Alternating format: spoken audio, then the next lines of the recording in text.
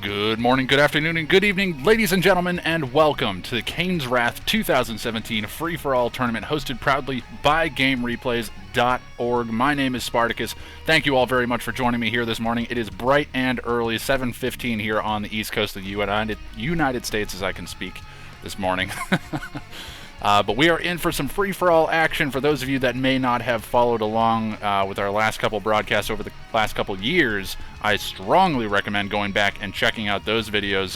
The free-for-all tournaments, I went into it initially having pretty high amounts of doubt about whether or not they would be successful, but oh my god, have they proven over the years to be some of the most entertaining games that I've ever seen. So we're in for some interesting action here today. And I'm going to try to cut my normal intro a little bit short here as we are about to head into game, as I know these guys are looking to get underway, and we're actually sitting in our first game here already. So I'm not going to hold them up for too much longer, so I'll give you guys the rundown for the information that you need. Again, all the information is in the description below. I just realized that I have not updated the brackets and other streams. I will update that in a little bit, but you can check out all the information you need to know over on GameReplays.org. But the bottom line is that it is going to be a points-based system, so FFA, since it is a little bit different in the way that the games are tallied, we want to come out with the two top players from each pool. There's going to be 3 pools of 4 players, which are playing for an opportunity for the top 2 players to progress on forward. So we're going to be seeing Pool 1 here underway momentarily, and to go through the pools of players, Pool 1 is going to be Maze, Numbfish, Extremizer, and Kirill. Pool 2 is going to be Phoenix, Granola 17, Cold Hunger, and Aggressor RU. And Pool 3 is going to be Technique, Lion Cub, Dune Tiger, and Encore. So it should be a good set of games. We have 3 very high-level players and also a lot of good mids in here as well. So, and this is definitely a type of tournament where mids can shine, because if there's something that we saw proved by Maze years back, is that it's not really about necessarily winning every game. It's all about managing those points. So it's going to be interesting to see how these guys choose to manage their points. And then as far as the scoring system goes, let's run through that really quickly. Let me see if I can pull up the information here. So for first place in each game, it will be 3 points. There will be a total of 3 games played in each pool. Let me just confirm that that's in fact the case. I do believe that that's true. Yes, so every series is going to be 3 games today. So just keep that in mind. And so for first place in each game, you'll get 3 points, 2 points for second place, 1 point for third place, and if you're knocked out first and walk away with 4th place, you get 0 points. So it's very important to stay alive in this game. And these guys are actually ready to go, so I do apologize for holding them up, but hopefully it will be worthwhile. So we are going to be headed into our first game. I know I've had to give you guys a lightning round of the information here, but I strongly recommend heading over to GameReplays.org, checking out that information for yourself. Let me just tell these guys. And yeah, be sure to head over to GameReplays.org. I can't stress that enough. It's going to be very important here today, as you're going to be able to follow along with that information today. Again, I'll be giving bracket updates, but it's very important to follow along there, because that's going to have a lot more information. So the maps for round of 16, which I think is actually going to be our round, which is actually going to be an abridged round. I think it's round of 12.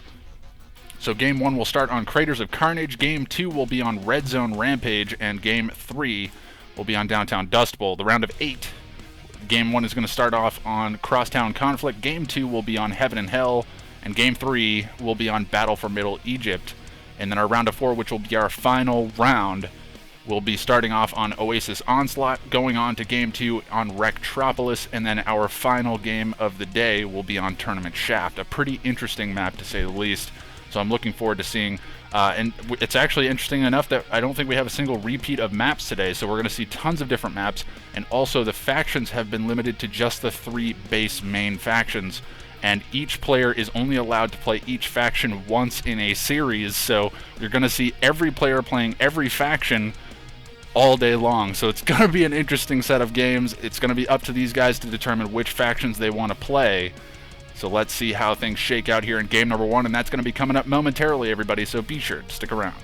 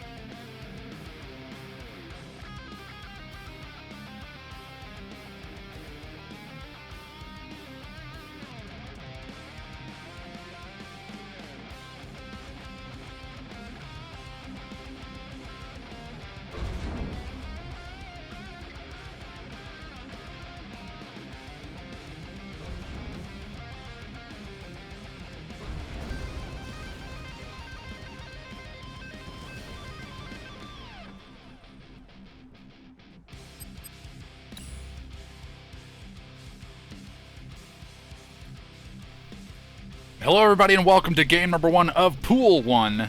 And that brings us to the map Craters of Carnage. And spawning down in the bottom left position as the pink nod, we have Kirill. And up in the top left position as the orange scrin, we have Extremizer. And up in the top right position as the yellow GDI, we have Numbfish. And then down in the bottom right position, the man that I'm going to be keeping an eye on all throughout today, assuming that he can get through, as the cyan nod, we have Maze. So keep in mind there will be no scoreboard here today because I don't have a functioning scoreboard that I can update on the fly for this. You know, if this was being done after the fact, I could add like in a post, you know, effect image that allows me to see the scores and stuff like that. But I don't have anything fancy for you here today, so you're just going to have to go based off of my lovely recognition of players here early on. And just keep in mind, these guys can only play these factions once per series, so all of these factions will be swapped around when we go into Game 2. So we'll have to see the nod coming out from these guys. Nod is going to be a particularly important faction, I think, in these series because it tends to be the one that is the most slippery with all of those stealth tanks and things like that. So I will be interested to see how these guys play it out.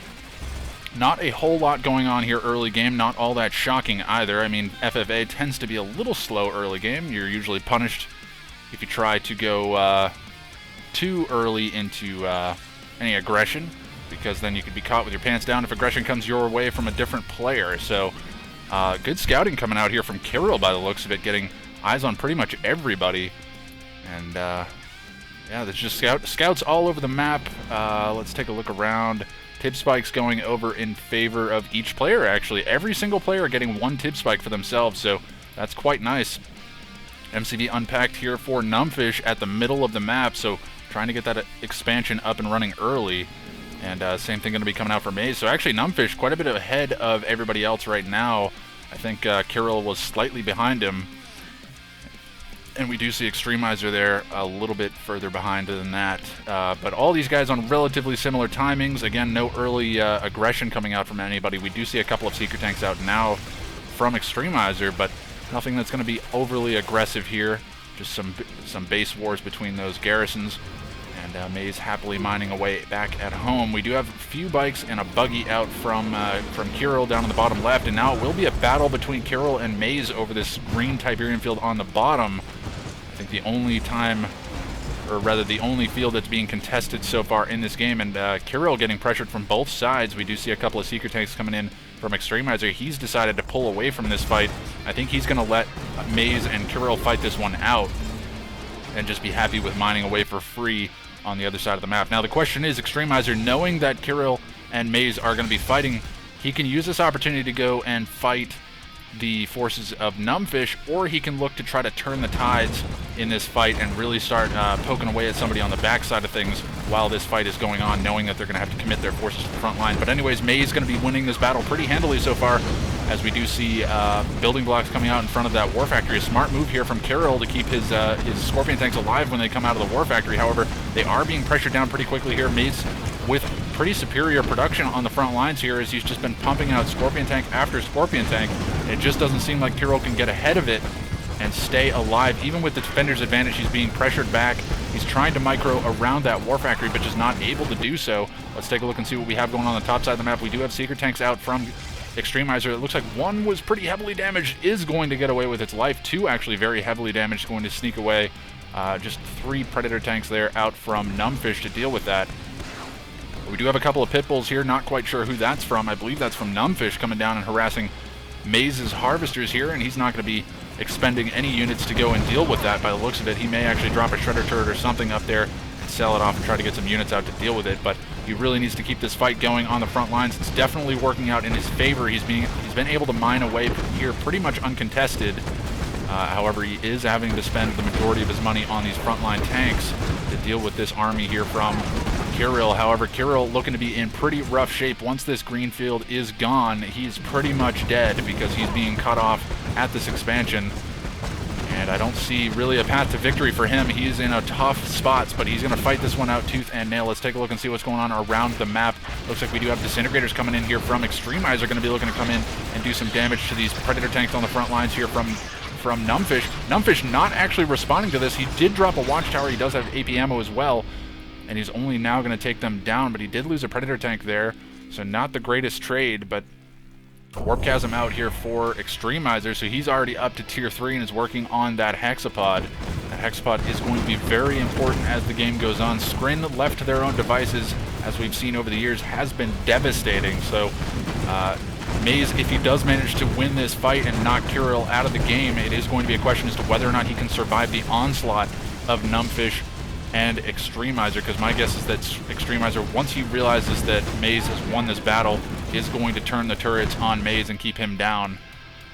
Honestly, I think that would be the best strategy for him, but we'll have to see what he chooses to do here. It looks like we do have shock troopers in the mix as well, more than likely just being brought out for the garrisons. Oh my god, all of these disintegrators just running to their death as they're trying to get in here and do some damage, but the Hammerhead over the top actually gets a veteran rank out of that as well. Let's take a look at what's going on here with Maze. So Maze, just with the Scorpion tank production, is just powerhousing through this base here from Kirill. He does have 2 construction yards, but it looks like that construction yard is going to go down. He has no additional production, so the only production facility left here for Kirill is in fact that Hand of Nod. That will go down, and now it's just a matter of cleaning up structures here of Kirill. And now the question is, can Maze get his economy established and his tech up to speed? Kirill has been defeated. He is backed out of this game, or has been just straight up defeated, and he may still be around in the lobby, but I'm not quite sure. Anyways, Maze is on the move here. He may actually look to use this force to try to put some pressure on somebody else, but he does need to be careful. There are tier 3 units running around here for Extremizer, and it looks like Extremizer getting pressured a little bit here. His Hexapod down to half HP. Doesn't have any Corruptors to support it either. But against this tier 1 force here from Numbfish, he should be able to clean it up pretty easily. Does need to be careful though. These Annihilator tripods taking a lot of damage. He wants the Hexapod to tank that front line, not the tripods, as they're getting focused down. Orcas over the top, going to be coming in, going to be doing quite a bit of damage. They do manage to take down both of the tripods, and now the Eradicator Hexapod under fire, and that is going to be taking a pretty significant amount of damage. But there are plasma missile batteries here. But oh my god, the MCV here from Extremizer does go down, and Extremizer now looking to be in tough shape. He doesn't have any production. Oh my god, Extremizer throwing pretty hard. He was left pretty much to his own devices with a little bit of pressure coming in from Numbfish, but Maze just rocks up and absolutely blows him out of the water here while he was engaging, taking a very unfavorable trade against Numbfish. So Maze capitalizing on that move and just going to be smashing the forces of Extremizer here as hard as he possibly can. The Hexapod is still alive, but it has no real method of repairing itself, as I don't believe it has any assimilators inside of it. So every bit of damage is going to stick on this Hexapod, and that small force should be able to take it down. The Hexapod does go down, but Maze doesn't seem to be too concerned about taking out the remaining infrastructure. Okay, he is going to kill this stuff off. So it looks like Extremizer will be going down next here, as I think he doesn't really have any production facilities left, or any buildings left. The only building that he has left is the stasis chamber. I don't see anything on the map that could be like a sneaky outpost or anything like that. Just some garrisons around the map and a tip spike, and Extremizer has been defeated. So 1 point for Extremizer here. Kirill unfortunately going down with 0 points here in this game, so he's going to be behind the 8 ball coming up in game 2. Looks like we did have a heroic Raider buggy there. Pretty unusual to see that, but upgrades coming through on this tier 1 force here for Maze, as he does have heroic, oh my god, heroic Scorpion tanks.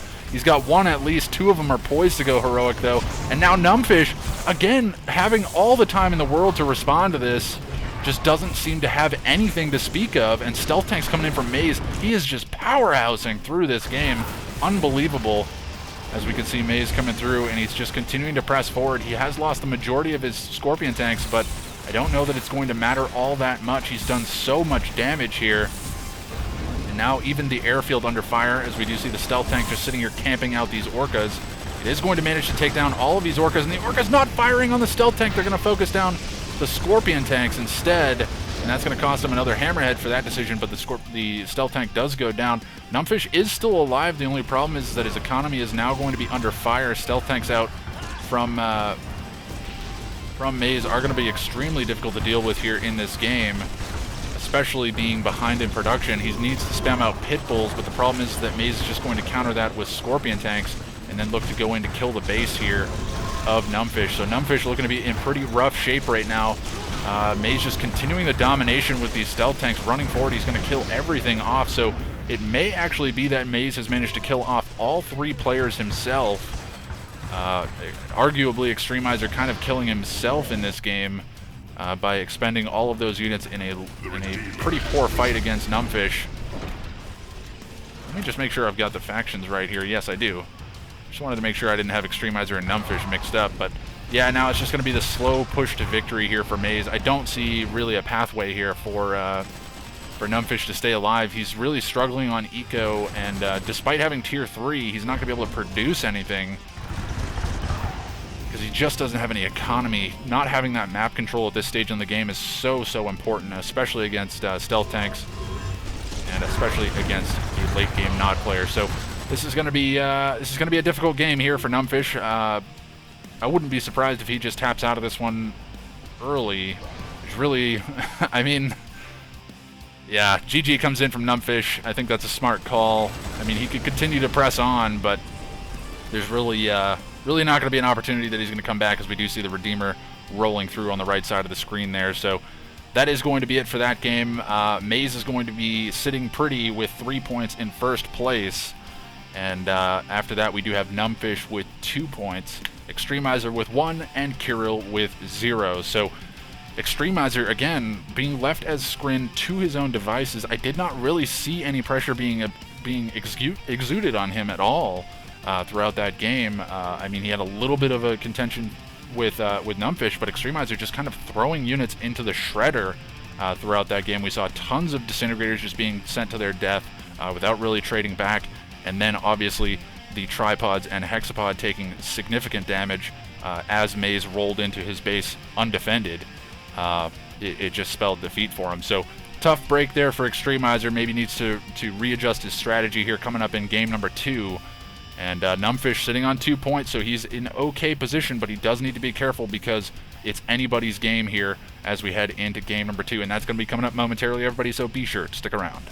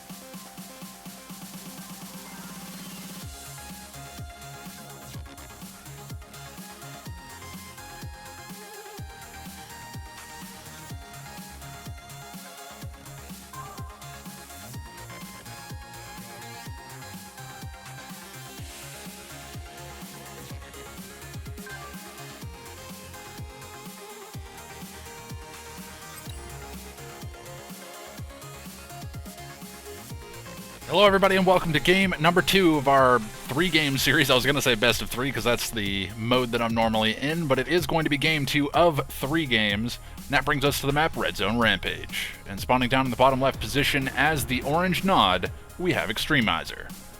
And up to the top left position as the cyan GDI, we have Maze. And sliding over to the top right position as the yellow Scrin, we have Kirill. And then down in the bottom right position as the red Scrin, we have Numbfish.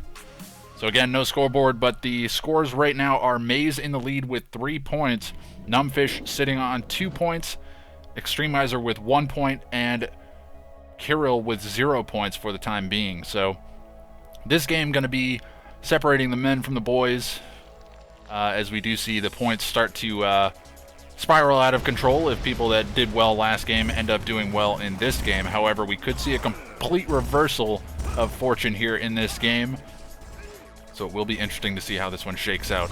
Looks like we do have a Raider buggy out from I believe it is Extremizer to go and kill off the scout from Maze. So Maze is going to be operating with pretty much no vision. And this map is pretty fast and furious, as we do see blue Tiberium here early on, so we could see some early aggression on this map. This would be the map to do it on. However, well, actually, I don't know. It'd probably work against you. But we have an early airfield coming out from, or rather gravity stabilizer coming out from Numbfish here down in the bottom right. I think it has been spotted by at least 1 or 2 players, so they do know that this is coming. And there's some kind of a green dot here. That's bizarre. Why there's a green dot on the map. Anyways, we won't worry about it too much. Actually, is it cyan? Am I just missing something? No, I don't think so. Must be cyan. I think it was from a radar scan. So anyways, we won't worry about it too much. Heading down to into the bottom left, it looks like Maze is going to look to base creep his way down there. However, this is not Tiberium War, so he is going to have to take his MCB along for the ride if he wants to do a real true base push, as there's significantly less building area from these structures here in Kane's Wrath. However, it looks like Maze is going to get pressured here from the top right position, as we do see Kirill moving in with a fair-sized Tier 1 force, and this is going to be pretty scary for him, as he is going to spot it now. Maze actually redirecting all of his tanks back to base. It looks like he only has 2 to speak of, so this is a pretty large force. He looks like he's going to be losing his Tier 2. He's trying desperately, I think, to keep that alive. I think he may have even had to cancel his Tier 3. His Tier 2 will be going down. That's unfortunate. That was AP ammo that was on the way, and Maze was really looking forward to having that. But Kirill comes in and knocks that out and then backs right... yeah, it is Kirill. Comes in, knocks it out, and then backs right off. So smart move there from Kirill. I just wanted to make sure we have factions right. We do have a disruption tower down here. Whoa, whoa, whoa, whoa! Super heavy aggression coming in from our friend Numbfish down in the bottom right corner. He moves forward with his drone platform. This is insane. Against Blue Tib, this is nuts. And especially against Nod, he's going to be under fire from a flame tank now. Flame tank just going to burn this drone ship to the ground. He lifts off and phases it just after it lifts off, so he saves it. His Tier 3 is online, however, now he's going to be under a lot of pressure. Actually, this is really interesting. He's dropping photon cannons that have that upgraded shard launcher, and he's doing significant damage to these harvesters, but I don't know that it's going to justify what he's lost here, as he did have to use his phase field, which is not what he wanted to be using. And Flame Tank is going to be rolling in here for Extremizer, and that's going to get instantly killed off by these shard launcher photon cannons, doing great amounts of work to these Tier 1, Tier 2 units, absolutely cleaning them up. And Hexspot does come out here for Numbfish. The phase field does wear off. Oh, it was the second drone ship, that's why. So it is double drone ship play coming out from Numbfish down in the bottom right position. Maze has managed to mass up a fairly large Tier 1 army here. He's dropped a number of watchtowers here on the front lines against Extremizer, maybe expecting some pressure from that side. However, not going to be the case. Tier 3 is done now for Extremizer. And looks like Tier 3 is done for Kirill in the top right position as well. So Kirill, no Tier 1 no Tier 3 army to speak of just yet, and he's actually shielded his Tier 3 behind 2 warp spheres, so that's a smart move to keep that alive for a little bit longer. We'll have to see if that ends up working to his benefit or against him, because that means that pretty much everything that he's got is all locked up in one spot. So if a stasis shield comes down from anybody, that is going to be pretty devastating there. Small Tier 1 force comes into the base of Numbfish and is going to be immediately falling back as they're being dispatched pretty heavily by the Tier 1 base defenses and Tier 3 Hexapod. But now it looks like Maze is going to pressure in. He does have the artillery advantage right now, as we do see these Devourer tanks trying to sit on the back lines. Actually a really nice mixed force here from both sides, but it looks like Maze just has the superior unit composition, as there's really no good way for Kirill to defend himself in this situation.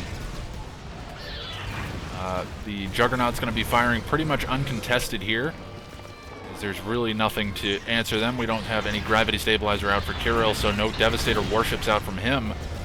Would be expecting to see maybe a transition into Devastator warships for Numbfish down in the bottom right position. This is actually quite a lot of trade loss here for Kirill, and he may in fact be falling early on in this game to Maze once again, as we did see him dispatched early on last game. So unfortunate positioning there from Kirill, and being the aggressor tends to draw the attention of the other players, and you know, if you go into their base, you tend to get responded to pretty quickly, because they know you already expended some money in sending a force towards them. So these Juggernauts firing pretty much uncontested, only a single Hammerhead here to defend them. And yeah, there's really nothing here from Kirill to stop this. I mean, he does have a tripod or two out, but he's even forced to sell off his Tier 3. An interesting choice there, is I'm sure he's floating some cash, but maybe he's struggling on it. A couple of Hammerheads here are going to be getting focused down by the Gunwalkers. Gunwalkers aren't able to take it down, though. Looks like Numbfish is, or rather, Kirill is going to be pulling back some of his forces. Actually, he's getting a pretty nice pincer move on these forces. He's getting into range. He should be able to get some EMPs, but the question is, will he be able to answer the Hammerheads quickly enough before they take them down? Only one tripod remains. Now the remainder of these forces here from Maze are going to push in and should be able to kill off the remaining tripods and what is left of the army here of Kirill. He's relegated to just Tier 1 forces. That's not going to be able to answer the Juggernauts, which are just going to sit at range and pound down this base. Railgun's done for Maze as well, just going to be making those Predator tanks that much more powerful. And we've been seeing this from Maze. He likes the Tier 3 upgrades on the Tier 1 tanks. Again, being a Tiberium Wars player, Maze feels right at home playing the vanilla factions here. It's going to go to tried and true techniques. We do see the Redeemer pressing forward here from Extremizer. It looks like he wants to put some pressure on these Harvesters. However, the Harvesters have done their job. They've cleaned up this entire field. Shockwave Artillery comes in. It is going to get a good lockdown on the Redeemer. The question is, will enough forces... Oh my god, it's rear armor as well. This is devastating. That Redeemer is going down the tubes. It does no damage at all. So there it goes. Redeemer is gone. Do have a Mastermind is out here for Numbfish, but it looks like it is very heavily damaged, so very close to going down there. Not quite sure what affected that, but it looks like just a few Gunwalkers out from Kirill, just going to be harassing a Harvester here from Maze. But it looks like Maze has actually opted to keep Kirill alive. I think this is a smart move. This is the strategy stuff that we're talking about here. Allowing Kirill to survive a little bit longer, looking to take down one of the other opponents that actually has some points on the board, is a smart move for somebody that's in first place. You're limiting the amount of points that these other players can get, just essentially solidifying your hold in this game. However, we do see the Hexapod moving forward here for Numbfish, and he should be able to kill off that Warp Sphere and knock Kirill out of this game. No, Kirill's still alive. He has something in the top. Oh my god, he's got his drone ship hidden in the top right position, so he's going to be left alive. Maybe that's why... that must be the reason why Maze didn't deal with him. The drone ship is sitting in the top right position. He didn't really have much in the way of anti-air. He may have just not cared.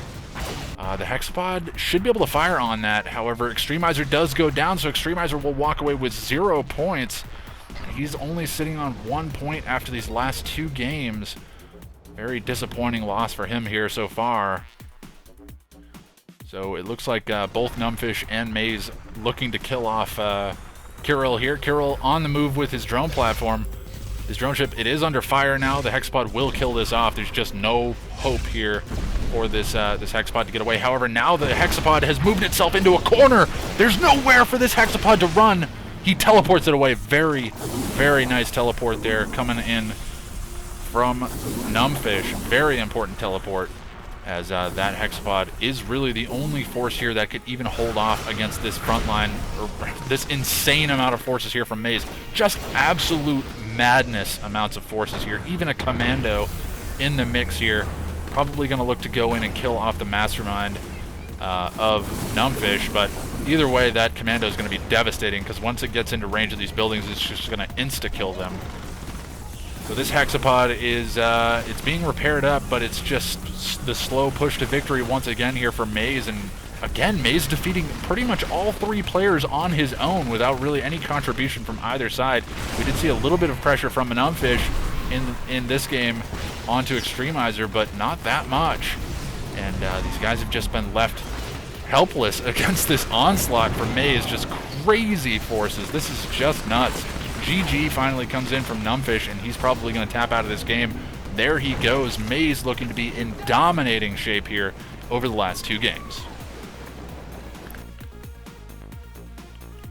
So pretty much the exact same turnout here in this game, with the exception of Extremizer and Kirill being swapped positions. Kirill playing the points game, going to be almost defeated by Maze early on, but pops his drone ship up and hides in the top right corner, and then Maze goes on to sweep through Extremizer. In fact, that probably worked to Maze's advantage, because that way he pretty much corners Extremizer into a point where he's going to have to win the next game in order to even have an opportunity to get into second place and look for a spot in the finals. But we'll have to see. Let's tally up the points here as we go through. So as we're looking at it, the points here, first place is Maze with 6 points, looking to be in dominating shape. Still not out of the woods yet, but he's pretty much guaranteed himself. Actually, he has in fact guaranteed himself at least a top 2 finish. So Numbfish going to be sitting on 4 points. However, he is still in position to be knocked out. If he's knocked out next game, he could be forced into a tiebreaker situation by either Extremizer or Kirill if they're able to win the game. But there's some interesting things going on here, because both Extremizer and Kirill are only sitting on 1 point. So Extremizer and Kirill are going to be very hard pressed to knock Numbfish out of the game straight away. I wouldn't even bother worrying about Maze. Let him play spoiler. But they should definitely both be focusing on Numbfish, get him knocked out of the game, make sure that he gets no points, and then they both need to turn the turrets on Maze, and then they can fight for the final spot there, and that will guarantee one of them an opportunity for a tiebreaker against Numbfish. That's the only opportunity for these guys to get into a tiebreaker situation.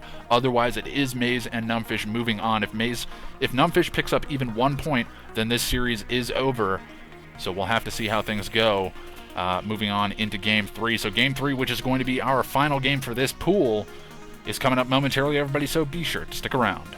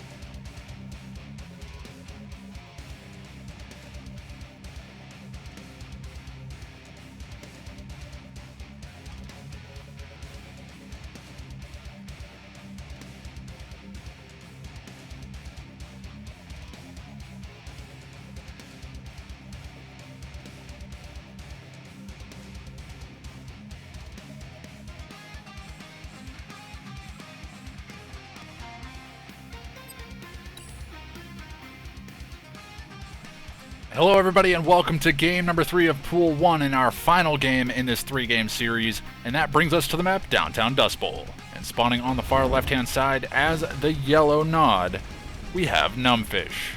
And spawning up on the top side as the orange, or rather, yes, the orange GDI, we have Extremizer. Over on the far right-hand side as the pink GDI, we have Kirill. And then down on the bottom side, the man that's already secured himself a spot in the next bracket, as the cyan screen, we have Maze. So again, to reiterate the points as they stand, Maze is sitting in first place with 6 points, Numbfish in second place with 4 points, Extremizer with 1 point, and Kirill with 1 point, both tied for third place for the time being. So the only path to victory here for Kirill and Extremizer is if they knock out Numbfish first. He has to go first. If he does not lose this game first, then the game is over. They might as well not even play the rest of it because it's sealed and done, as Numbfish will have secured himself enough points to guarantee himself at least a second place finish. However, Numbfish could look for the upset and get a first place finish here in this game if he's able to take down Maze early on and then secure himself 3 points. That could put him in pretty good position here to get first place. So there's still a lot of shenanigans that could be done, so it's nobody can just sit back and feel comfortable with where they're at right now, especially Extremizer and Kirill. If they wish to keep playing, they absolutely have to make some stuff happen here in this game. Let's see what that's going to end up being. Pretty lackluster early game here. However, Dust Bowl tends to be pretty aggressive early on, particularly in 2v2s. FFAs, not as much, as you can really be punished hard if you go for something aggressive and then it gets countered, or somebody turns around and smacks you in the mouth from the other side. So all these guys playing this one out pretty safe so far. I can't disagree with that decision. It's going to be tier 2 down for Maze. He may just look to tech up straight to tier 3 and just look to play this one out slow, as he tend to be the aggressor in these last couple games. He may just be content with letting these guys kill each other off early on. However, MCB does repack itself here for Numbfish on the left-hand side. Double War Factory down for Numbfish as well, and it looks like he's going into Scorpion Tank production. Just a Pitbull out from Kirill, going to be poking a little bit of damage onto pretty much everybody as he passes through and gets some scouting information. However, it looks like he is going to potentially get picked off now, as we do have a Pitbull out from Numbfish, or rather from Extremizer, but it is going to get away. Maze, in the meantime, has a couple of Seeker Tanks out to deal with these Raider Buggies that are coming in, and he takes down one straight away, but the other two will get away with their lives. They're very fast and very tanky, so they will definitely survive that fight. Excuse me while I have to mute my mic for a second. But anyways, we do have a number of Predator tanks moving in here for Kirill. Going to look to put some pressure onto Maze, and this has worked against him the last few times. However, he could deny the Warp Chasm here. He's got a lot of firepower. However, the tripod is getting into range, and I don't think he's going to be able to take it down. A bit unfortunate there, as now he's falling back. He is going to lose one Predator tank for sure. He's trading back some damage onto these heavily damaged Seeker tanks. Does take down one Seeker tank, so one Seeker tank for one Predator tank trade there. Maze is going to be feeling comfortable about that, and keeps his Warp Chasm alive. I don't know if he's still running repair drones on that for the time being. It doesn't look like it is repairing, so he seems content with just getting out that Hex Pod, which should be popping out any second. There it is. Hex Pod is out for Maze. May actually just opt to sell this off. Nope, he's going to use it as a production facility. Disagree with that. But it looks like Extremizer is on the move here with a small tier 1 force, as he's going to look to press into Numbfish, and Numbfish has an insane amount of forces here. And Kirill saying, Maze, why me? He hasn't turned the turrets on Kirill just yet. Actually, never mind. It looks like he is.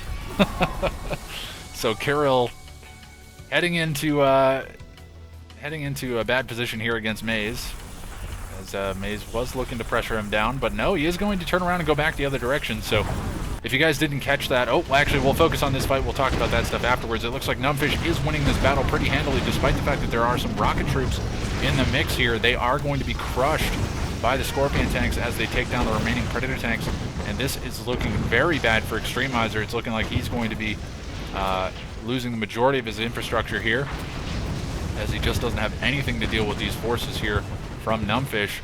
Numbfish already up to that tier 2, does have the dozer blades done here, so those tanks going to be very, very strong as Kyril's continuing to beacon out that hexapod. Looks like Maze may be playing with his food a little bit here as he continues to wait this one out.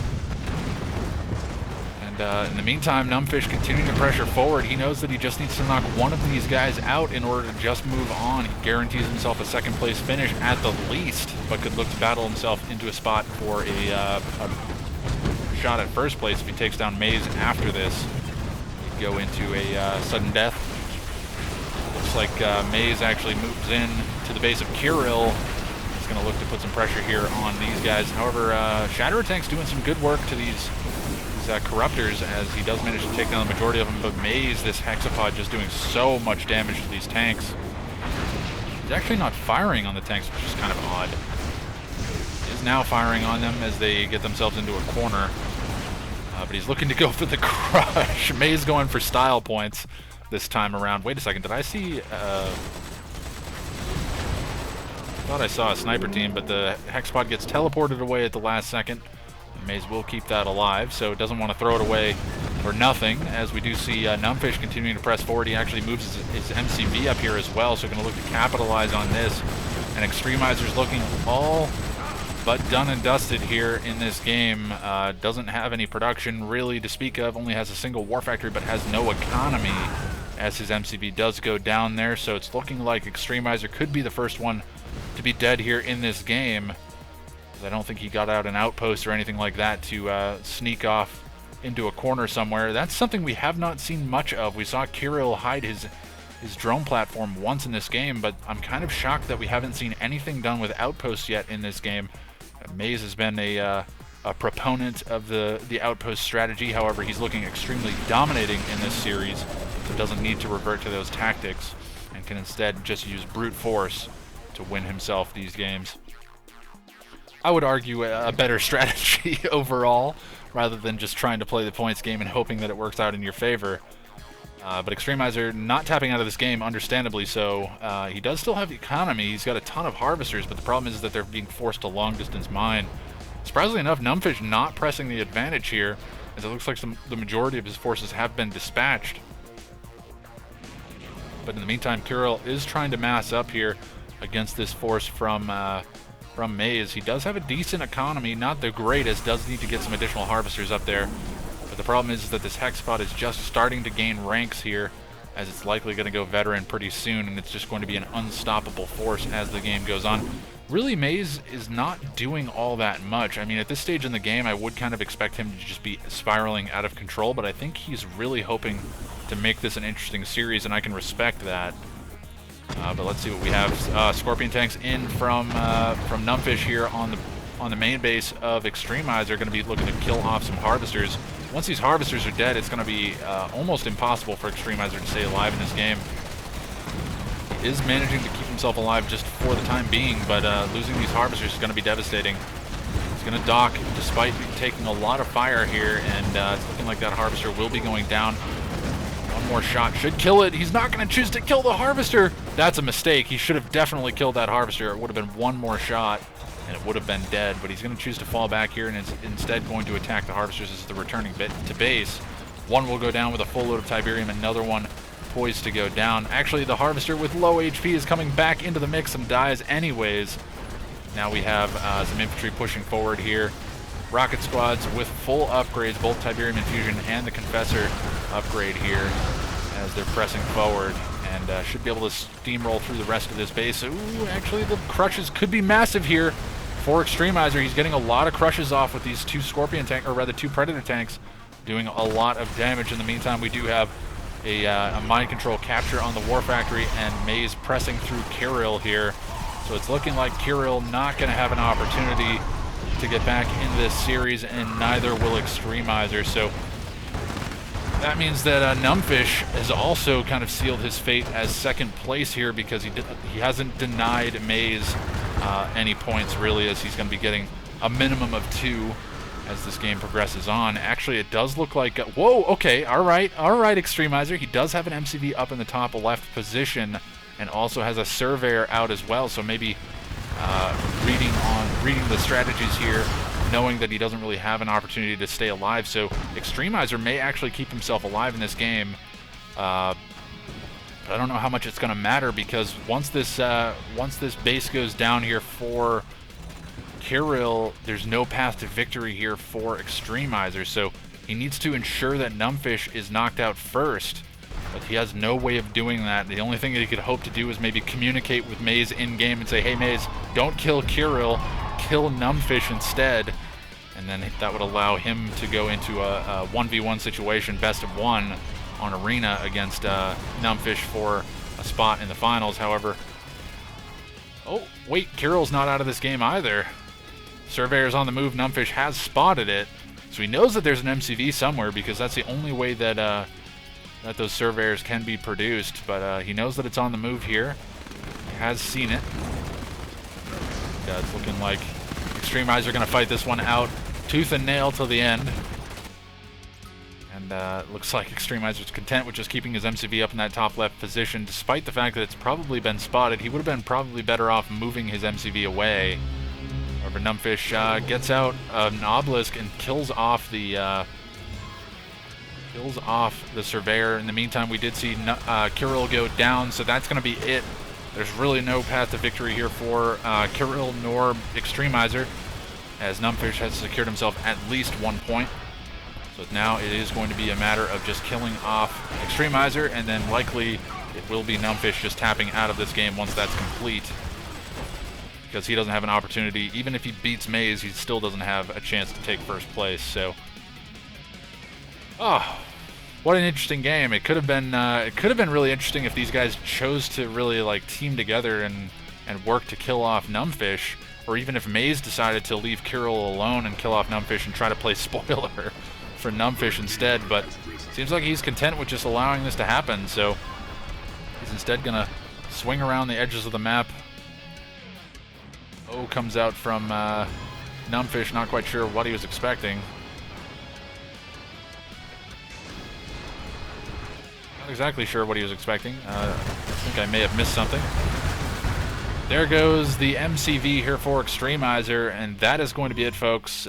Maze is going to come in first place, as he will be walking away with a minimum of 8 points, and Numbfish could only get a maximum of 7 points. So no matter what happens in the remainder of this game, first place will be going over to Maze, second place over to Numbfish, and then third place will be going to Extremizer. And unfortunately, fourth place going to Kirill. So, all right. I was hoping that this game was going to be a little bit more wonky than it ended up being, but Extremizer, he kept himself alive for a bit longer, but unfortunately, Numbfish was not numb enough to think that leaving him alive would be a good idea. So now it looks like Maze is going to press forward here. He does have a heroic militant squad here, or rather heroic rocket squad to deal with. But I don't think he's going to care too much, as we do see these tripods just continuing to run forward. They should just be able to run forward and get the EMPs on the MCV, and also get the EMP on these obelisks as he chooses to focus them down. So it is double MCV, though, here for Numbfish. I don't know. I mean, Numbfish could win the game, but again, there's still just no possible way that he can win the series. So the longer we play this one out, it's just delaying the inevitable. I guess maybe for style points, if he beats Maze, there's some bragging rights there. But he does have substantial base coverage of the map right now. It has access to pretty much some of the only Tiberian that's left on the map, in fact. Oh! So Maze has himself a construction yard. Maze has himself GDI, an entire GDI build, and his hexpod is elite as well. So could potentially be seeing this one going heroic in this game. We haven't seen a heroic hexpod in a long time. FFA is typically the way to do it. However, yeah, Numbfish, I don't really see any fight left in him here, as he's trying to hold the line against this. He does manage to pick himself up a couple of tripods. I don't know that it's going to matter so much, as we do have planetary assault carriers now flying over the top, and there's really no anti-air capability here coming in from Numbfish. It looks like he is drafting some anti-air turrets right now, but he may actually lose his MCV before that happens. Should be able to get one down, but I don't know that it's going to matter so much. He does manage to get one down, but he is going to lose his MCV there. He does have a second MCV up towards the top side, I believe. No. Oh, he's already been on the move. He's looking for an expansion here. So Numbfish not ready to tap out of this game, despite knowing the inevitability of second place. He's going to make Maze work for it, I guess. Honestly, Maze could just tap out of this game himself and still come through with a victory. So these guys are just going to play it out just for the trolliness, I guess. I don't know if Numbfish actually knows that Maze has a construction yard. I wonder when he will realize this, or if it will matter. For the sake of expediency, it would be good if one of these guys tapped out, but I'm kind of interested to see how this game goes. Oh, he does still have 2 MCVs as well. I didn't see the second one here. Unless he just created it, I'm not quite sure. He does still have tier 3 as well, and has access to this bottom left Tiberium field, but it looks like Maze is not going to allow that to happen for too much longer. Probably wants to get this Hexapod elite, heroic, and there it goes. And rip coming in from Maze, I agree. There's really no possible way to hold off against this. If he gets an incredible EMP chain on this Hexapod, maybe he'll be able to kill it, but it's going to be pretty tough, as this Hexapod DPS is insane. There's also the Mastermind to pull him out if things go poorly here, as we do see Juggernauts firing from the back line, so artillery there for Maze coming in. Again, I think Numbfish just going to wait this one out, knowing how much infrastructure he has around the map. It's going to take Maze a while to kill him off with just a Hexapod. What else do we have here? It looks like some kind of GDI call-in being brought in. Doesn't look like Maze is too concerned. He has a Marv as well. Oh boy. Alright, we're just going to watch it out to the end. I was thinking about tapping out. Nope, Numbfish is going to call the GG. He's not going to make us wait any longer. I can appreciate that. Thank you, sir. Because we were going to stay with it till the bitter end. But Maze comes through with a victory. 3 games in a row here, looking in dominating shape here in Pool 1. So kind of a trolley game towards the end, but let's tally up the results just to make sure that I get this correct. And yeah, it is going to be Maze showing a dominant performance here in Pool 1, walking away with first place with 9 points. Numbfish coming in second place with 6 points, and then Extremizer in distant third with 2 points, and then Kirill slightly behind him with only 1 point. So Extremizer and Kirill really being the punching bags of this group, unfortunately. I did expect a bit of a better showing from Extremizer in particular, as I know he's actually pretty good in these situations, but unfortunately not doing all so great today, maybe making some decisions that didn't work out so well in the long run. But anyways, that is going to wrap it up for Pool 1, so Maze and Numbfish are definitely guaranteed to be moving on. However, I'm not sure about how this whole bracket is working, because we do have 12 players. So if that's the case, how do the brackets move on? That I'm not 100% positive of. So I may have to check in with tournament officials and see how the brackets are going to shape up. So maybe Extremizer or Kirill will have an opportunity to play again, but I'm pretty sure that's them being dispatched for the final time here in this series. But I will again check in on that right now, and I'm sure Toxic Shock and Phantom are in the chat somewhere in the stream. They've probably been talking about this throughout the day, but I will check in with them and be sure to get you guys an audio update. So for those of you that are watching the video after the fact, you know how things are shaking out. Anyways, that's going to wrap it up for Pool 1. Maze and Numbfish coming in first and second place, and then Extremizer and Kirill third and fourth place after that. So that's going to be it for Pool 1. We're going to be moving on into our next series, and I'll give you guys an update from around the bracket here momentarily, so be sure to stick around.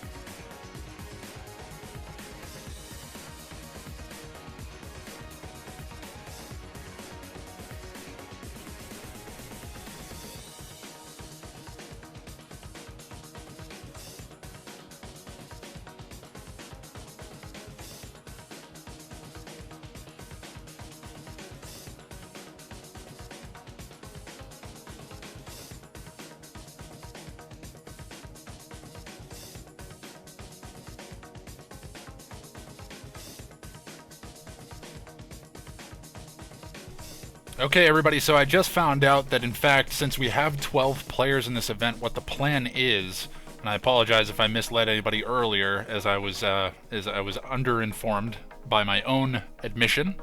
The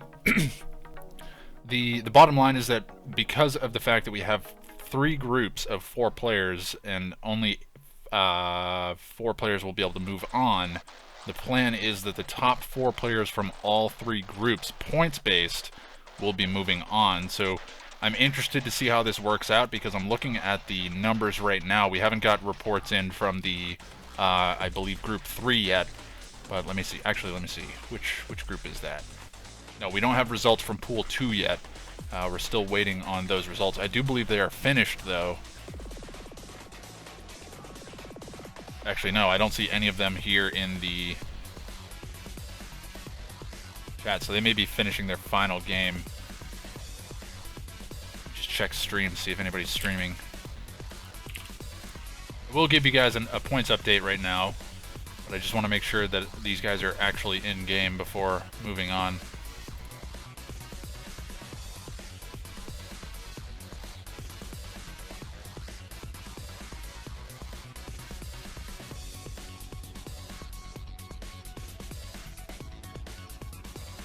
Let's see what we have. Yeah, I believe Pool 2 is still underway. Yep, Pool 2 is only in Game 2, I guess, from what I understand. It seems like Game 1 took a very long time. Wow, we were able to get through 3 games and they're only into Game 2. It looks like they're a fair ways into Game number 2. By the looks of this stream here. You can check it out. It's over on twitch.tv/DimitriTV. He's streaming Pool 2 bracket right now. I have no idea what the score is of that pool right now. But I'll spell it out for you guys. It's twitch.tv/DimiTeryTV. Dimitri TV. So you can check that out for yourselves. Normally I would link it, but I'm having some issues with YouTube as far as updating my information here in the description of the video for right now. I think it's just a bug with my my browser at the moment, and aside from restarting, I don't have a way of fixing it. So that is underway. I'll probably jump into Game 3 when they come back out, just because that's the final series. But let's take a look and see how things shaped up for Pool 3. So Pool 3 has concluded. That was the pool of Technique, Lion Cub, Dune Tiger, and Encore. And this is really interesting. These numbers are very interesting indeed. So Dune Tiger, well, we'll start from the bottom. Lion Cub coming in 4th place with only 1 point, only picking up a single point in the final game, Game 3. So it sounds like from the chat that's been scrolling through here in the lobby, it sounds like he was just teamed up on in every game, which is unfortunate. But he's going to go away with 1 point. Technique getting 3rd place with only 4 points total. 4 points total for Technique, arguably one of the best Kane's Wrath players in the game. And he walked away with only 1 point in the first game and then ended up going on to win the second game, but was defeated first in the third game. So that was an unfortunate turn of events there for Technique. He had a bad first game, a really good second game, what you would expect out of him, and then an abysmal third game, getting 0 points in total, leaving him on 4 points. So that's going to, I think, put him out of range of a shot at a final spot here, because above that we have Eric. Who's Eric? Must be Encore. So Encore taking a total of 6 points, getting 2 in the first game, 1 in the second game, and then 3 in the final game, so winning the final game there. And then Dune Tiger coming in 1st place with 7 points in total. 3 points in the first game, so won the first game and went on to take 2nd place in the remaining 2 games after that. So just winning out the points situation there in that series. Very interesting. So 7 points for Dune Tiger, 6 points for Encore, 4 points for Technique, and 1 point for Lion Cub. And just to recap, Pool 1, Maze walked away with 9 points, the most points that you could possibly get in a series like that. Numbfish getting 6 points, Extremizer getting 2 points, and Kirill only getting a single point. So it's looking like right now Dune Tiger and Maze are almost guaranteed a spot in that final 4. We'll have to see how the numbers work out on the other side of things, but I don't think there's any other combinations that can work out where you end up with anything greater than, well, I don't know. If there's one thing that FFA has proven to me is that I have no idea how these points are going to work out until we get to the end. And they've certainly proven that here today. So Technique taking on the fortunate hit, and Lion Cub taking it even harder, 1 point in total. So we've seen some good players here being defeated by some unlikely opponents, but hey, that's the nature of FFA. That's what makes it fun and what makes it interesting to watch, is you never know how things are going to shape out. So anyways, we'll be waiting for Pool 2 to come back into the lobby, and we'll probably catch Game 3 when it comes in. So I'd strongly recommend sticking around for that, as we'll be headed into that game as soon as it comes back into the lobby, and then we'll be headed into our final bracket here of the day after that, which will be another 3-game series between the top 4 points earners.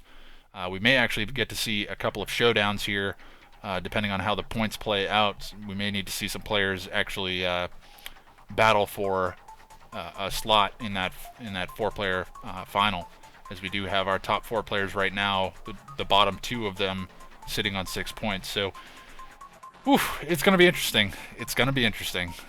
All right, guys, we're going to take a short break while we wait for the Pool 2 to come back into the lobby, and that should be coming up momentarily, so be sure to stick around.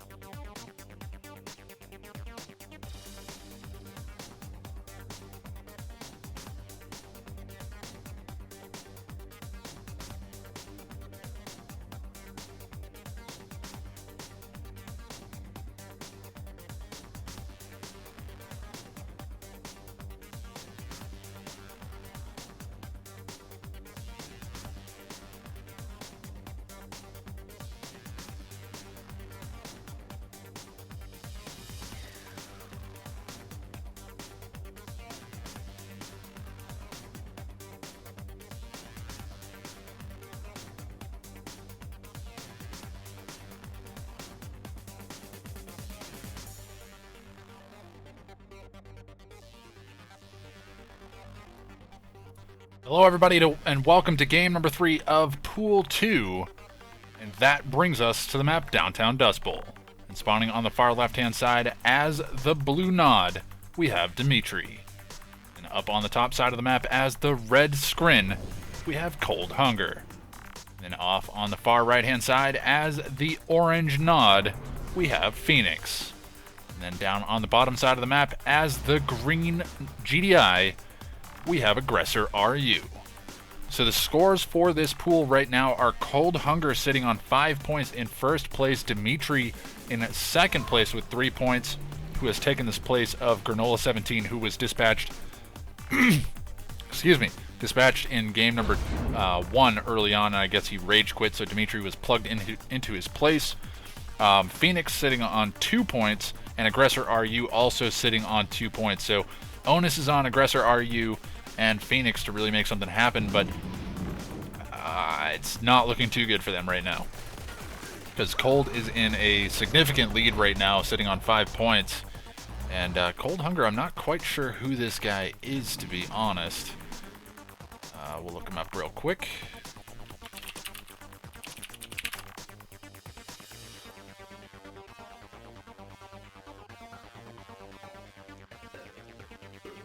Yeah, not sure who this is, to be honest. But we won't worry about it too much. But sliding over onto the left-hand side, it looks like we do have just a scout in here from Cold Hunger. Going to be getting some information. And then moving over to the right-hand side, we also have Cold Hunger getting some scouting information on the right-hand side. So going to be scouting out his 2 closest opponents. We also have a Raider buggy out from Dimitri. Going to be getting some eyes on Cold Hunger, and is also going to see this expansion here from Phoenix up towards the top side of the map.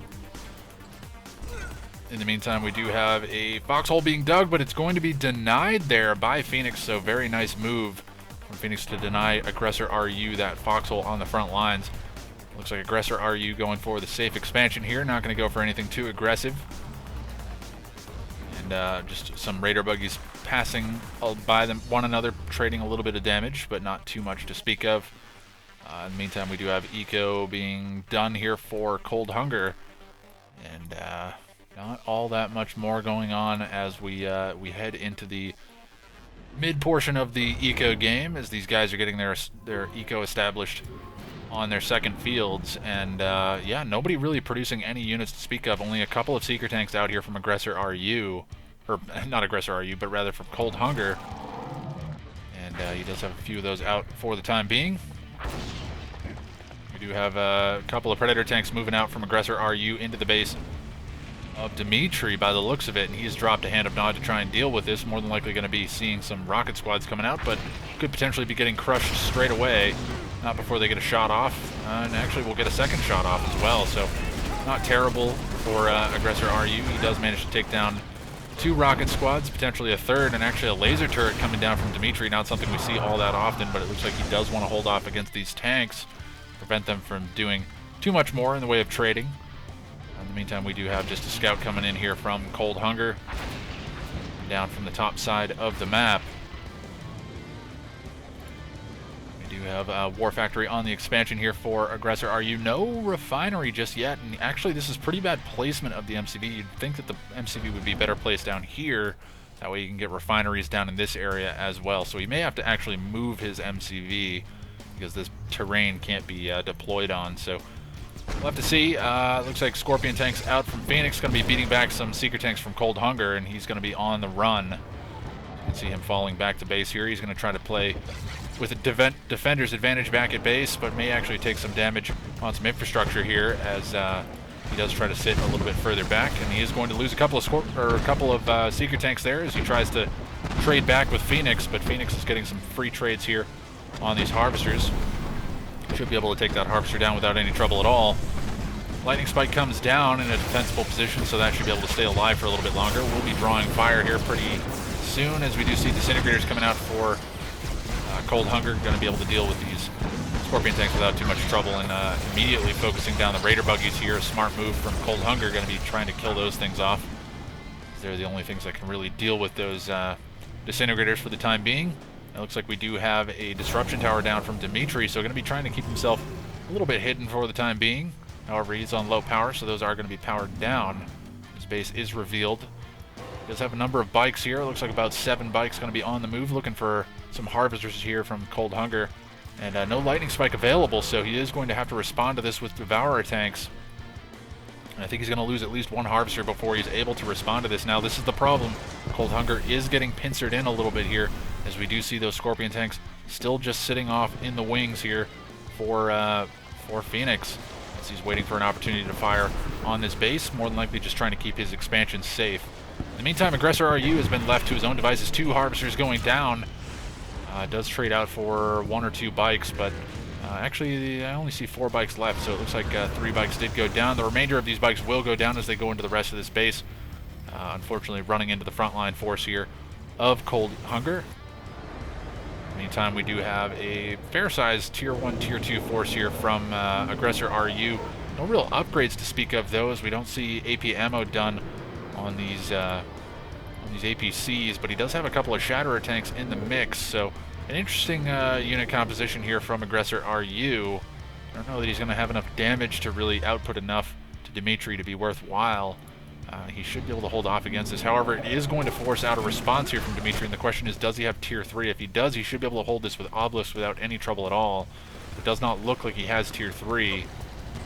Actually, he may be able to use the stealth to his advantage in this situation, seeing that there is nothing with stealth detection here. We do see AP ammo done now for Aggressor RU. In the meantime, it looks like Phoenix is content with playing this one safe. We'll be getting some economy established on that field. However, pretty much the entirety of his army is up in this top right position, so he's going to be defending this with his heart and soul, only leaving a few Scorpion tanks back at home to defend his harvesters by the looks of it, but not going to matter too much, as Aggressor RU is looking to put in some work on Dimitri, but he's having some issues finding Dimitri, as he does have a lot of those disruption towers down for the time being, and is now going to be able to trade out with his army without too much trouble. Redemption support power being called in, as we are going to see all fallen infantry being brought back as awakened squads. Unfortunately, Dimitri looking like he's losing connection here.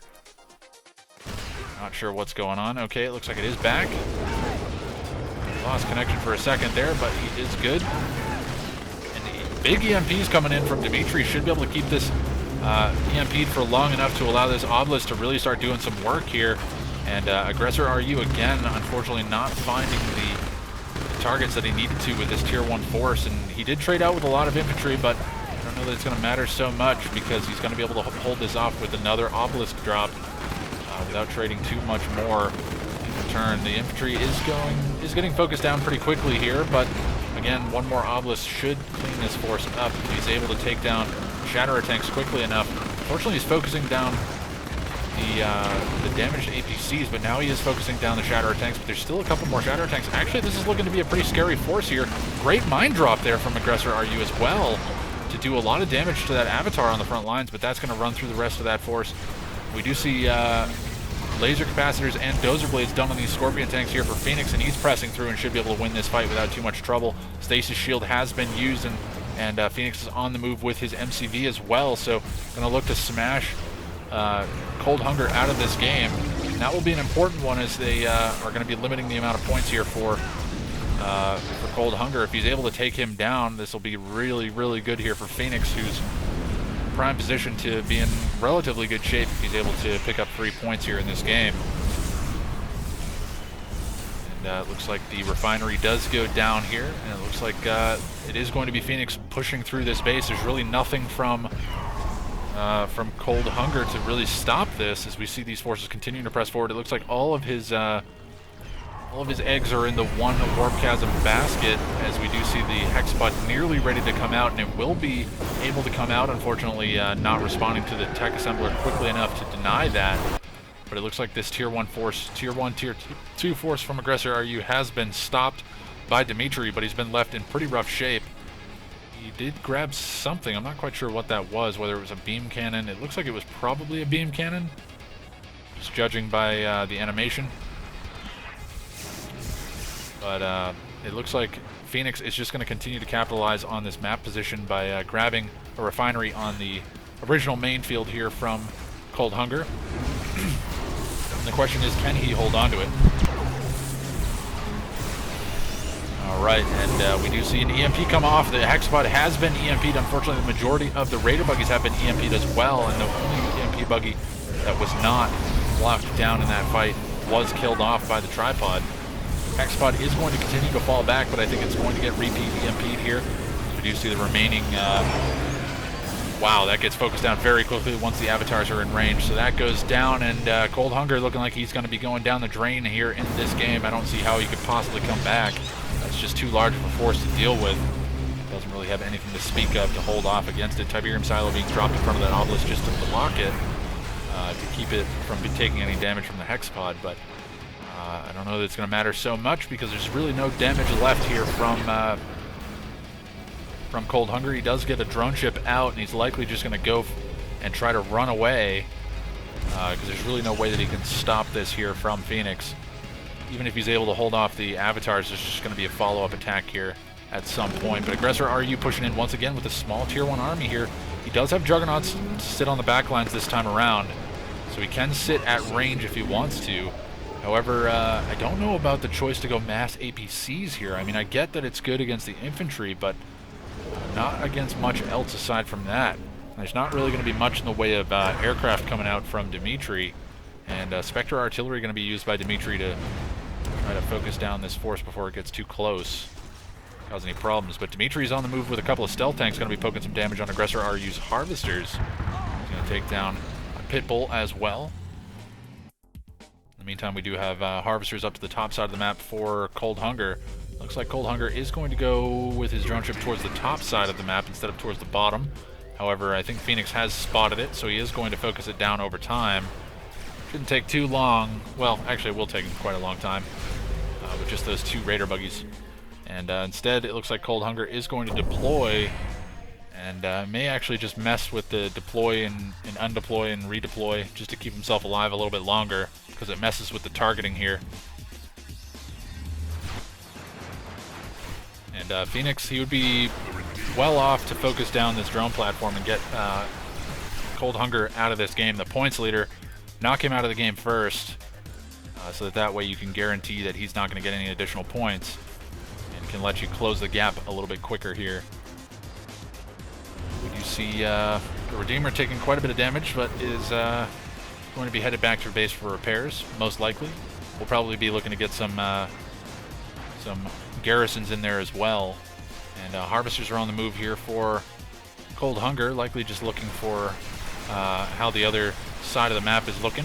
Just trying to get some scouting information with those Harvesters to see if there's any chance that he's going to survive long enough to pick up a point. It's not looking like he's going to be able to, as the Raider Buggies and Avatars are now focusing down the only remaining structure here. Oh no, there's another drone ship! Oh my god, there's 2 drone ships. I didn't even see the second one. Didn't even see the second one. So the drone ship's down. Phoenix is probably scratching his head going, how the heck is Cold Hunger still alive? He has a second drone ship that's just chilling out here. And it's in an odd position as well. Actually, he's headed down that direction. So he may be looking for an outpost or something. And he may actually just stumble upon this this drone ship. But it doesn't look like he's going to spot it just yet. However, it's forcing Cold Hunger to expose his drone ship to Dimitri's base. I don't know if he can see his base yet. I don't think he can, because there is a stealth field down. But there are Vertigo bombers out here, so he's more than likely seen it. Phoenix saying, "Where is it, Cold?" Your last structure. He knows he's still alive, and Phoenix desperately wants to knock him out of the game. Doesn't seem like Cold is willing to give up that information. Black Hand unfortunately taking some damage here. They're going to focus themselves down, getting raged by the hallucinogenic grenades from the structure, and going to get hit again.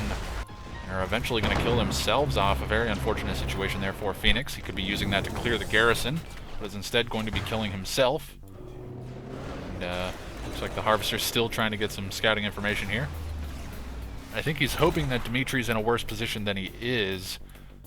In fact, he is not. And again, I don't know that Dimitri actually has vision of this. Stealth unit detected. Oh my god, Phoenix almost had vision of it. That's Phoenix's vision. He can't see the drone ship.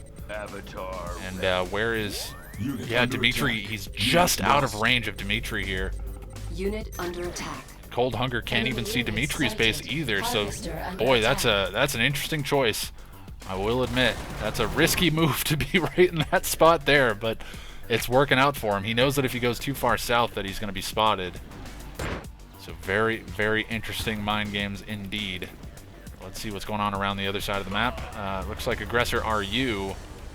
Actually a Phoenix down here with a Harvester getting some income for himself. And Dimitri seems to be playing this one a bit safe. Check corners coming in from Phoenix, saying that everybody needs to check their corners. They really want to get Cold Hunger out of the game by the looks of it. They're not going to be able to find him too quickly here, as he's in a very odd spot. And Dimitri will stumble across him now. I think he can see him. He must be able to see him. Unit promoted. Building. Oh, Phoenix is so close. He might even be able to see the... under attack. How can Phoenix get that close and not see it? That's insane. Unit under attack. You just can't see that edge. That's nuts. What are the chances of that? But Dimitri could definitely see it. Cold Hunger is on the move. Venom is flying around here, so he has spotted it. Oops, we'll actually go back to regular vision here. And the Venom will be able to stay with that drone ship until it is dead, unless somebody accidentally kills it. And Dimitri signaling the fact that he found him. They are likely going to kill him off first and look to battle it out. 3 relatively strong factions here left in the game.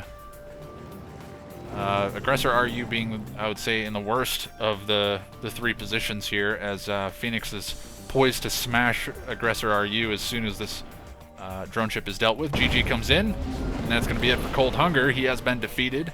He's going to be knocked out with 0 points for that game.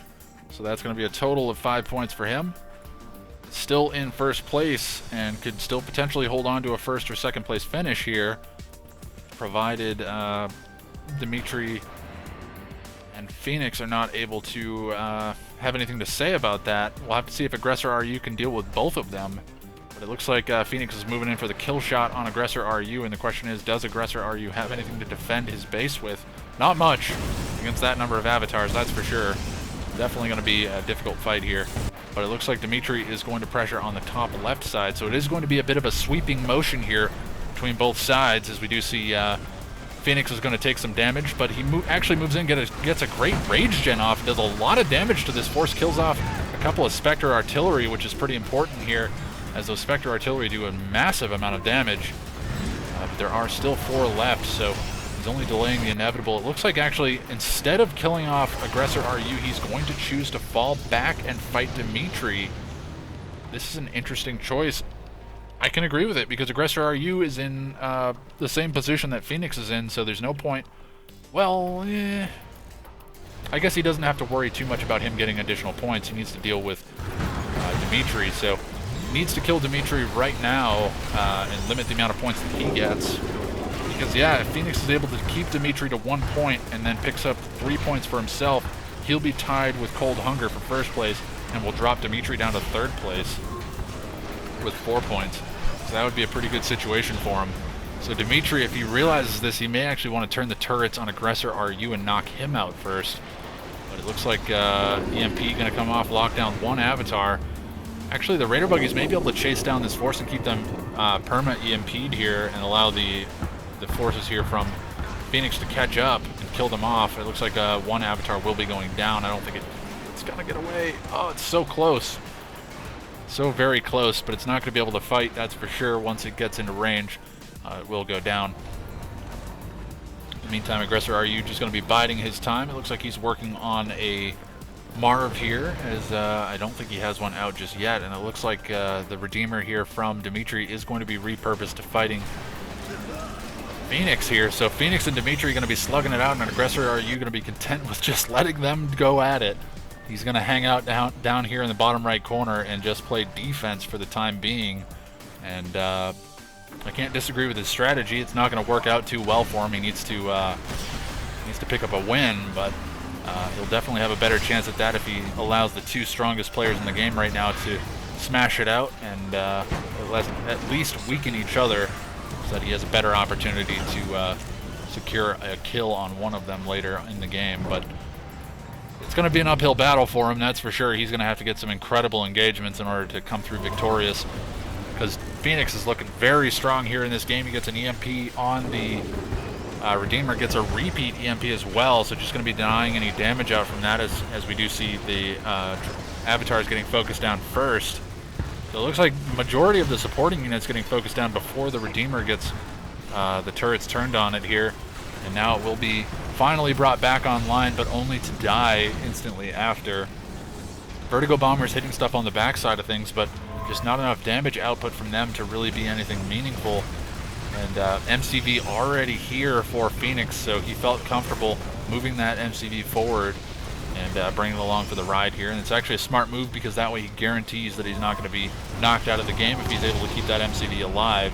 Even if something manages to sneak in and kill his base while he's off killing Dimitri, he's still got that MCV with him. So, and it also allows him to grab some additional Tiberium, which is securing himself a large advantage in this game. Aggressor RU, it looks like he is going to use this opportunity to try and kill Phoenix, or at least clean up some of his infrastructure and eliminate some of his advantage here in this game. As I don't know if he's established that Dimitri is in pretty rough shape right now. Outpost was on the move, but unfortunately not going to be able to get away. And Phoenix is already checking corners right now to make sure that nothing has snuck away. Dimitri has been defeated, so Dimitri will walk away with 1 point. And that will be 4 points for Dimitri, and that guarantees that Phoenix and Dimitri are going to have to battle for 2nd place at the minimum. And Cold Hunger calls the GG. Oh, but he's already been knocked out. So he's just still chilling in the lobby here.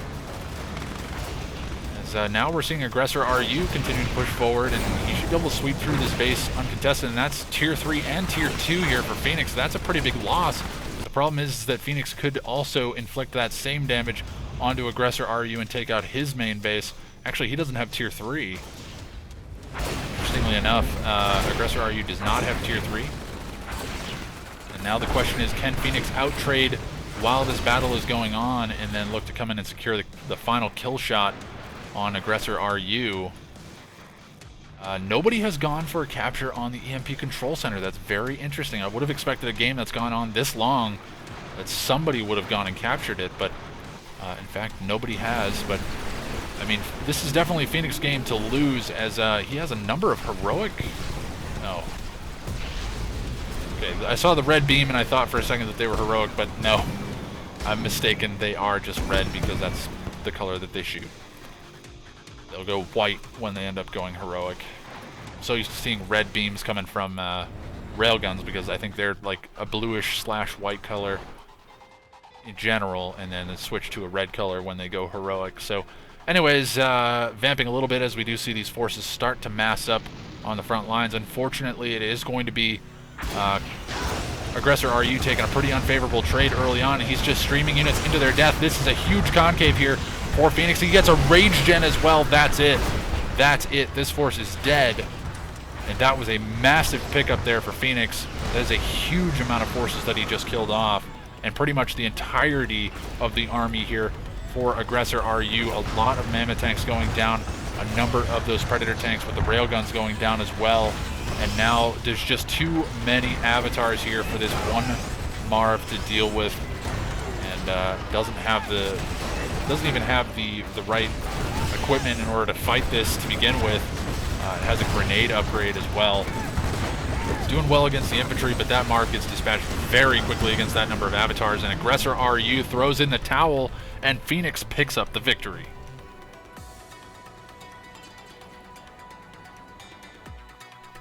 So this is interesting. The way that the points ended up working out, we have Cold Hunger and Phoenix coming in first, tied for first with 5 points, and then Dimitri and Aggressor RU both tied for second place with 4 points apiece.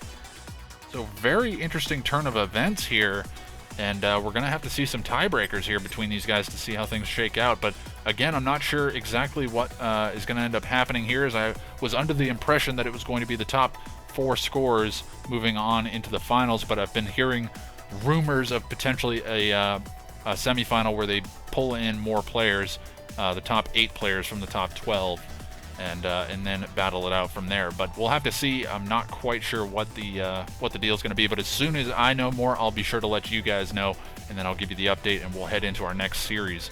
So that should be coming up momentarily, everybody, so be sure to stick around.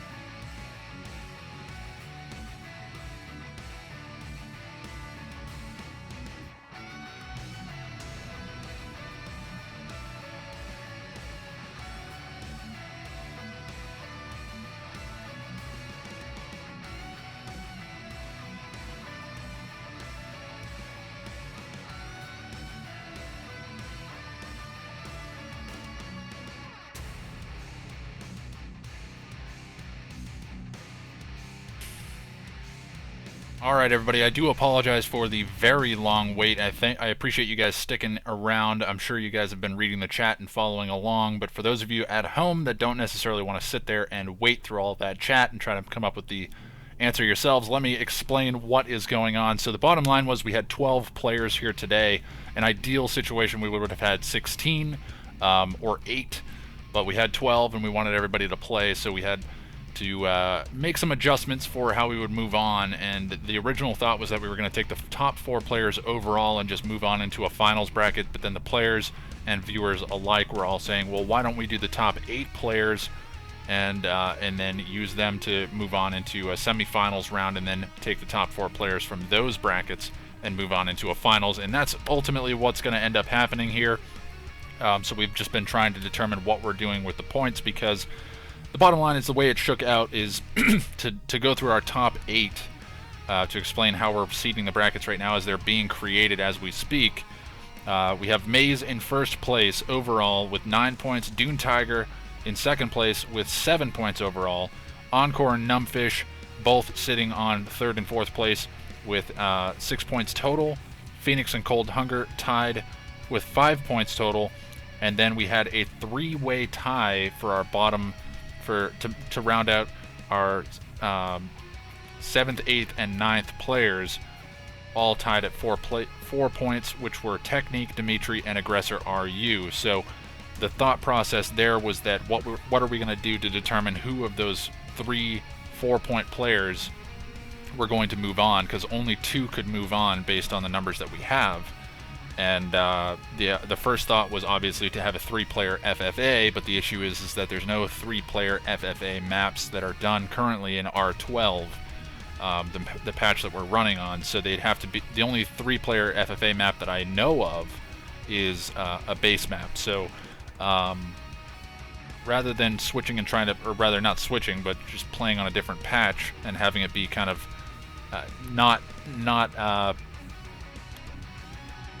I guess subject to all of the issues that come with just the base game without any patching, we've decided to instead go on the merits of who won games. So it turns out that Technique and Dimitri both won one of their matches as they were playing and picked up 3 points as a consequence of that. Aggressor RU came in second place twice, and that's why he was able to get 4 points.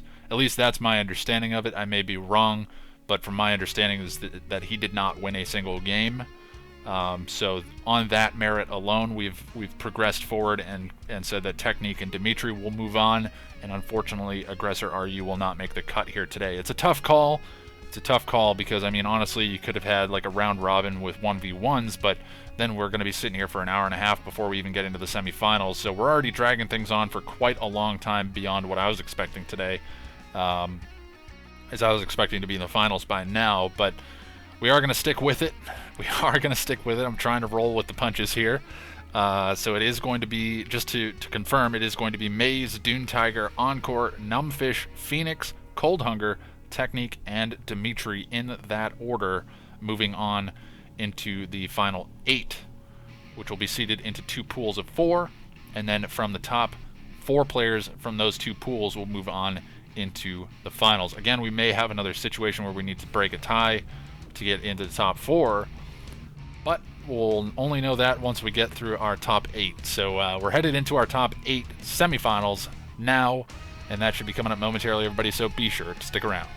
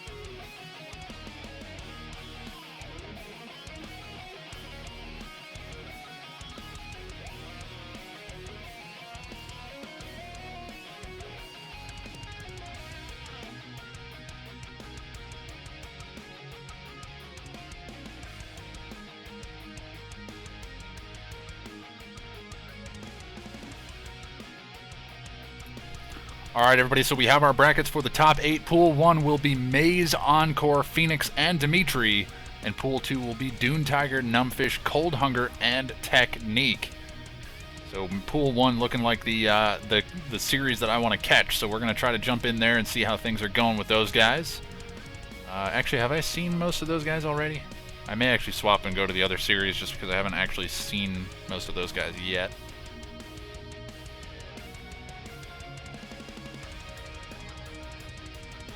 Now we'll go with Pool 1.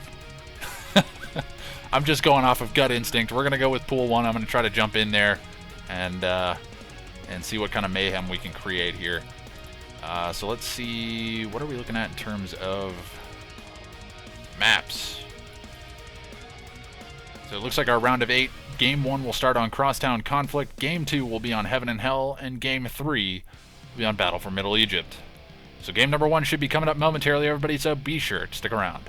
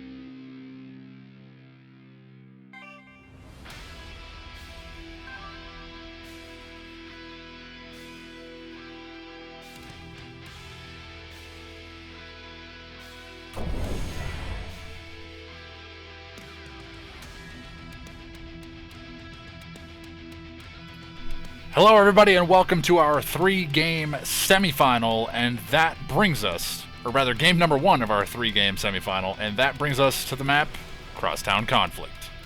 And spawning down in the bottom left position as the pink GDI, we have Phoenix. No, Dimitri, holy cow, let's start that one again. Hello everybody and welcome. No, I'm not going to go through that all again. Bottom left corner as the pink GDI, we have Dimitri. And then spawning in the top left position as the yellow Scrin, we have Phoenix. And then over onto the top right corner as the orange GDI, we have Aggressor RU. And then sliding down in the bottom right position as the cyan GDI, we have Maze. So this is game number 1. It's anybody's series here. And these guys are battling for a spot in the top 8. This one will be top 4 players from Pool 1 and Pool 2 will be moving on. And for those of you that are interested, Aggressor RU managed to sneak into this one because Encore, aka Eric, had to leave. So a bit unfortunate there for him, but or at least he disappeared. I'm not quite sure what happened. He may have had some computer troubles, or maybe just didn't pay the electric bill. Not sure. But he is gone, and Aggressor RU is instead going to take his place, which is kind of nice because he was being squeezed out by an unfortunate set of circumstances. He'll get to play this time around. Just vamping a little bit here as there's not too much to speak about early on in this game, and I'll be interested to see if there's any teaming going on here early on, as we do have 4 very strong players. I mean, any one of these guys could definitely be taking first place, you know, depending on how things shake out. So it should be an interesting battle here. Looks like we do have disintegrators and buzzers moving through the middle of the map, maybe looking to kill off defensive tower, or maybe even look to catch out a scouting unit. Doesn't look like they are going to catch anything though, so Phoenix going to be content with that. May actually look to hold on to the center of the map, as he is that Scrin faction, so you can hold on to some. Actually, the subway hub would be an interesting capture in this game, because that would give you access to the other side of the map very quickly. I'd be interested to see what choices are made here.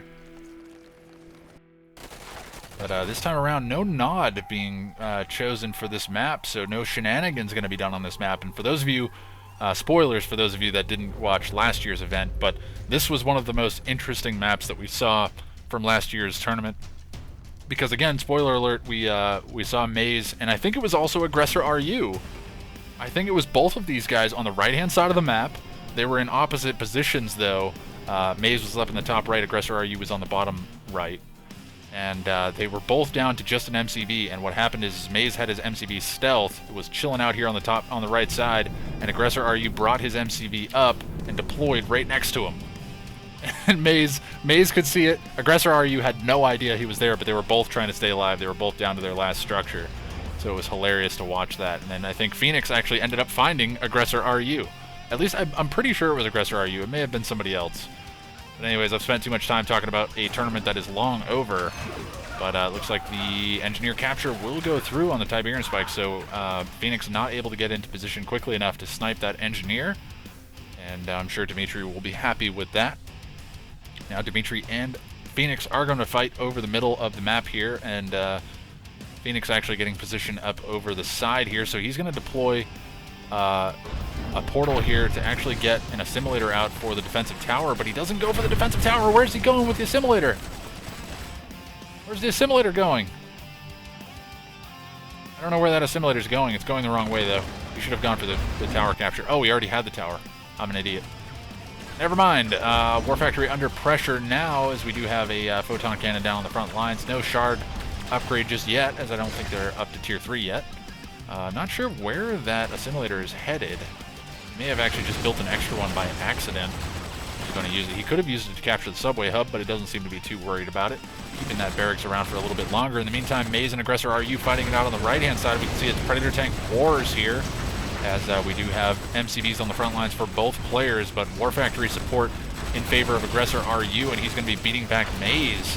So Maze is forced to fall back here. He's taking pretty heavy losses, and Aggressor RU is going to continue to press this advantage and move forward, look to choke out Maze. Does he have a crane? He's going very aggressive here and doesn't actually have any economy reestablished, so this is very risky to say the least. I'm not sure what he's doing with his MCV. But Guardian Cannon's coming down here for Maze, so he's going to be able to hold the line. I think Aggressor RU got a little bit too aggressive here. I think he was looking to get his Watchtower drops a little bit further forward, but I think this is going to end up working out against him, because now the Guardian Cannon as well as these Predator tanks should be able to fire on that construction yard pretty much uncontested. And he does drop a barracks here, but I don't know that it's going to matter so much. They're just going to get instantly crushed the second they come out. Maze is on point with the micro. Engineer comes out. That's risky. Is he going to get forced to sell off of the War Factory? No, he's going to force to sell off of the Guardian Cannon. This is an interesting choice with the barracks. I don't know that I agree with it, because the problem is that Maze is being allowed to gather Tiberium for himself for free right now. And Aggressor RU, I think, going a little bit too aggressive here in this game. And I think he's going to be made to pay for it here. As we can see, he's being slowly whittled down over time. He does have a couple of watchtowers, but without any AP ammo, they're not really doing meaningful damage to this force. In the meantime, on the left-hand side, we did see Dimitri get completely pushed off of this field. He's been pushed back to his base, and this is the issue with this map, is that once you get pushed off of that expansion, you're in such a bad shape to try and survive to the later portion of the game, because you just have no economy. The question is, what will Maze look to do now? Is he going to... probably just going to look to sweep through and kill off Aggressor RU, the only production facility left for him being this War Factory. He doesn't have anything else to speak of, and doesn't have anything sneaky around the map either, so nothing doing for him here. He's going to be losing that War Factory anytime now, but he's going to be... Maze is smartly focusing down the Predator tanks as they come out of the War Factory. He doesn't want to take too much damage, and this is the critical thing, is when you're killing somebody off, try not to take too much damage before moving on to the next player, because all that damage is going to be important. MCB taking a lot of damage there for Dimitri, but will get away. Fortunately, Dimitri stopping his Predator tanks just shy of it. Aggressor RU has thrown in the towel, decides not even to wait this one out, is instead going to throw in the towel and walk away with 0 points. So we'll put that up on the board, and Aggressor RU is the first one out of this map, so that means that everybody's guaranteed at least 1 point. And the question is, what kind of shape is Dimitri going to be in here as this game progresses on, because he's the one that's without additional economy. And now the question will be, will Phoenix and Maze look to fight one another, or will they look to just kill off Dimitri and then battle it out at the end? Not quite sure. Looks like an APC running around here. It's looking like Maze is just trying to recover here in this game, as he was given a lot of pressure by Aggressor RU. However, he was able to get rid of him, so that means that he's given pretty much free reign on the right-hand side of the map, as Phoenix is going to be looking to keep Dimitri hemmed in here on the left-hand side. So as time goes on, Maze is going to spiral more and more out of control. However, Phoenix does have Tier 3 Scrin here in an FFA, and that's going to be devastating if he's able to just continue to farm up here and get up to a hexapod. That would be pretty scary. Farm up, there's my league terminology coming in. But anyways, we do have, it looks like a Tier 1 army here on the move for May. Is going to be looking to come down to the bottom side of the map. May actually look to secure himself a Tiberium spike away from Dimitri. I don't know if that actually has a garrison in it. It does. It has an engineered garrison inside of it, so he's going to look to capitalize on the map pressure by grabbing away some Tiberium spikes, and that's going to give him a nice advantage, especially as this game goes later on. These Tiberium spikes so very important in this game. And it looks like Phoenix has grabbed himself the back Tiberium spike. So Dimitri in a rough spot right now. He absolutely needs to do something, and that something is just simply hope that Phoenix and Maze end up going head-to-head and weakening one another and allowing him to survive a little bit longer. But the Devourer tanks are moving forward, fully charged, unfortunately expending some of their shots on the construction yard, not what they want to be shooting at. But the tripod is going to go down there, so Dimitri not doing a terrible job of fighting this battle here, but he is going to be forced back. Does take a lot of damage from these Predator tanks. And now the Devourer tanks, just using that superior damage output and range advantage, are going to sit at range and just focus down these Predator tanks as they get into range. And that's looking like it is going to be lights out for Dimitri. He doesn't have any economy, no units on the field, and Phoenix should be able to sweep through and clean him up. Now the question becomes for Phoenix, he knows that he's got Dimitri beat. The question is, does he leave Dimitri alive and look to use this time to kill Maze instead? And it will be a question of who he sees as a bigger threat as this series goes on. But the thing is, he's also in a situation where he's not guaranteed to beat Maze. He does not know what Maze looks like right now. Oh, actually, there was a sneaky outpost down in the bottom corner there as Maze cleans that up. He's not going to be having any of those shenanigans going on, so smart move there. A nice attempt from Dimitri, but unfortunately not going to get away with it. And Phoenix is again on point with the drone ship move, and he's going to be in here to grab away some of this Tiberium straight away. So he's able to hold down this base. He's actually going to have the economy advantage, as we can see that Maze has only just now moved up here and is going to look to get down a refinery on this expansion. However, long distance harvesting just by accident here from Phoenix is going to be stealing away some of that Tiberium. And looks like, oop, there is something still alive here for Dimitri. I actually need to swap some settings around because my mouse is not working properly. Let's fix that right now. Let's see if we fixed it. We did. Okay, so Dimitri, I don't think, is dead. So Dimitri is still alive. How is he still alive, though? The harvester here. What does he have left? Not sure how Dimitri is still alive, to be honest. There's a harvester over in that corner. What else does he have?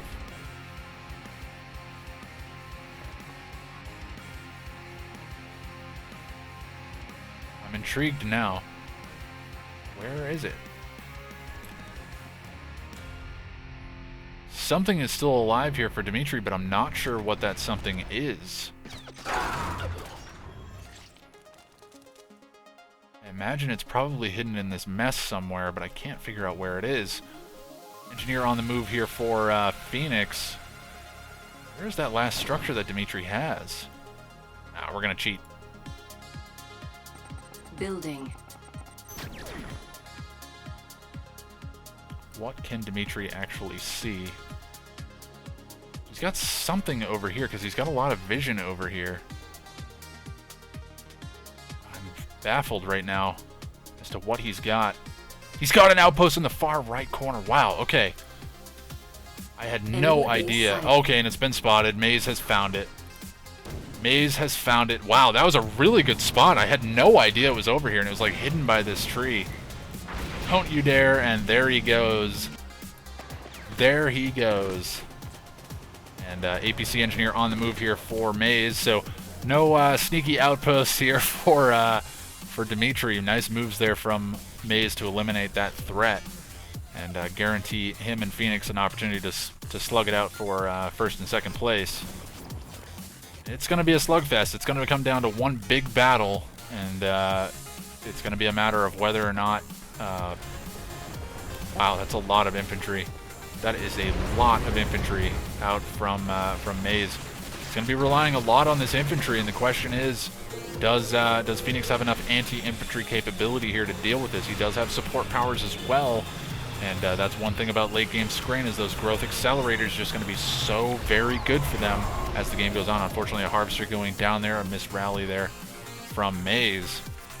And he's got economy established around the map, so they're sitting on pretty much equal economic footing. The difference being that Scrin will have the innate advantage as they have growth accelerators on all of their fields.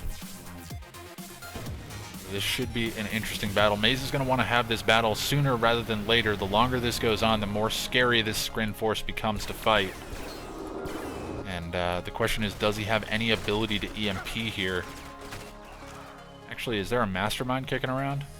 I don't think there is. May well be. I don't see his MCV anymore. Oh no, there's his MCV. He's on low power though, so he must have sold that off for something. I'm not sure what he was selling it off for though. Power's reestablished. Phoenix is on the move again in the middle of the map. However, I believe Phoenix does have control of the defensive tower, so he's going to take some damage here as he looks to fight this tower. He needs to kill this quickly and use infantry to try to kill this off as quickly as possible, because they will take the least amount of damage from that. Tiberian Spike being whittled away there by Phoenix over time, and that will give him a bigger advantage as the game goes on. Only a couple of Juggernauts in the mix here, and it looks like Devastator Warships out for Phoenix now as well. But he's got shield attenuated force fields on these force field generators, rather. It's attenuated force fields for the smaller units. Oh, but this is not looking good here for Phoenix. A big stasis shield coming in, or rather, it's not looking good for Maze. Big stasis shield coming in from Phoenix. Gonna be locking down pretty much the DPS of Maze, and now I think it's all but over here for Maze. I don't see how he could possibly win this fight.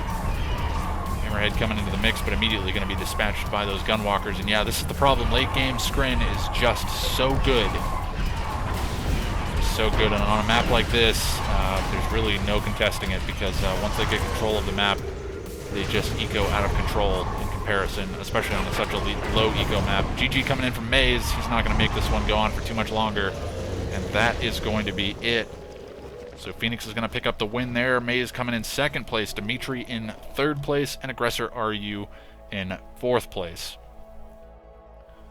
So Aggressor RU being defeated pretty early on. Again, I think a little bit too aggressive, not to keep harping on the pun there, but a little bit too aggressive early on in that game. Didn't have the amount of forces that he needed to really do meaningful damage to Maze, and then Maze was able to turn that around and squeeze out Aggressor RU from that game early on and drop him down with 0 points. So that's going to be a tough deficit to fight back from. Going away with 0 points in a particular game is a tough road to fight.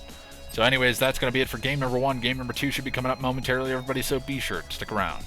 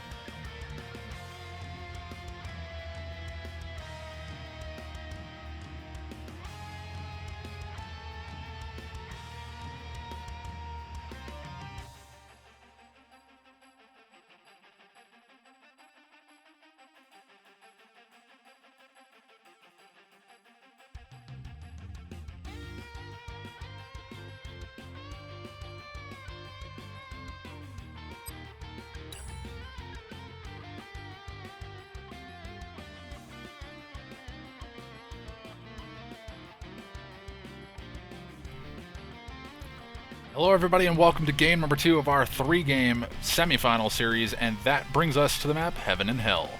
Spawning in the top left position as the purple scrin, we have Dimitri.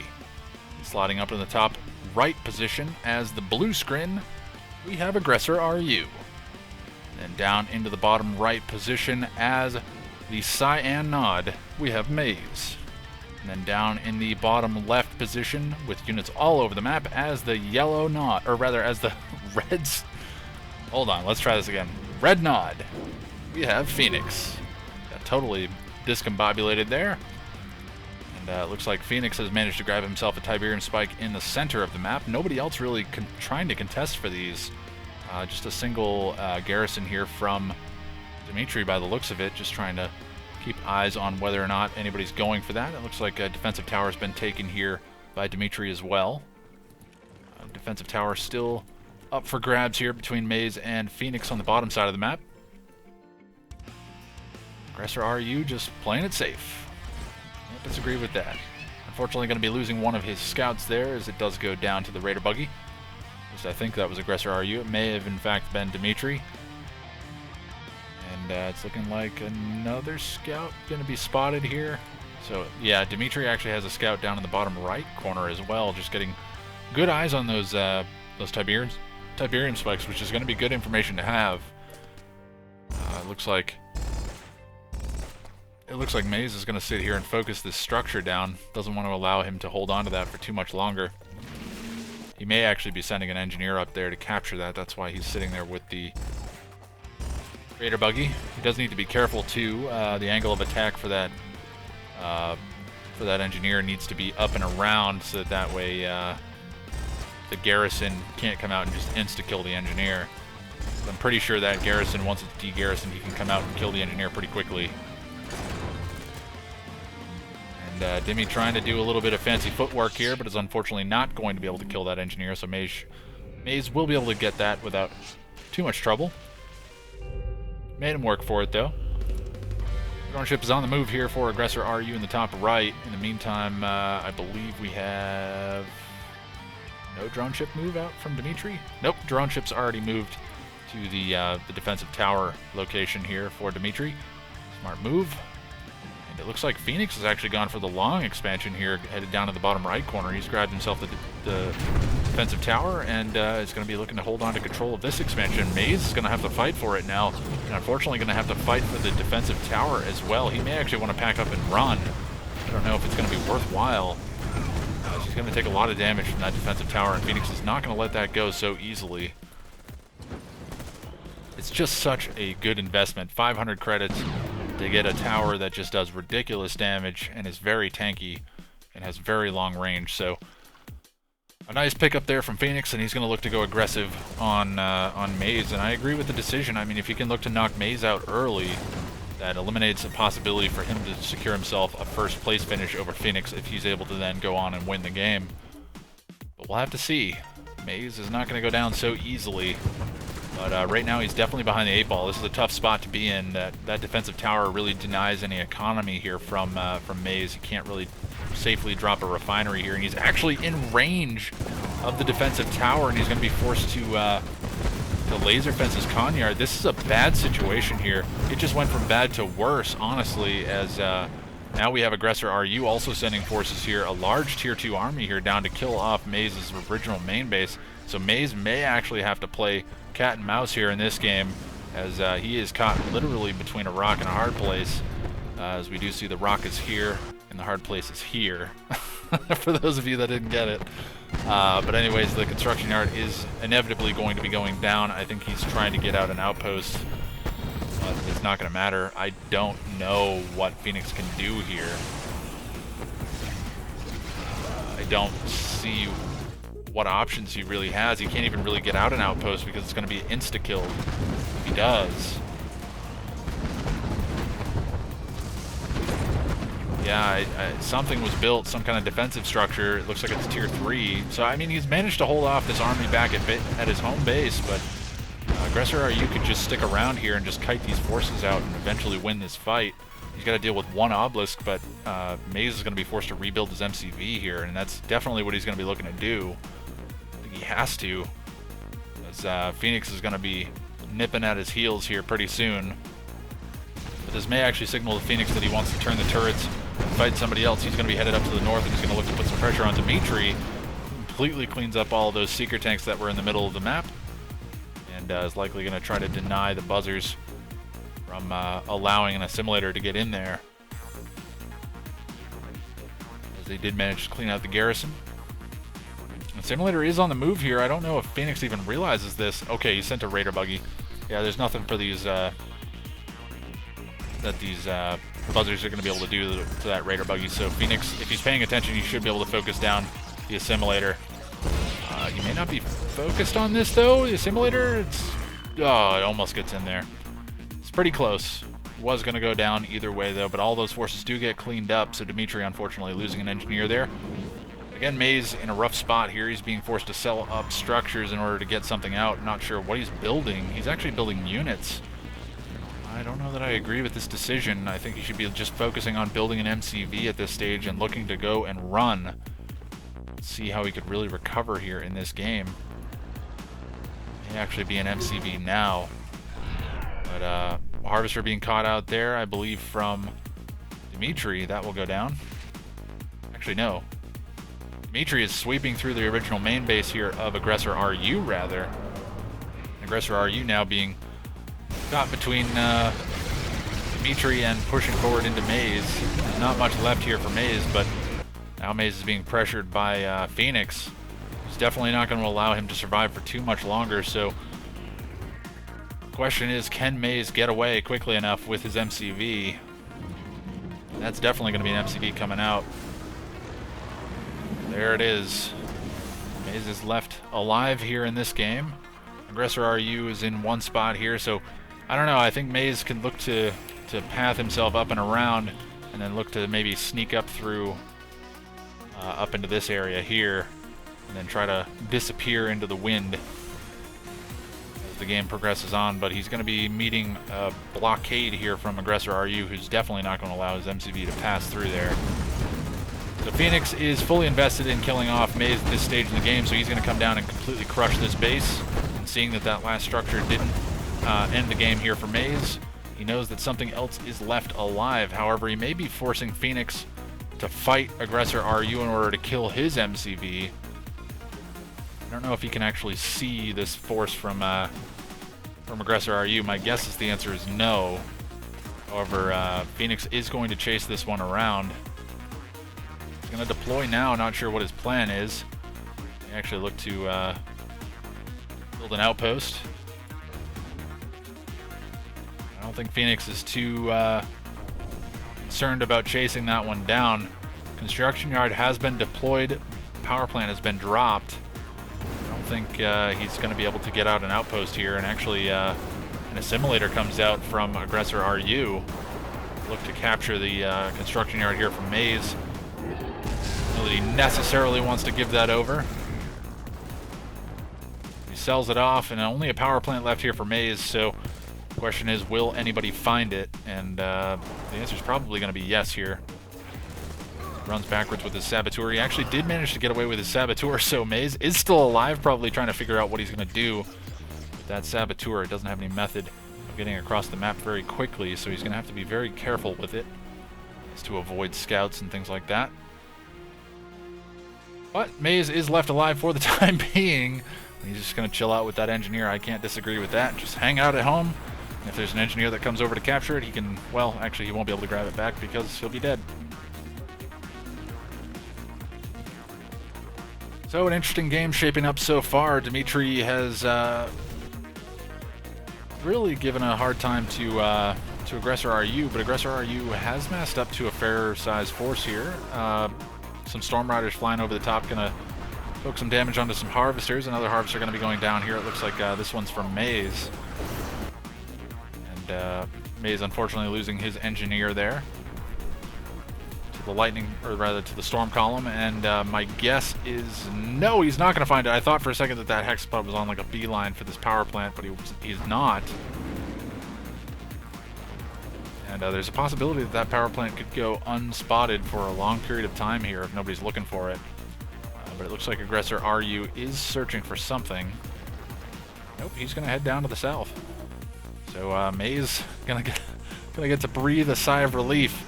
Problem is he can't actually see anything in this game, so his vision is limited to just really this area here, I would imagine. Let's just take a quick look. Yeah, his vision's pretty limited right now. Can't see anything around the map as we pan around quickly. He does have something. Oh, okay, so he's got one harvester, so he can drive around and at least see what's going on. That's pretty much all he's got. So we'll head back into normal vision. And unfortunately, he will be spotted there, and that is going to be all she wrote for Phoenix, or rather for Maze. I don't know why I keep wanting to call him Phoenix. Big EMP coming off here from Phoenix. Going to be locking down a fair number of the Devourer tanks, and going to get a repeat EMP as well. Actually missing a good number of those Devourer tanks, but going to kill off what little are left. And that one should go down. It may actually come back online for just long enough to get a shot off. But nope, it will go down. It will give a rank over to the Raider Buggy. And Maze using what's left of his cash to repair his power plant here, but Aggressor RU will kill this off eventually. And Maze is trying to run distraction tactics with that harvester. Not gonna work. Not gonna work, I'm afraid. But he will be going down momentarily. We'll check back in here. Those gunwalkers take so long to kill this off. He's forcing them to work for it, that's for sure. But Aggressor RU, I'm sure he's going to breathe a little bit easier once he knows that Maze is dead. And should be it. We'll just watch it go down here just to signal that he has been defeated. And there he goes. Maze has been defeated. Officially now. And it looks like there is a drone ship on the top side of the map here for Dimitri. Not quite sure why he's running. I guess he is scared of this force here from Phoenix. Got a drone ship over on the left-hand corner as well. Actually, yeah, they're going to sneak up into that corner there. I don't know that he's going to be able to get all the way up there, if those Raider Buggies will be able to kill it off before that. But he's only delaying the inevitable, as that will go down. He will manage to sneak away. He's putting a drone ship up in the top right corner as well. And this map has insanely large corners. Luckily, everybody has access to aircraft. If this game goes on for too much longer, it's not like somebody's relegated to Blackhand and then has to try to figure out a way of getting into those corners. Saw that once before. I think it was with State of the Union back in the day. Did that on like Tournament Decision. Hit a drone ship up in the corner, and then I think it was Phoenix that was trying to figure out how to kill it.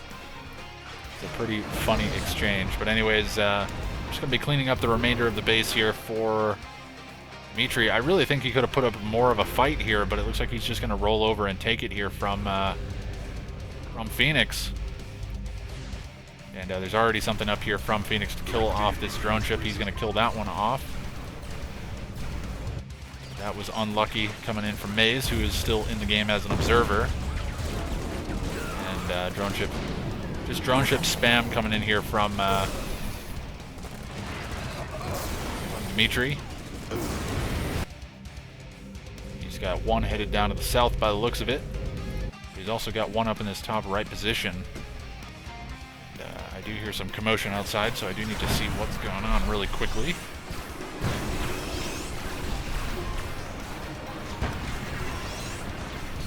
Doesn't look like anything I need to be worried about. Alright, so moving on. Yeah, Phoenix just, again, continuing to press through in this game, and actually he's poised to take first place again. Aggressor RU been left to his own devices. He's been slowly grabbing control of the map here, but hasn't really done much with all of this time. That's the problem. Like, he's got his forces spread out really well, but I don't know that that's really benefiting him. He may just be better to swarm them all into a big death ball and just roll through Phoenix's base while it's undefended, because he could just come through and smash this entire base, and Phoenix would be forced to pull back all of his forces to deal with it. Tiberium Catalyst Missile being called in there. Going to drop down a refinery or two there from Aggressor RU. And it looks like we have a drone platform that is deployed here in the middle of the map. The Redeemer is on its way. It is a stealth Redeemer, so it's going to be able to get right in into range and should burn that down. Even if it takes off, there are Venoms sitting there waiting to kill it. In the meantime, Raider Buggies with full upgrades going to be sitting here just getting free ranks off of these Harvesters that aren't able to do anything at this stage in the game. There are a couple of Storm Riders and a Devourer tank floating around here for Dimitri, so he's not out of this game just yet, but he's in rough shape, that's for sure. And, that drone platform will go down.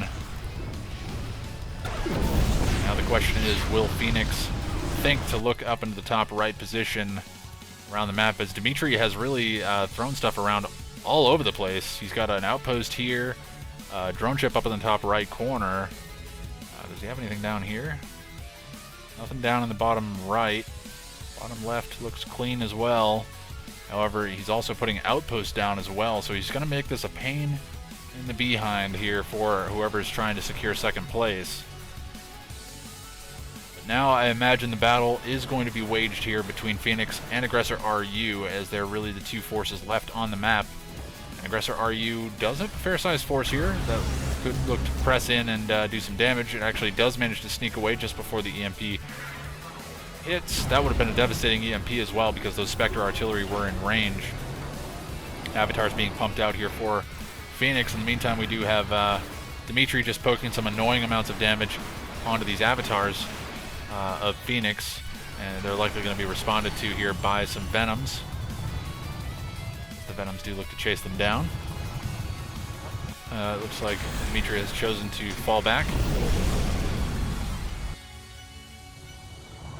And the Venoms here for Phoenix, wow, on a laser sight mission here to go and kill the outpost. So he must have seen that at some point, I'm not quite sure when. But the problem is he probably does not know about the drone ship up in the top right corner. That's the thing.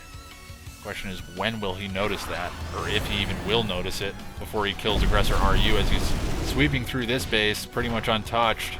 You can see, looks like the Redeemer did go down, as well as a couple of EMP buggies, but I don't know that it's going to matter so much here, as Aggressor RU is going to be forced to fight a very large army here from Phoenix.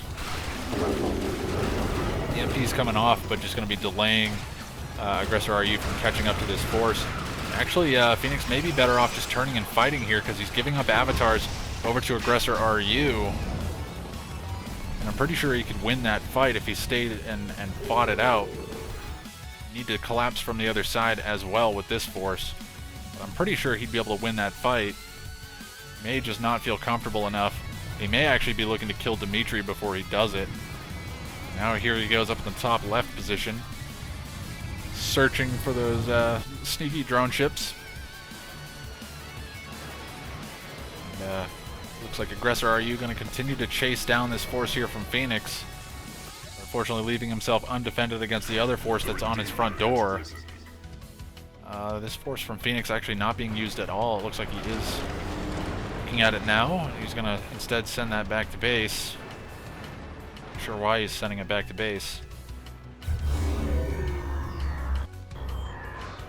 Looks like his Avatars got stealthed there in that fight. And radar jamming missile did come out as well, so Phoenix trying to hide something here from Aggressor RU. As we can see, Phoenix is looking for those drone ships down in the bottom left corner now. He will eventually find it. It's not quite where he's looking for it. Dimitri has survived for quite a long time. He may actually look to move back into deploy range and get out another outpost, because eventually those Venoms are going to find him. And then that outpost may be the last structure that he's able to keep alive. But Phoenix is scouring the map right now. Does not want to let Dimitri stay in this game.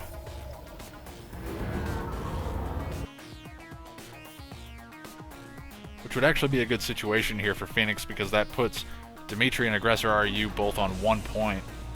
Actually, no. He'd be better off killing off Aggressor... Yeah, I don't know.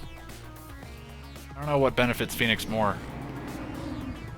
My thought process is that it's probably better to kill Dimitri first. Yeah, because that will actually leave Maze, Dimitri, and Aggressor RU all on 2 points. And Phoenix will be sitting on 6. Headed into game number 3. Wow, that's a heroic Seeker tank. That must have got the final shot on the Redeemer, but we do see 1 or 2 more of the, what's the word for it? Storm Riders. That's the word I was looking for. You see the drone ship still chilling out in that top right position. Phoenix still looking for him. He's flying around with these Venoms. The frustrating thing is that if that drone ship is on the move around the perimeter like that, he could be chasing it endlessly around the map.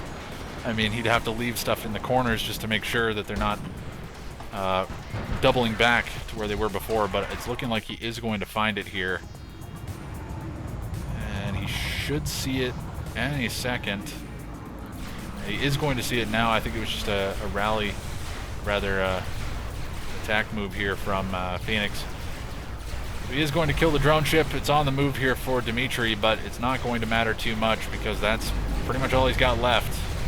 And there's no way he's going to be able to deploy it. So lights out for Dimitri, and there he goes. Dimitri has been defeated. Phoenix now going to turn the turrets on Aggressor RU and look to get him out of the game and then move on to game 3. So a valiant effort there from Dimitri, but not able to come through with the sneaky tactics. Unfortunately not channeling enough of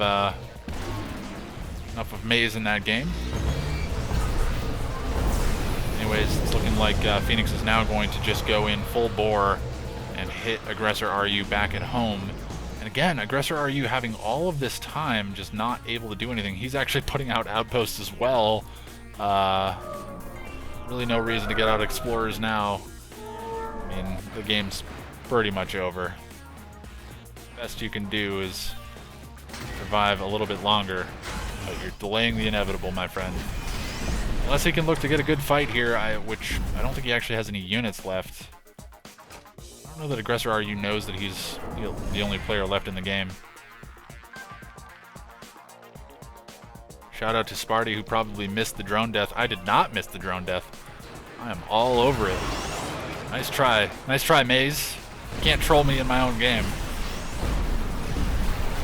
Anyways, this base is being leveled here by the forces from Phoenix. And honestly, Aggressor RU would just be better off just calling the GG right now. He's going to sell up right now. He's on the run. He's trying to run. I don't know if he realizes he's the only player left, aside from Phoenix. He doesn't need to run. Just sell up and be done with it. Like, he's deploying outpost. Why, Aggressor RU? Why do you do this?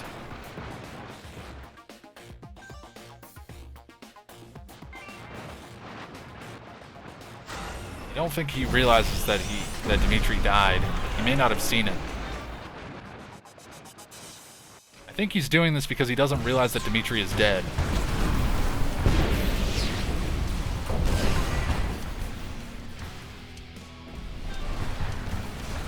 Phoenix is telling him now that he's the last guy left alive. Aggressor RU not going to tap out of this one. He's actually repairing his drone ship.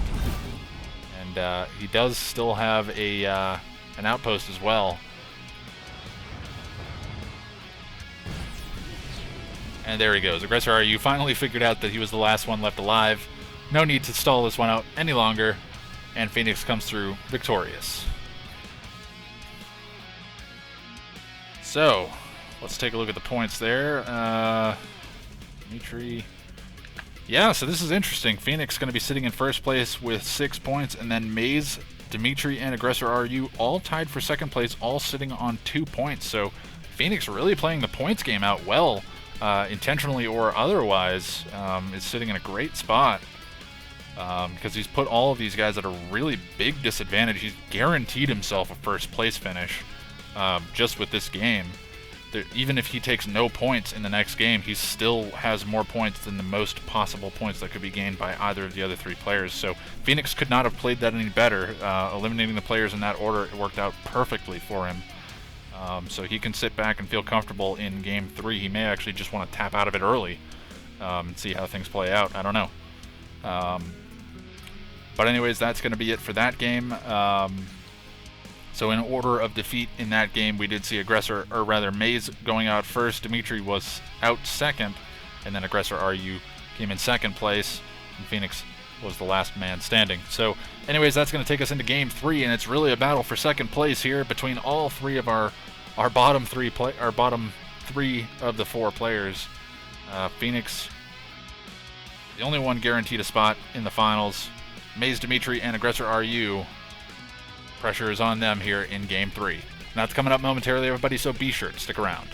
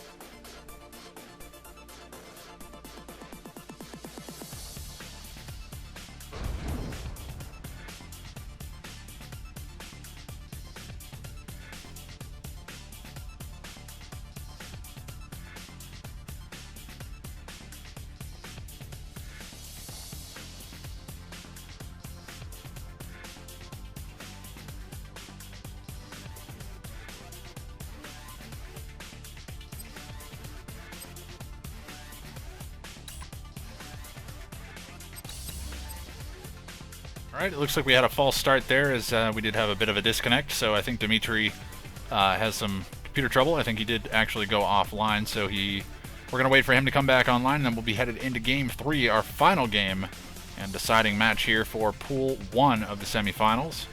And I'll take a look and see if we have any results for the other side. I don't think we do. Oops, actually closed what I was not. Alright, we don't have results yet, but I will let you guys know, obviously, as soon as I know. And until then, we're going to be headed into Game 3, so be sure to stick around.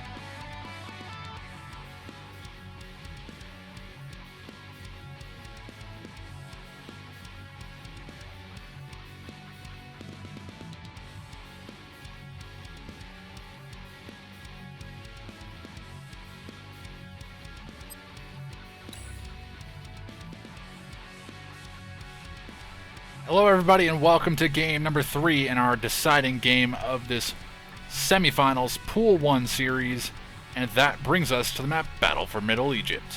And spawning down in the bottom left position as the green nod, we have Aggressor RU. And up to the top left position as the cyan scrin, we have Maze. And sliding over into the top right position as the red nod, we have Dimitri. And then sliding down into the bottom right position, the man that is in first place no matter what happens in this game,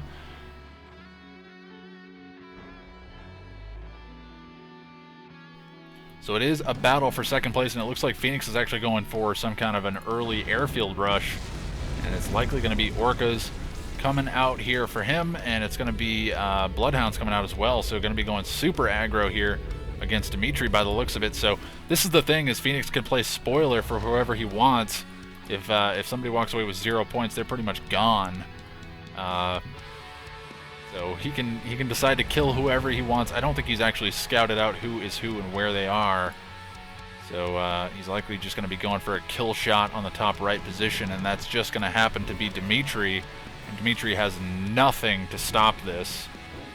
And here come the Bloodhounds, and the Orcas are already flying up into position. Second one on its way. And Dimitri in a tough spot right now. He's going to be taking a lot of damage as the Orcas are now in range to start firing on these forces. Arcs are going to be going down. Oh no, he's actually spreading fire. And that one will go down.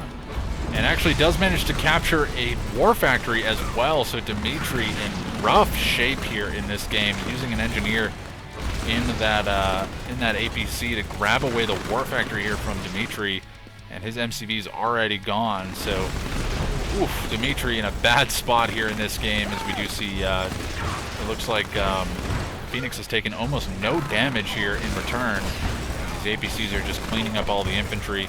Does need to be focusing down the rocket squads, and Dimitri may be getting a little bit frustrated. Going to be selling up some of his structures. May actually look to just sell up all of his infrastructure and rebuild, or just look to go for the run. Time to go for a little bit of a jog here around the map, as Dimitri not too happy with the way this one's playing out so far, and Phoenix showing that he is actually quite happy with the way things have turned out, but he's left himself open, obviously, to being hit pretty hard here back at home. That was very unexpected, yes, but that's the thing. When you can play spoiler like that and don't have to care about whether or not you're knocked out first, you can do crazy stuff like this and knock somebody else out of the game instead. And while Phoenix may not go on to win this game, he's certainly won style points here for this game, and he's actually still got a build. I would have thought maybe he'd go all in or something. But Dimitri is running around with his MCV. Maze has spotted it, so he's not going to allow that to sneak away. That's for sure. Now Dimitri is going to lose his MCV. Not like this coming in from Dimitri. I can understand the pain. Not like this indeed. Put up a good fight. Not so good against Phoenix, but a good fight nonetheless. I think he's going to try to get out of Surveyor, but it's going to get insta-killed the second it comes out. Watch this. Here comes the Surveyor. Emissary, rather. It is going to sneak away. Doesn't seem like Maze cares too much, but Phoenix has actually got pit bulls here to deal with it. Nowhere to go, my friend. Nowhere to go. And these seeker tanks will take an age to bring down this construction yard, but they will eventually take it. And accepting the inevitable, Dimitri throws in the towel.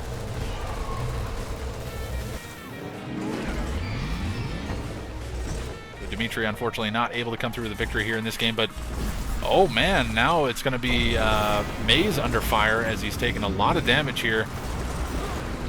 But actually, great phase field on that Annihilator tripod to come in and get some crushes on these beam cannons to keep his tech center alive. That was critical. Had he lost his tech center, he would have been in really bad shape. The warp chasm is down, and he's already working on that hexapod. Phoenix, in the meantime, recovering out of that early rush. Does have 2 refineries, doesn't actually have an expansion to speak of, and doesn't have any tech either. So it looks like he is going to continue playing in this game.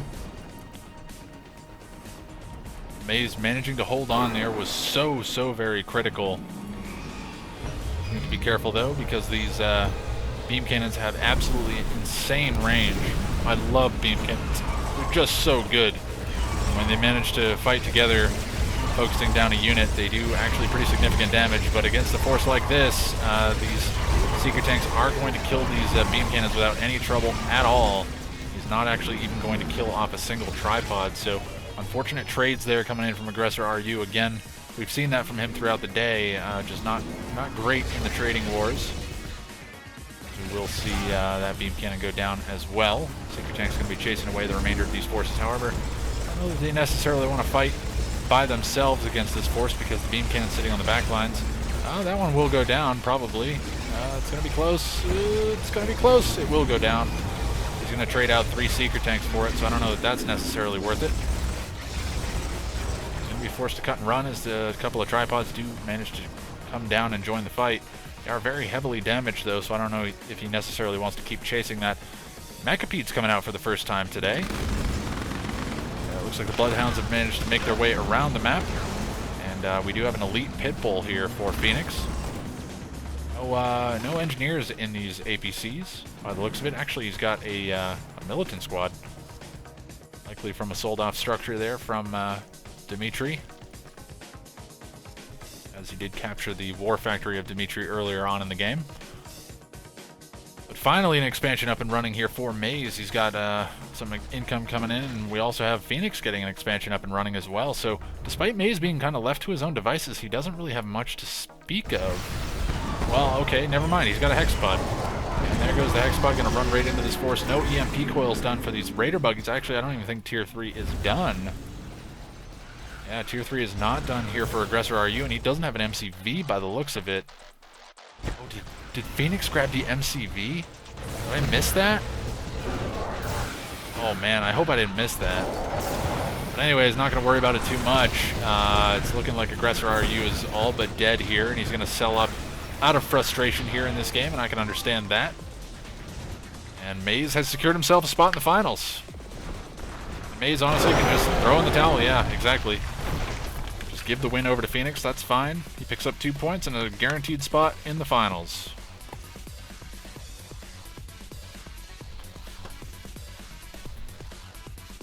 And I think my game froze for a second there, but no, we are good. So Maze getting some assistance there from Phoenix, as I do believe Phoenix did steal away the MCV of Aggressor RU earlier in that game. Let's just take a look and see. Might actually be a quick way to tell. Structures captured. Where's that stat? Enemy structures captured. No, Phoenix only captured 1 structure, so no, I'm not sure what happened to the MCV of, not sure what happened to the MCV of Aggressor RU, to be honest. Just lost it somehow. Or sold it, I'm not quite sure. Bizarre. Anyways, that's going to be it. So it's going to be Phoenix and Maze moving on. Phoenix with dominating performance in this series, 9 points, and Maze in distant second with 4 points. And then Dimitri and, or rather, Aggressor RU coming out in 3rd place with 3 points, and Dimitri falling to 4th place with 2 points, being hastily defeated in that last game. So that is going to be it for this series. We'll take a look and see how things have shaken out on the other side of the brackets, if things have actually concluded over there. And if not, we may try to catch the remaining games if they have any left. But with that said, we're going to take a short break while we head into our next series, and that should be coming up momentarily, everybody, so be sure to stick around.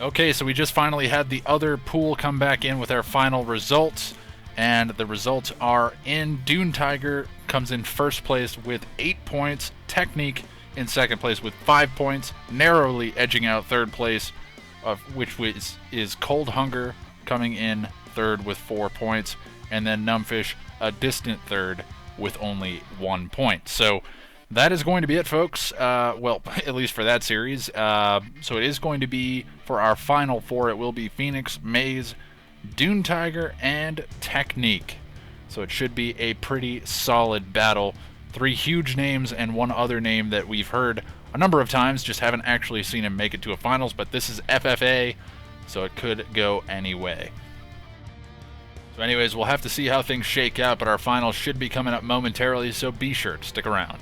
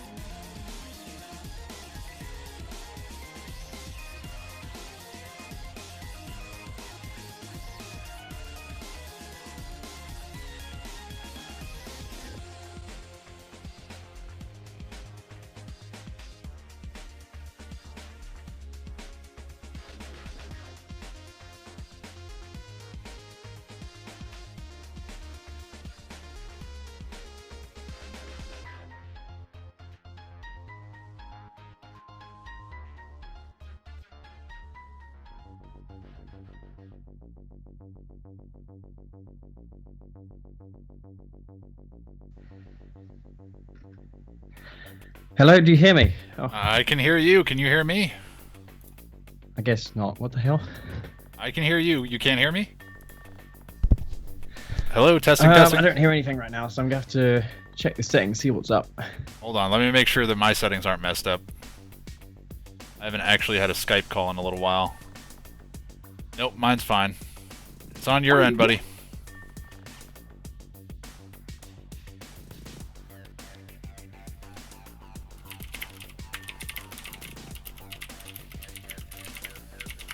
Well, for those of you that are interested, I am in fact going to be dual casting the finals with Masterleaf.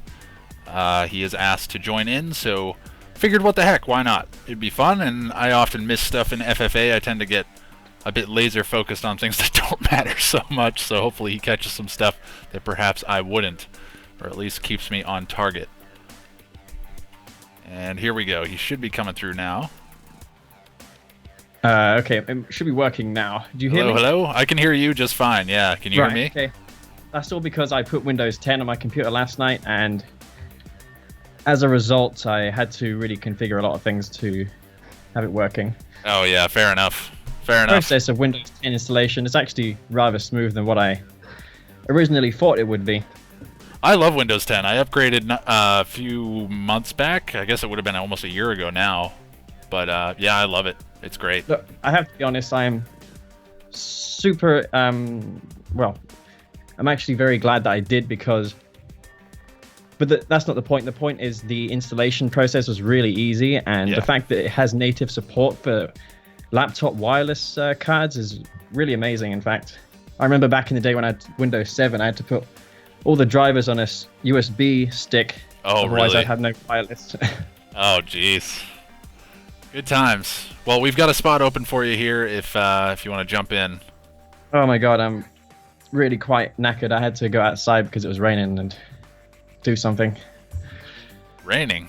If only we were so lucky. It suddenly started to rain, and then I had to put all the food indoors. Oh, I got you. All right, well, okay, so who's in the final? So it is going to be Maze, Technique, Phoenix, and Dune Tiger. And interestingly enough, Dune Tiger's had a pretty dominating performance throughout the day.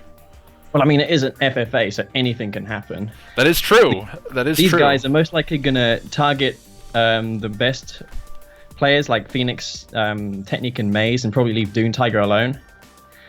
So I wouldn't say it's impossible for Dune Tiger to win this game, considering the players we have here. Oh, surely not. I mean, if anything, over the years, we've learned with these tournaments that it's like anything can happen, and it tends to be the guy that stays quiet and stays to himself that survives a little bit longer. Yeah, I'm looking at you, Maze.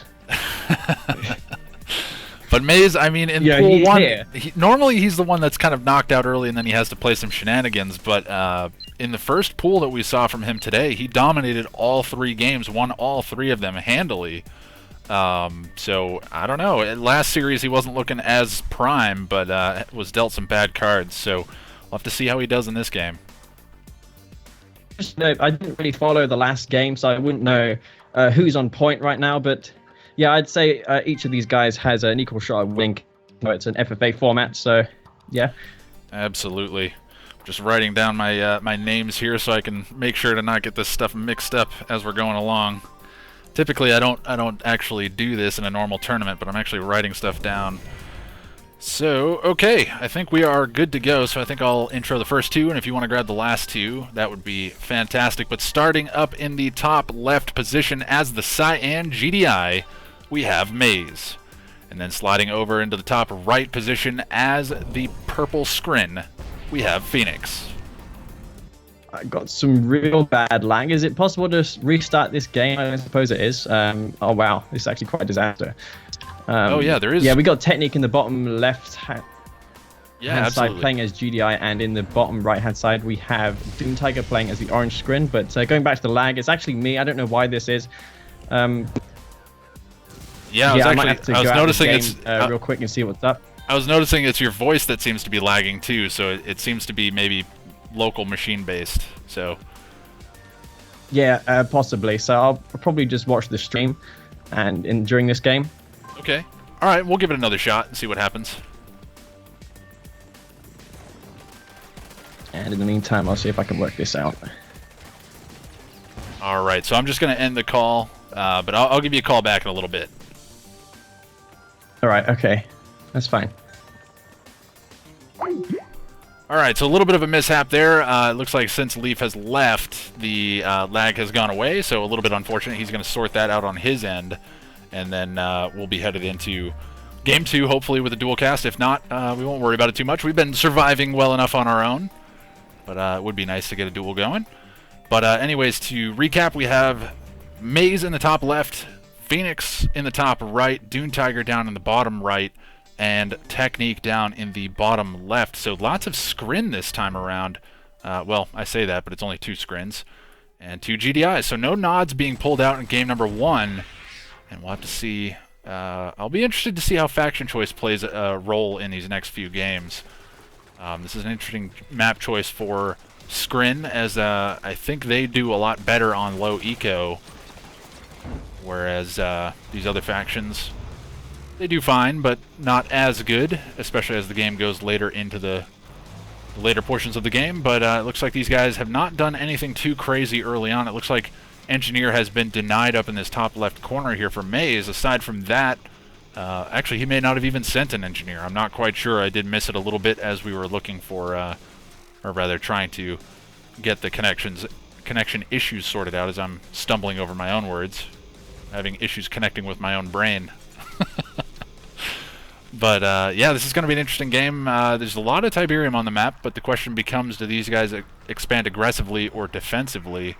And so far we've seen pretty defensive expansions so far. I mean, there's going to be a potential for a contention between Technique and Maze here as the game goes on, as they're going to be fighting over this plateau. However, Maze has kept his MCV on the low ground, so not sure if that's going to work to his advantage or against him as the game goes on. This drone platform here from Phoenix actually not moving too far. He could have actually got himself up into this corner and given himself a little bit more build radius, but with no nod in the game, the one-clicks aren't really going to be all that potent. However, obviously there's 2 scrins here in this game. Those stasis shields could be a huge issue as the game progresses on. Oops, I realize I'm in radio mode as well. Let's fix that. Problem solved. I haven't done that in a long time. Alright. Boy, that Skype call got me all tripped up.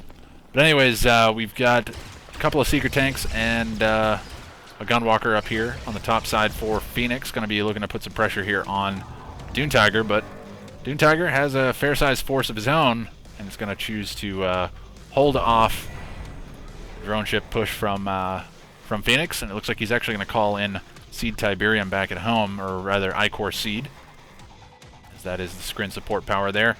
Again, really nobody going aggressive in this game. It looks like Maze is finally starting to build up an army here. He does have tier 2. I think he's already gone for AP ammo. Let's just check and see. Nope, he doesn't have AP ammo yet, so no upgrades being purchased, which means that he's probably using that for tier 3. And there it is. So Buzzard Swarm support power comes in, is going to catch the disintegrators on the retreat and manage to clean up the majority of them. One does get away, but it's going to take quite a bit of damage. And now Dune Tiger in a tough spot as Phoenix is going to look to continue to press forward.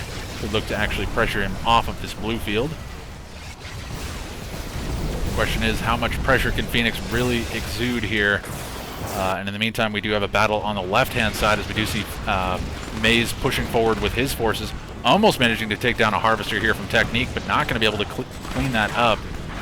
Going to trade out 1 Predator tank for 1 Predator tank by the looks of it, but May is going to be losing a number of those rocket squads in the meantime. Laser fencing coming down on the refinery there, just to keep that a bit tankier there on the front line.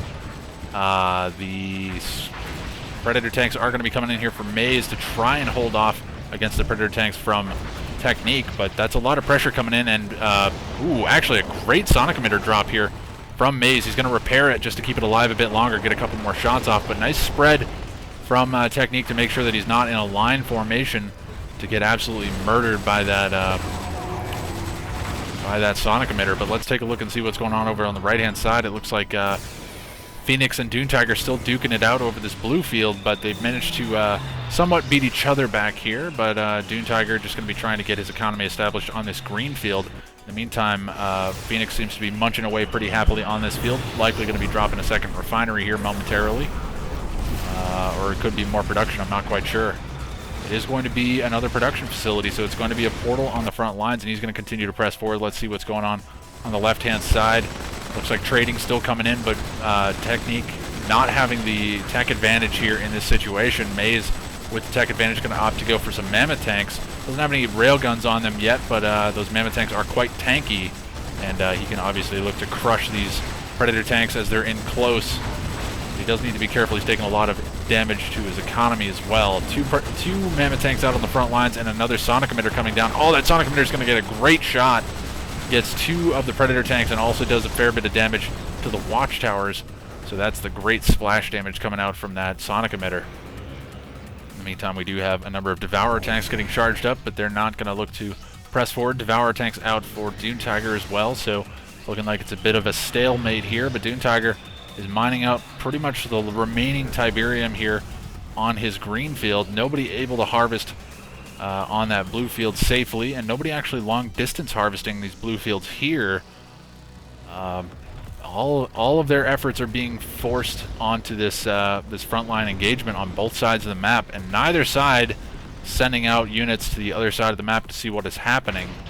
It looks like Maze is content with using his tech advantage here. Actually has a veteran status on that mammoth tank as well, so that's going to be really good for him. Technique going to be forced to pull back here. I don't think Maze wants to continue to press too far forward into this fight, as he is going to lose some mammoth tanks, and actually Technique does bait that forward far enough that the Orcas are going to be able to fly in after the fact and clean up these mammoth tanks. This is a pretty big loss here for Maze, as he is losing a fair number of those mammoth tanks. However, Technique has lost a lot of the Predator tanks here as well. Question is, will Maze be able to keep his only remaining mammoth tank alive? Looks like he is going to be able to for the time being. He's going to need to kite that back and around his base. He needs to keep that back far enough so that way it's going to survive. It's not going to survive, and now gives a veteran rank over to a Predator tank. Sonic Emitter comes down to hold that off, but unfortunately the mammoth tank will go down. And it looks like Dune Tiger has been pushed completely off of this base in the meantime, and it looks like it is going to be Phoenix capitalizing on this, grabbing that blue Tiberium for himself, and then pressing forward with those Devourer tanks. And it looks like Dune Tiger has actually gone for an expansion down to the bottom side of the map. He's actually sent an outpost down there to grab some Tiberium. In the meantime, Technique has actually sent his MCV down there as well. So Technique and Dune Tiger are likely going to be fighting it out on the bottom side of the map here pretty soon. And more than likely going to be seeing both Phoenix and Maze holding on to their blue Tiberium fields, which they have control over now. And actually, Maze has a ton of Tiberium here that he can gather for himself. Does need to be careful, though. The Orcas are a constant threat, so he can't just send harvesters in there undefended. He needs to get up an air tower, anti-air tower around here, so that way he can keep those harvesters alive for a bit longer. But actually, Firehawks coming out from Maze, a smart decision here, as they'll be able to deal with those Orcas very easily, and then also follow up with some infrastructure damage after the fact. So it looks like he has managed to find the Orcas, takes down 1, 2 straight away, and the remaining 2, only 1 will survive. And now Phoenix, or rather Maze, trying to sneak away with the remaining Firehawks there. And in the meantime, Phoenix is pressing forward onto Dune Tiger's original main base, should be able to clean this up completely, and that leaves Dune Tiger in a really rough spot. I don't think he actually has a drone ship. Does he have a drone ship? Dune Tiger does not have a drone ship, does not have any production, so he is relegated to just what forces he has left in his control, and this base is all that he's got left. Unfortunate situation there for Dune Tiger, being pressured out of the game here by Phoenix. In the meantime, we do see Pitbulls moving in here for Technique, going to be looking to clean up the remaining harvesters, knowing that there's nothing really there to defend against them. Firehawks flying over the top, not quite sure what they're looking to do, but they're just dying. Maybe they're trying to draw fire, I'm not quite sure, to be honest, but they're dying pretty handily here, and Maze is looking to be in pretty rough shape now as well. He's sending mammoth tanks out, but they're going to get there pretty late to the fight, as they are quite slow. Single gun walker running around here for Phoenix, looking like he's trying to get some scouting information. Maybe trying to find Dune Tiger. He did pull back, though, so he's leaving Dune Tiger alive, and again, as Master Leaf was saying earlier on in the call, is they may choose to intentionally leave Dune Tiger alive, trying to starve out other players of points that they see as a bigger threat. But I don't know, if there's one thing that we've seen, Dune Tiger has been pretty strong here in these last few games and has secured himself a lot of points, so leaving him alive may be a bad decision. And Phoenix saying, I must not finish last, so he's going to try to kill off Dune Tiger by the looks of it. And yeah, these guys just trading it back and forth here in the chat. But it looks like Mammoth Tank back on the front lines here for Maze, so he is still alive on this field. I'm surprised that he hasn't sent his harvesters to grab the blue Tiberium instead of the green Tiberium. So much more economy available there for Maze if he decides to go for it here. However, he is taking some damage now from these Predator tanks. Does need to be careful, doesn't want to lose that Mammoth Tank. Another Mammoth Tank joining the fight as well. And Maze actually taking a lot of damage on his construction yard by the looks of it, and he's going to repack it here as he's trying to establish some additional economy. But Phoenix is getting a lot of economy as this game goes on. It looks like Dune Tiger's managed to hold on as he's going to kill off the remaining forces of Phoenix here, and he's going to live to fight another day. And the problem with this is that he's actually starving Technique out of economy that he could potentially grab for himself, because Skrin don't get capped on economy. They can just gather resources until they have no more ability to gather resources, because with GDI and Nod, they would get capped out at a particular number. I don't know what that number is when you don't actually have any infrastructure. It might be 5,000. I honestly don't know. But Dune Tiger can just gather resources until there's no resources left on the map. But it looks like it is going to be Technique responding to this, seeing that there are some forces left, and he's going to choose to destroy the harvesters here instead of the refinery. He may not realize that, in fact, Dune Tiger doesn't have anything left. And Dune Tiger begging for his life here. I don't think it's going to work, though, my friend. And Technique feeling good. He's going to get to respond in kind to Dune Tiger's aggression in earlier games. But Phoenix saying, hey, no, I want to kill Dune Tiger myself. Oh, no. Is Phoenix actually keeping Dune Tiger alive? Dune Tiger saying, rip my 32k. Exactly, that's the thing. See, this is an interesting choice here from Phoenix. He could have ended Dune Tiger's run here in this game. Guaranteed that he gets at least 1 point, but he's going to get a late phase field and only going to be able to keep one very healthy tripod alive. Unfortunately, he was probably looking to save the very heavily damaged one, but not going to be able to do so.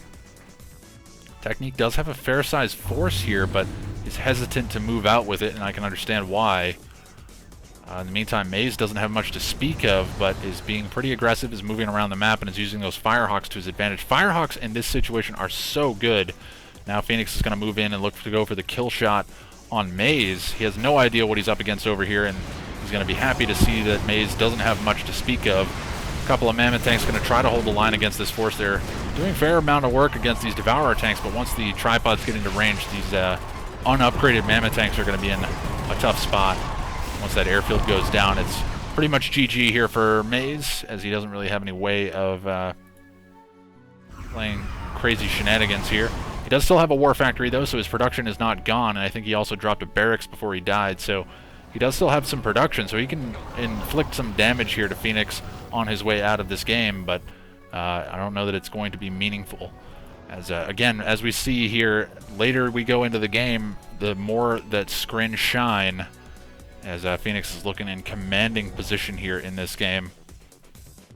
Technique in all right position. As we can see, he's actually gone for some Mammoth tanks and is upgraded to railguns as well, and he's going to look to kill off Dune Tiger. End his run, Dune Tiger pleading, but he will be going down. There he goes. He has been defeated and is not too happy about it. Goes from a player to an observer very quickly. In the meantime, it looks like Technique is just going to bide his time, maybe wait for Phoenix to kill off Maze. But Phoenix may actually realize this and look to go to kill off Technique instead, seeing him as a bigger threat. So that's really the question here, is who does Technique, or rather who does Phoenix see as a bigger threat in the series? Because right now I think he's got a choice to make. It's going to be a hard-fought battle, but I think he will win out overall against Technique here in this fight.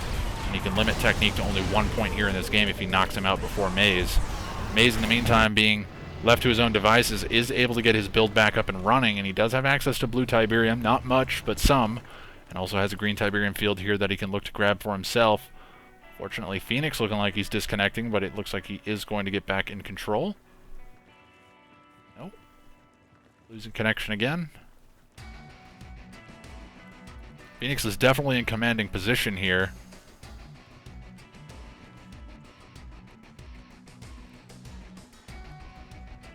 Technique saying, he's attacking me, so I pulled his plug.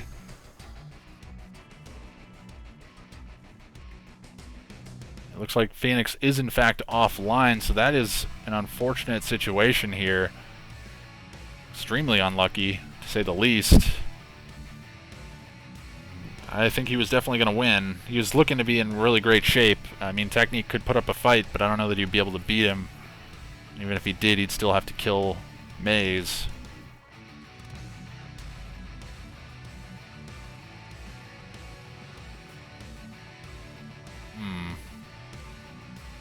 It's looking like the disconnect is going to go all the way through, and Phoenix has been defeated. Unfortunate timing on that disconnect there for Phoenix. We'll have to see how it ends up playing out here as the series goes on, and we'll get information from the referees and also see what the players are thinking here, as both Technique and Maze have admitted to being in rough shape in this game, that they were likely going to be pushed out by Phoenix. And I completely agree. He was definitely looking to be in commanding position in this game. However, Technique does have Tier 3. He has railguns. So even a Tier 1 spam here from Technique could be pretty good for him. Now the question is, can Maze push through Technique? And I don't think that he can. This is a little bit strange. It may be Maze, in fact, going down. In fact, it would have been Technique first, just based on the way that Phoenix was moving. And it looks like Technique has used this opportunity to send all of his Predator tanks around the outskirts of the map. Instead is going to look to go in and hit Maze from the backside of things. Completely undefended, more than likely. I'm not sure where the MCV is. He sold his MCV. Maze has sold his MCV, more than likely just to get out some additional units, but unfortunately is going to lose the remainder of his forces there on the front lines. I think Maze was expecting Technique to be in worse shape than he actually is. And Technique scouring the outside edges of the map right now, looking for something. Honestly, not quite sure what. I mean, he knows that Maze is, or rather that Phoenix is gone.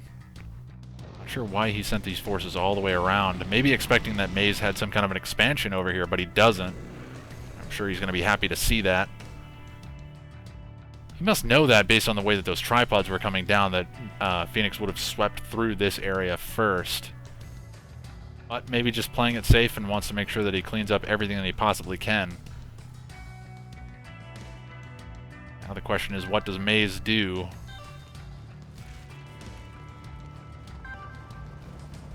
Tiger saying that he wants to replay the game.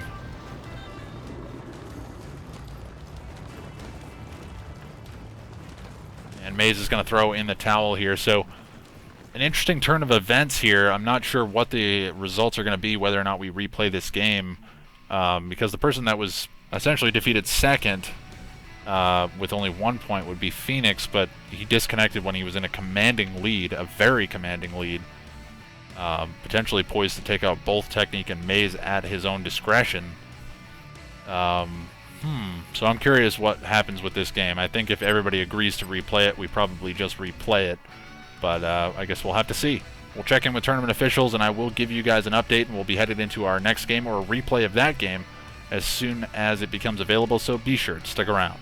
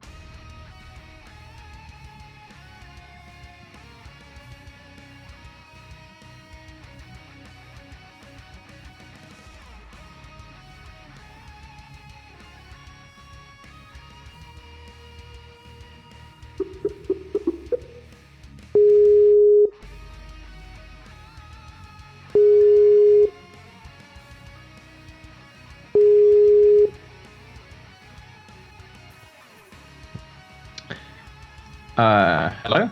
All right, you got that connection issue fixed? Is that what I heard? Yeah, I got it fixed, but it was also my monitor.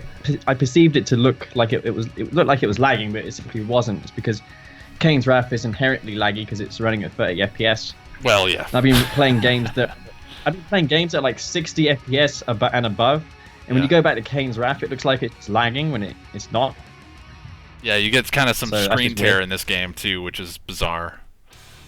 But Yeah, I agree. yeah, I don't know how much Right, you've so been these following guys- along with the conversation. It's kind of an interesting discussion. It's like, you know, Phoenix DC'd, but it's clear, I think everybody's in agreement, unanimous agreement, that Phoenix was in first place in that game, minus a miracle. But the question then becomes, who survives? Is it Maze or Technique? And it looked like Technique was about to die, but there's no guarantee that that was going to be the case. Yeah, that's a problem, isn't it? Because Phoenix was targeting Technique at the time, and he was probably going to lose unless Technique had outposts scattered all over the place, which we're not really sure if he did or not. I didn't see any outposts if around for Technique Technique. said- I mean, Yeah, me neither. and Maze looked like he was in a Um, position to potentially recover in that game if Phoenix was able to deal, you know, a fair bit of damage to Technique. Even if he didn't kill him, I think it would have bought Maze enough time to recover. Right, so the dispute is who gets more points, Technique or Maze, pretty much here. Correct. And it's really hard to say, isn't it? It is tough because I mean you can't just wipe your hands of it and say give them both 2 points. I think they should maybe just replay the game. I mean, I'm all up for more games. I think everyone is. That's what I'm inclined to believe as well. The problem here is that, you know, Phoenix runs the risk of not winning, but again, it's kind of his Yeah. own issue. So He could get tilted after this, just what happened. I mean, it's possible that he'll just play worse if he doesn't get any points for that game that he clearly won. But yeah, it's unfortunate how he disconnected. But, Yeah. you know, But, I shit mean, happens. to be fair to the rest of the players, it's not their fault that he DC'd. It's like, that's, you know, it's an unfortunate situation, but it is your own fault. You know, maybe not by your own hand, but, you know, nobody else has any effect on that. I mean, unless he's being Yeah, I DDoSed, completely agree. but I very much doubt that that's the case. Yeah, well, Seemed like a good time to DDoS someone. it certainly created a dilemma.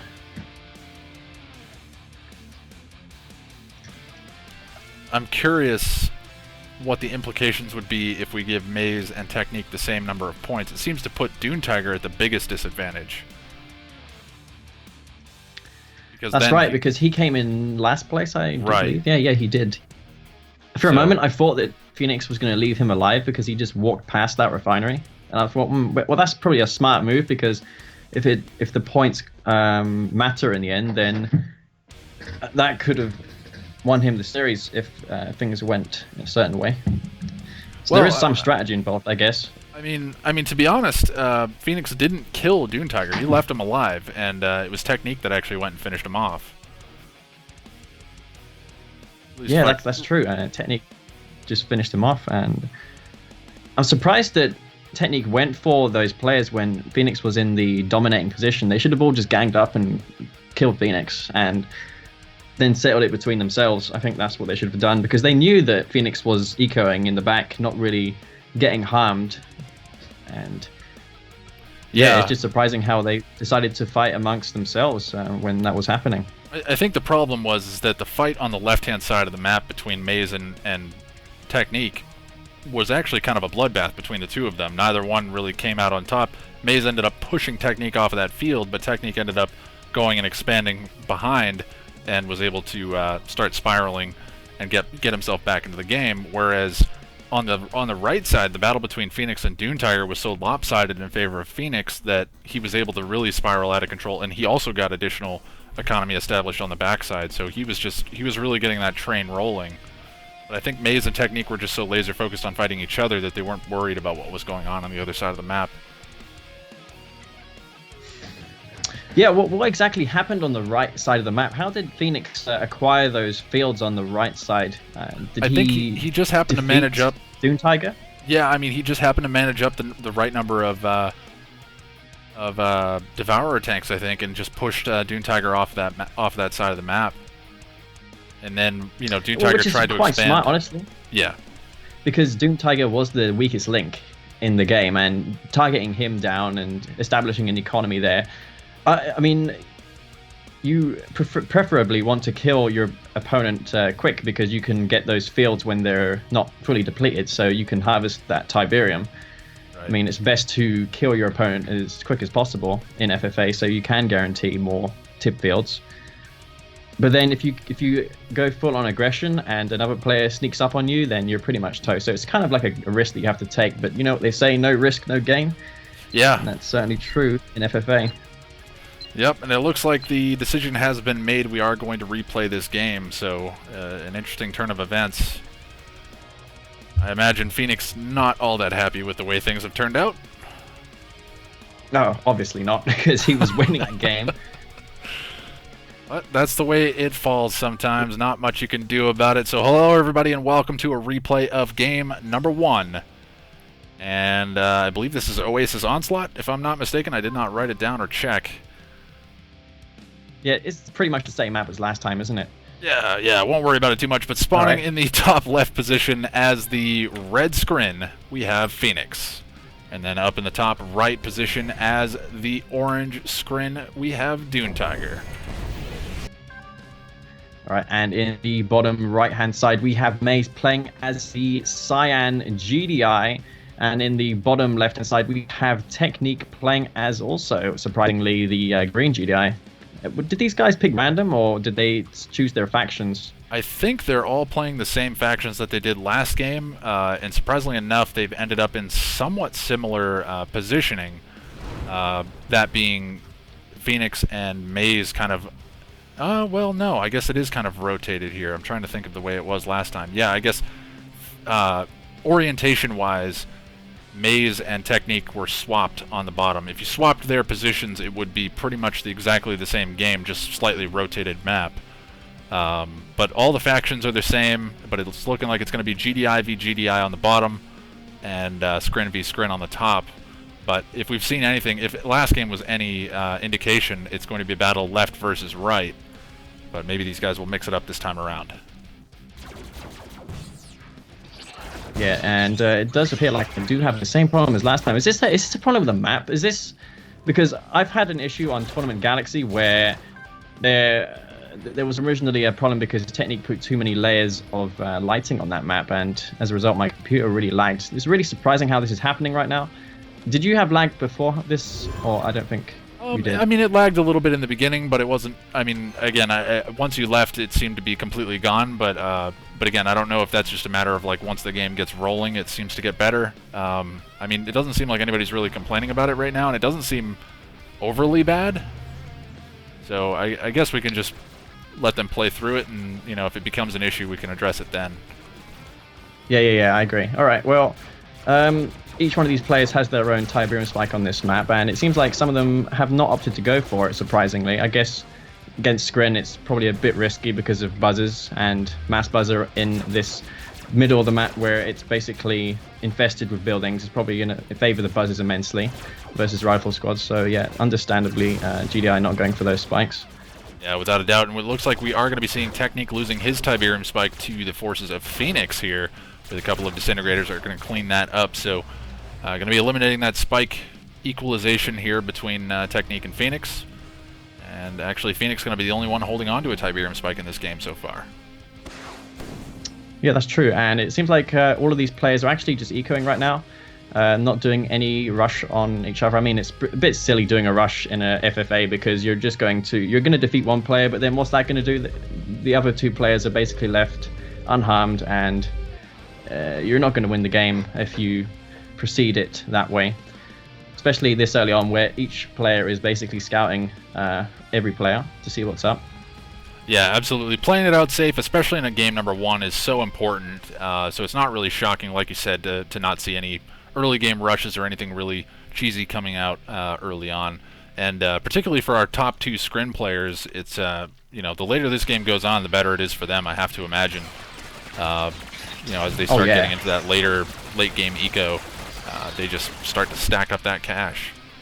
But I will say that GDI infantry are immensely good versus Skrin, especially when you upgrade EMP grenades and mix in zone troopers. That's going to be a real problem for Skrin, because they've got nothing besides gunwalkers, which can't crush the zone troopers, which are heavy infantry. And if you do that combination against Skrin, then Skrin are going to find it very difficult to hold versus that.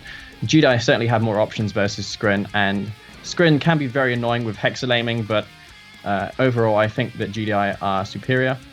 But yeah. All right, so we'll have to see how things end up working out here, and there's a lot of eco on the map, to say the least. This is definitely one of the larger eco maps of the 4-player FFAs we've seen, but it's looking like it is going to be a battle here between Technique and Phoenix on the left-hand side of the map as they look to jockey for position over this this set of fields here, and it looks like Phoenix has pretty good control over it so far. It's going to be an uphill it looks battle. like Phoenix is looking to punish the second base of Technique, but Technique didn't go for his refinery. He must have cancelled it. He actually dropped it in the bottom, so he must have had it queued, but the moment he saw those Seekers, he decided to put it in his main base and just harvest the Tiberium at the bottom, which is quite smart. But then again, he could have just powered down his refinery and sent some Predator tanks over there. But yeah, this Devourer tank threat that I imagine will arise soon from Phoenix is going to be very difficult for GDI to stop this early on. Yeah, I'm wondering if that's what Technique was kind of seeing here, is knowing the inevitability of those Devourer tanks coming out and then just being almost impossible to stop here, minus going for some kind of an airfield. But airfielding to Skrin, pretty tough. I don't know how those Orcas would end up faring against all those forces there. So it looks like it is going to be a second War Factory coming down for Technique as well. Not going to be up on the platform. So leaving his MCV kind of up there by itself. Would have thought maybe the War Factory up on top would have been better, but no, he's going to back up and run. Yeah, surprisingly. It's probably quite smart, though. It looks like Phoenix has established enough Devourer tanks there to make it happen. GDI really don't have the units besides Orcas to really contest those Devourer tanks. Predator tanks in mass can do it for them, but yeah, it's simply not cost effective for GDI. And it looks like Dune Tiger is pretty much unopposed right now. He's doing whatever the hell he wants. He's going for mass eco right now, and no one really is caring about that. Maze also left unharmed, so yeah, I'd imagine that Dune Tiger and Maze will have some few skirmishes soon. It looks like Maze and Dune Tiger are going to fight it out.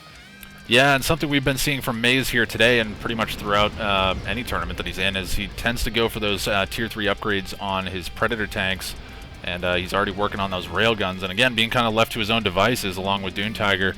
They're going to be a scary threat as this game progresses on, and now the issue is here for Technique is that he's at a pretty big disadvantage as far as economy goes. Hasn't really gotten economy established on this expansion yet, being pushed off prematurely by Phoenix. But we have not seen any battles really take place. It looked like Technique was content with just pulling off, but now he's going to have to defend his main as we do see Phoenix making an aggressive move here. Yeah, and Phoenix, he's basically won that fight versus Technique, and he will be left alone right now because it looks like Dune Tiger has his sights firmly fixed on Maze, and Technique has, is also going to be engaging Maze. So Maze not in the best of positions, and yeah, Technique getting backstabbed by some forces of Phoenix, and Phoenix there's not really any threat to him as far as economic damage is concerned. There is a Marv out, though, for Maze, so that's definitely going to help. That's going to easily force back those Predator tanks. Yeah, and now this is the problem, is that Technique is caught between Phoenix and Maze, and Maze being left to his own devices is already up to tier 3. Technique's just going to call the GG and tap out of this one, probably a bit frustrated with how things shook out. Certainly, yeah. It looks like Phoenix is just going to make the units that he is, he's going to make the counter to the units that he's vulnerable against right now. So he's going to build up these Storm Riders in case a massive amount of air catches him off guard, but that's not going to be the case. It looks like Dune Tiger is the second strongest player in the game right now. Nash, he needs to get his Hexapod out, and he needs to hope that he doesn't get double teamed by Maze and Dune Tiger. if that doesn't happen, then I reckon that he's firmly in commanding position of the game. Yeah, I mean, interestingly enough, Dune Tiger hasn't really spent all that much cash on units yet. I mean, we don't see much of a force out from him. I mean, he's got good control of the map, but doesn't have much of a standing army, and his army right now is being obliterated by Maze. I think he lost a refinery for his troubles, but that's pretty much it. And that APMO just shreds absolutely anything that Skrin have, unless you're on TF3 as Skrin. Really not sure if going for Seeker tanks with Descents was a good idea of One Vision, Dune Tiger. That was kind of a mistake in my opinion. Phoenix is whose outpost is that in the top? That looks like it is Dune Tiger. So Dune Tiger looking to set up shop at that top base and harvest some Tiberium. Phoenix, though, he is pushing out with his Storm Riders, looking to weaken Dune Tiger, I'd imagine, because Maze doesn't have very much in the way of anything right now, aside from a Marv. Yeah, there's also a fair-sized force on the top side of the map for Phoenix, as he's going to look to pressure around into the base of Dune Tiger, and he's actually going to clean up that outpost before it's able to deploy, I think, and will deny that additional eco. But yeah, Maze pincering in on the bottom side as he's going to try to join this fight by the looks of it. I don't know if he actually sees what's going on here, but can probably assume what's happening. And if I was Maze, I would send my Marv to that field on the right, because that's the only way he's going to recover his economy right now, because it looks like he's stored for cash, or he doesn't have any, and the Marv is one way of him to recover some harvesters in this game. And yeah, I don't think it would be a long time before Maze ever recovers if he did. So yeah, it's basically between Dude Tiger and Phoenix right now, and Phoenix, he is not really expanding. I thought by now he would have made a better effort at setting up another base, but yeah, he has not. He's got one one field left to work with, and I'd imagine soon he's actually got a base in the top. Yeah, so, he's just sent an out. Yeah, exactly. He's just expanded with an outpost towards the top side of the map.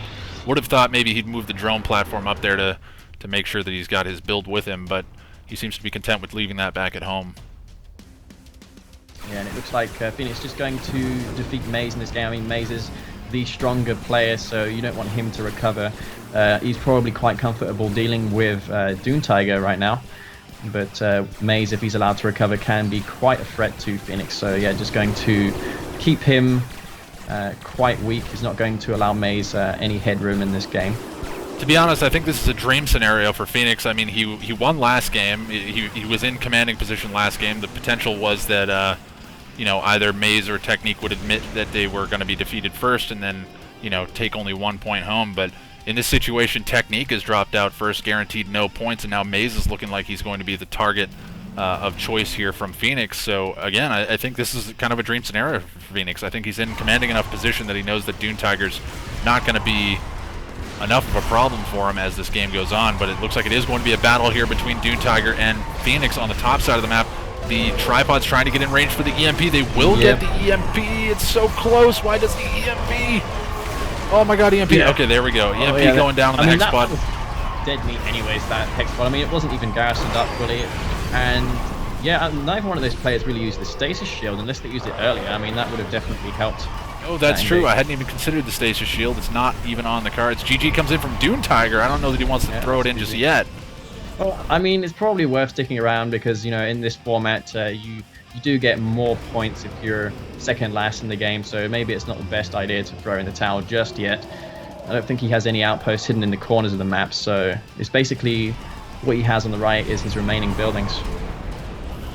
Yeah, and it looks like Phoenix just trying to cripple him enough so that way he can't be a threat if he's left alone while he deals with Maze. But now the question is, Maze, knowing the inevitability of Phoenix coming towards him, what has he done to take precautions here to secure himself some additional points? Does he have anything around the edges of the map? But my guess is probably not, and Phoenix would probably spend his time scouring the map for it. Well, he's not Nod, so he can't, make another MCV and then phase his MCV in the corner. I mean, not phase, but cloak his MCV. That's the most annoying tactic to deal with in FFAs. Yep. And that's what we saw from Maze in the last event.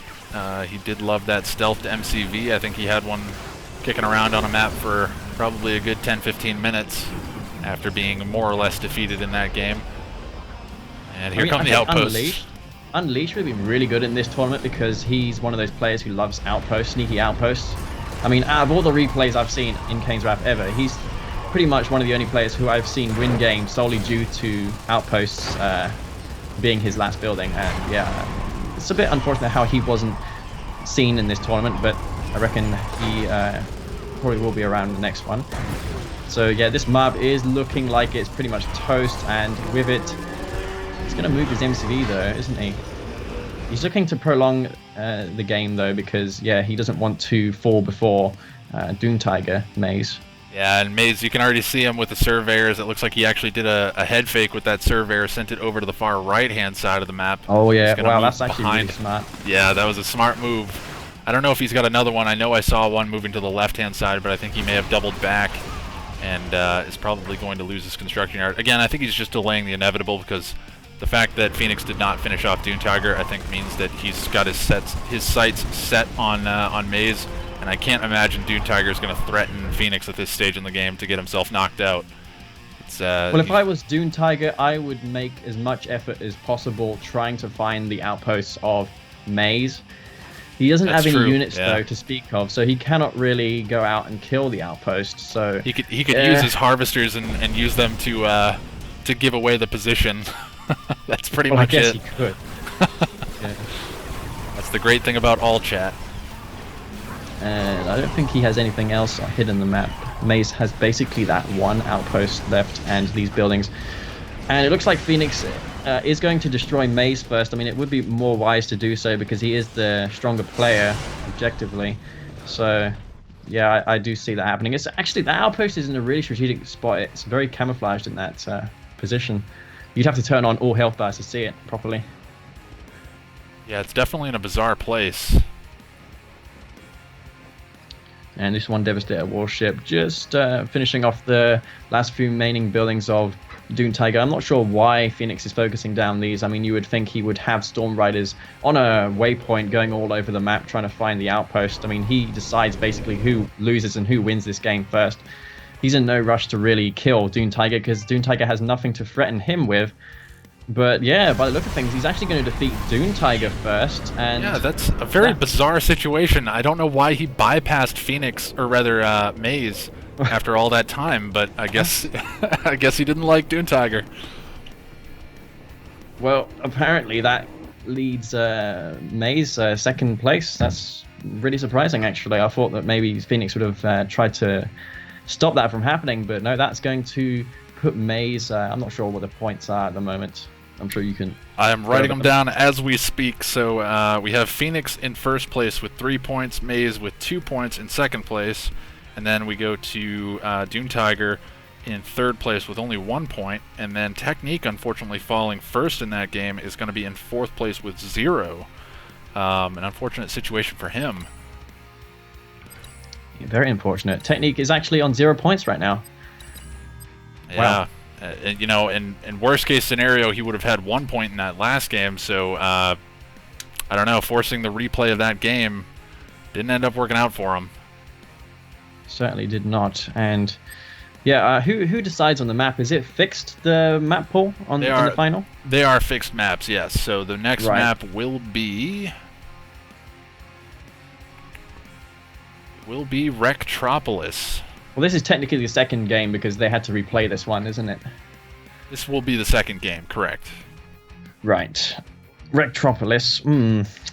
It's going to be quite messy, that map, because if I recall correctly, all Tiberium fields are in the middle of the map, and there'll be a lot of fighting over them, no doubt. So I don't think any player will have the opportunity to camp in that game and win, because there's no... You have to go into the middle of the map to really build a macro up an army, because all the resources are there, basically. Yeah, it should... I don't know. It's an interesting map. I'll be interested to see how things shake out. And honestly, it's going to be the faction choice that's going to, I think, play a pretty big factor here in this game. Because we saw a couple of scrins already used, so that's off the table for Phoenix and Maze. And Nod's still up on the cards for everybody right now.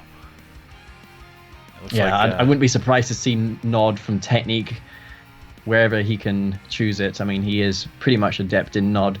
And his other factions are all right, but his nods are the most lethal of any faction he plays, without a doubt. Yeah, and it looks like Maze is going to opt to go Nod this time around, but Technique going to opt to go Scrin. That's one thing about Technique. He's really smart when it comes to these strike rules. I mean, he used it very smart versus me in Inca Open Final. He chose to veto my Scrin factions, I do believe, or I can't remember what he did, but yeah, that ended up playing into his favor in the last game. Yeah, and I mean, he's definitely set himself up for success in the final game by having that strong Nod faction available for him. And I think that would put Maze on Scrin for the final game. Yeah, Maze. And then it puts Phoenix and Dune Tiger on Nod if they both stick with GDI this time around. Which, I mean, Phoenix, he's one of those guys who is very good with all factions. He's not going to be affected much by the faction rule because he is very good with all factions. Of course, the balance between the factions are not perfect. I mean, we have factions like Steel Talons and Zircon, which are obviously weaker than Black Hand and Nod, but Phoenix can do well with all factions, I reckon. Well, and that's kind of the interesting thing about this tournament is that it was limited to just vanilla factions, so you kind of lose that massive disadvantage, if you end up with Steel Talons versus, Traveler 59 or something like that. Oh, yes. Oh, it's actually vanilla only. I didn't know that. Yeah. It was something where I was kind of scratching my head as to whether or not it would be good, but it's turned out to actually be quite interesting. All right, so let's just take a quick look at who is who and where they are. It looks like I think they stuck with the same colors, so that makes life a little bit easier. Alright, so hello everybody and welcome to Game 2 of this 3-game series. Not best of 3, but 3-game series in the finals here. And that brings us to the map Rectropolis, and spawning in the top left position as the red GDI, we have Phoenix. And then up in the top right position as the Cyan Nod, we have Maze. And yeah, they're sticking to their colors, which is very useful, of course, for remembering what they are. We have Dune Tiger playing in the bottom left as GDI, and in the bottom right we have Technique playing as green as always. He's playing as the Scrin faction here. And we will move ourselves out of radio mode this time around. Sorry about that, everybody. I did not realize I left it. Anytime I do a dual cast, I always screw up the production, so that's all right. Yeah, me too. The screen's not so bad. Yeah, we all make mistakes. I make them more frequently than not. And I feel like it's a staple. That's why you guys come and watch here. It's for the mistakes. But anyways, yeah, this is interesting. So we've got Technique and Maze kind of on the same side again, kind of next to one another in an opportunity to fight 1v1. There's no neutral structures on this map, so it would be best for all players to go for a refinery first on this map because there's no spikes to capture, so there's absolutely no point doing anything besides that. I think everyone did that though. Maybe Dune Tiger didn't know because he's probably not as experienced as the other guys. There's no Tiberium silo on this map either. There was in the Tiberium Wars version where the player who got it received like $5,000. It was pretty ridiculous. Oh, I think it was even more than that. It may have even been like 10. It was insane. The amount of money that you got from that silo was nuts. And I mean, can you imagine how ridiculous Black Hand would be on this map? Just send cabals to there, take building, win game. Yeah, that's more than likely why it was removed. We can only speculate, but it certainly seems like a worthwhile removal from the map. But yeah, these guys are already starting to expand towards the center of the map. Not all that shocking. Nobody gonna look to go for tech early on. Maze seems to still be back at home. May look to go for a second war factory or some tech of his own. It looks like it's taken too long to be tech, so it's probably going to be a second war factory. I don't think 2 war factories is going to do really well for Nod on this map. I just don't see it happening. Scrin, they have Devour tanks and Seekers. Seekers can be produced much faster from the Warp Sphere because there's no war factory animation delay. And yeah, I do think Scrin are better at defending versus Nod 2 war factory than Nod is. And GDI obviously have Predator tanks and they're going to be pretty much immune to that. But yeah, it's all going to come down to whether or not Maze is scouted or not. That's the main thing, really. I mean, if Maze isn't scouted and he goes 2 war factories, he might just surprise one of these players up. Yeah, and we've definitely seen scouts coming in from, I believe it is Phoenix up in the top left. We've Doing seen those. scouting. Yeah, so we've definitely seen that Phoenix knows that this is potentially on the cards for Maze to come and hit him with double War Factory, but Technique I don't think has any idea that Maze is up to this. Yeah, he's just chilling, going to War Factory. If I was Technique right now, I would probably go for a portal before my War Factory at the expansion, because that at least guarantees you some safety versus some bikes, because you can get those descents out, which are very, very good versus bike harassment. Speaking of bikes, he's going to get harassed now by quite a few bikes, actually. He's going to probably lose 1 or 2 harvesters here. And yeah, his Seekers are slowly responding to this. If I was Maze, I'd probably be focusing down the harvesters right now. But yeah, he doesn't want to lose them at the same time. Does manage to take down 1 harvester minus the great micro there from Technique. Not able to get it around the building fast enough. That last missile from the bikes able to take it down.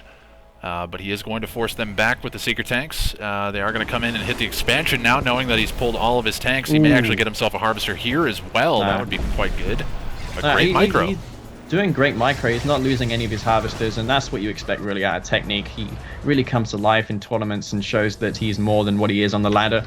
And people really judge him by how well he plays on ladder, which is wrong, because, I mean, if that was true, he wouldn't win tournaments. But Absolutely. Yeah. It looks like Phoenix right now going infantry, which is very smart because it does allow you to be safe versus light harassment. But this isn't light harassment coming out of Dune Tiger. This is a couple Predator tanks, and that's quite a sizable number of tanks coming to his base. He's not on 2 War Factory, Dune Tiger. I thought he was maybe on 2 War Factory. So yeah, I reckon Phoenix can probably stop this. Yeah, he should be able to hold the line, but interestingly enough, on the other side, Maze has gone for tier 3 off of 1 base. Wow. Why? And he's got flame tanks out now as well. Oh this my is god. Very unusual.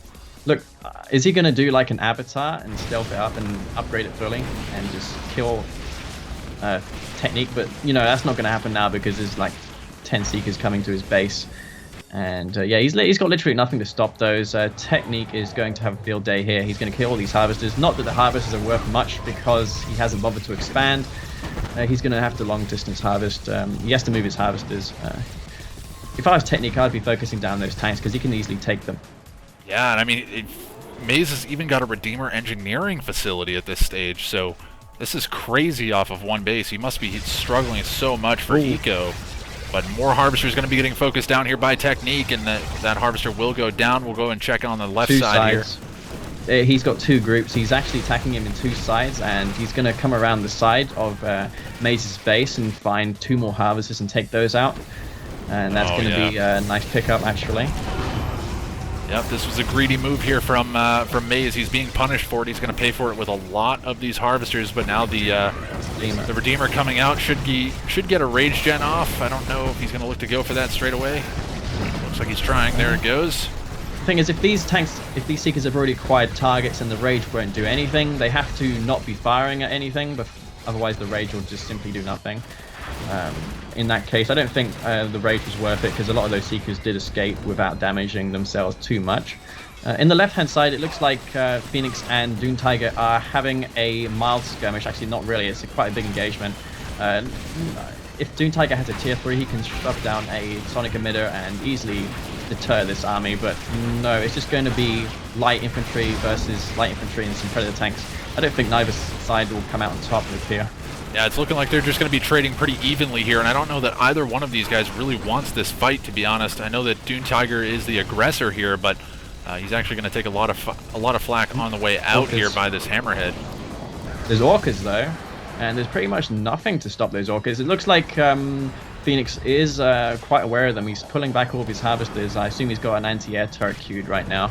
If he doesn't, he's going to lose. Oh my god, what's he doing? His Orcas... He had the opportunity to kill 3 harvesters right there. Oh my god, he just missed his chance to do some damage. In the meantime, it looks like the Redeemer does go down actually for Maze, and there is nothing really to stop these Seekers and Devour tanks. I think Maze is just going to be defeated right here. His MCV is out in the open, it's quite exposed. He's going to lose it. Yeah, this does not look good here for Maze, which is very unfortunate for him, picking up 2 points in the last game. He may actually be dispatched first here in this game. I don't think he has any sneaky outposts kicking around either, so No potential for those to be built. He does still have a war factory, so he's not out of it yet, but is definitely looking to be in the worst shape out of all 4 players so far. If he is left untouched, he might have a chance going back in this game, but no, Technique isn't going to allow that because he knows that Maze is on. He's in second place as far as points is concerned, so it's wise for him, being in last place, to take Maze out right here. Yep, and that's exactly what he's going to do here. Just continue to press forward with this small tier 1, few tier 2 units mixed in with the Devourer tanks. As we do see the remaining Avatar trying desperately to, I'm not quite sure what it was trying to do. It was more than likely trying to acquire a target, but not able to.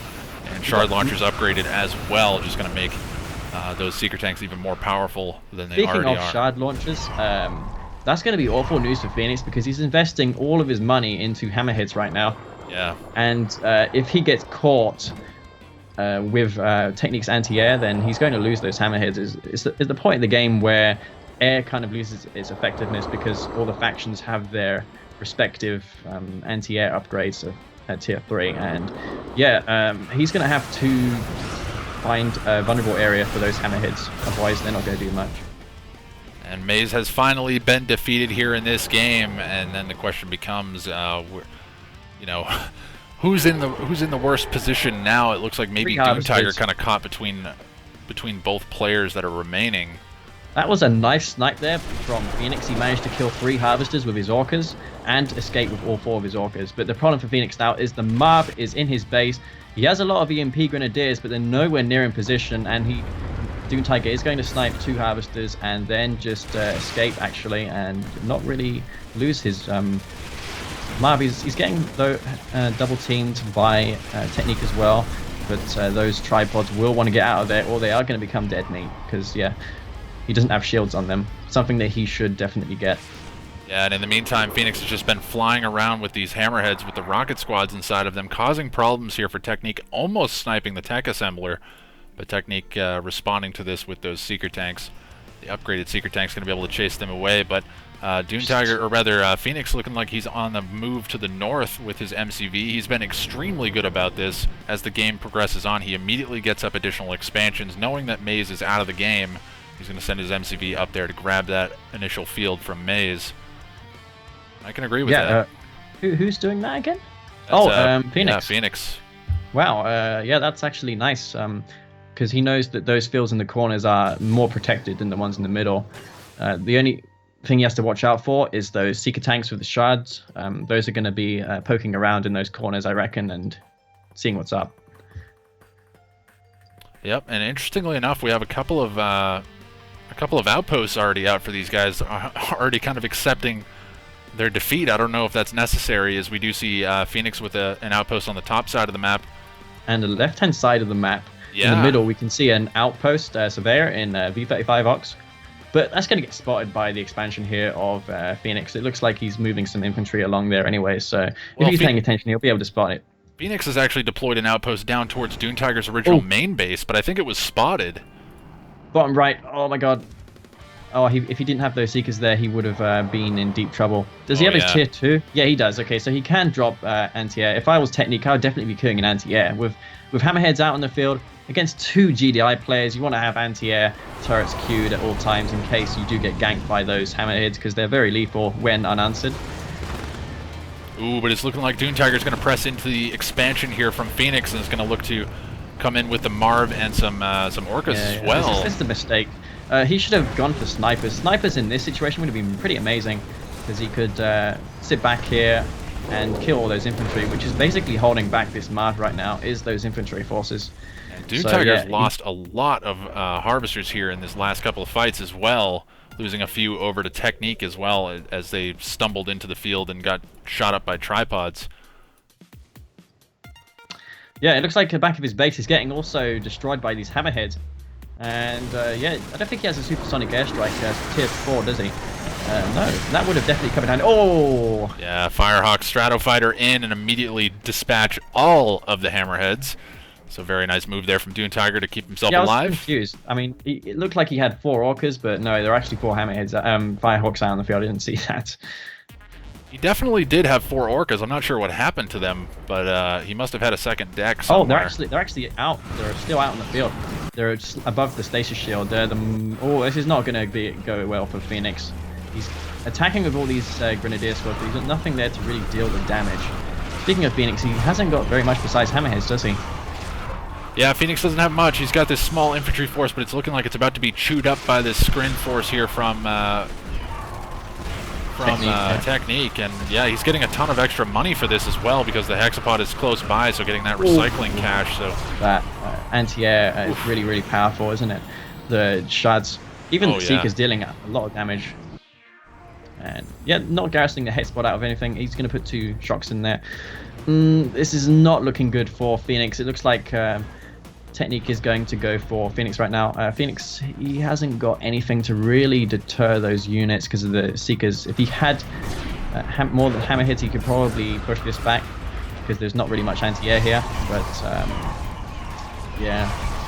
Where is his hammerheads, do you know? Did they get destroyed? The hammerheads were all destroyed by the Firehawks earlier on. Oh my god. Oh yes. Oh yes. Stratofightered on, yeah. But well, yeah, that's even bad. Worse news for Phoenix. So I'm curious, Technique, he could definitely look to pressure forward. I mean, if he takes a bad engagement, he could be knocked out of the game himself, but he's looking to be in commanding position right now as he has control over 2 of the green Tiberium fields in the center of the map. And the mass sail. Oh looks no. Like Phoenix. No, he's not going to give up. He's just going to try and establish a base. Well, there's not really any Tiberium there to establish a base. It looks like Technique is basically dominating in this game right now. Dune Tiger has the most chance of all the players, but he needs to move quickly before Technique has the opportunity to harvest all this Tiberium and macro up an army that Dune Tiger can't deal with. At the moment, I'd say if he gets his tier 4, he can probably defeat Technique's army, considering how Technique already used his stasis shield earlier to kill those Grenadier squads of Phoenix, which was probably a bit wasteful. Yeah, and honestly, there's a few support powers there that could potentially be used. Shockwave artillery, obviously, on the cards if he gets up to that tier 4. I don't know if phase field has been used yet, though. I don't think Technique ever had the need to use the phase field. Yeah, that hexapod will escape, but if you can lock it down while you target down the tripods, that's going to be good enough because the Marv will just go unopposed then. If he loses this standing army of the hexapod and the tripods, then he's going to not have anything to combat the Marv and support him. Construction yard getting caught out on the far left-hand side here for Dune Tiger. That's going to go down, so that denies any ability to go for an additional expansion here and get some economy up and running. So yeah, relegated to pretty limited production facilities here. He's got a couple of airfields and the Reclamator hub, but that's pretty much it. Yeah, he's sending in these units single file, which is obviously very bad. Tripods are going to shoot those up. But I understand the desperation. If I was him, though, I would definitely lift these Firehawks up and just sell the base here. It's pretty much toast. Speaking of Firehawks, he needs to lift them up. Oh my god. Right. Getting dangerously close to losing those Firehawks as well. Unfortunately, they're actually dropping bombs on the tripods. Tripod's back. Boy, Technique he had no reason to lose that tripod right there. Using the bombs on those tripods as well, obviously desperation. He doesn't have an MCV, so I'd reckon he's going to be rebuilding that right now for another airfield because all these aircraft that he has will be slowly running out of fuel. Yep, and Technique asking where Phoenix was, and finding out now that he is up in the top right position as we do see the infantry pushing forward. It looks like Phoenix managing to spam out a fair bit of infantry here. Going to cause some problems for Technique, but it's only going to be a bit of a hindrance. Not going to do too much, I don't think. Well, it looks like Dune Tiger has his MCV back out, so obviously his airfield is on the cards first. But Phoenix, yeah, he's got one last stand. I'm not sure if going for Technique was the answer here. Maybe he could have tried to kill... And actually, no, he can't really kill anyone. If I was him, I probably would have just waited a little longer and found a more ideal moment to strike Technique while he was maybe busy engaging Dune Tiger. But...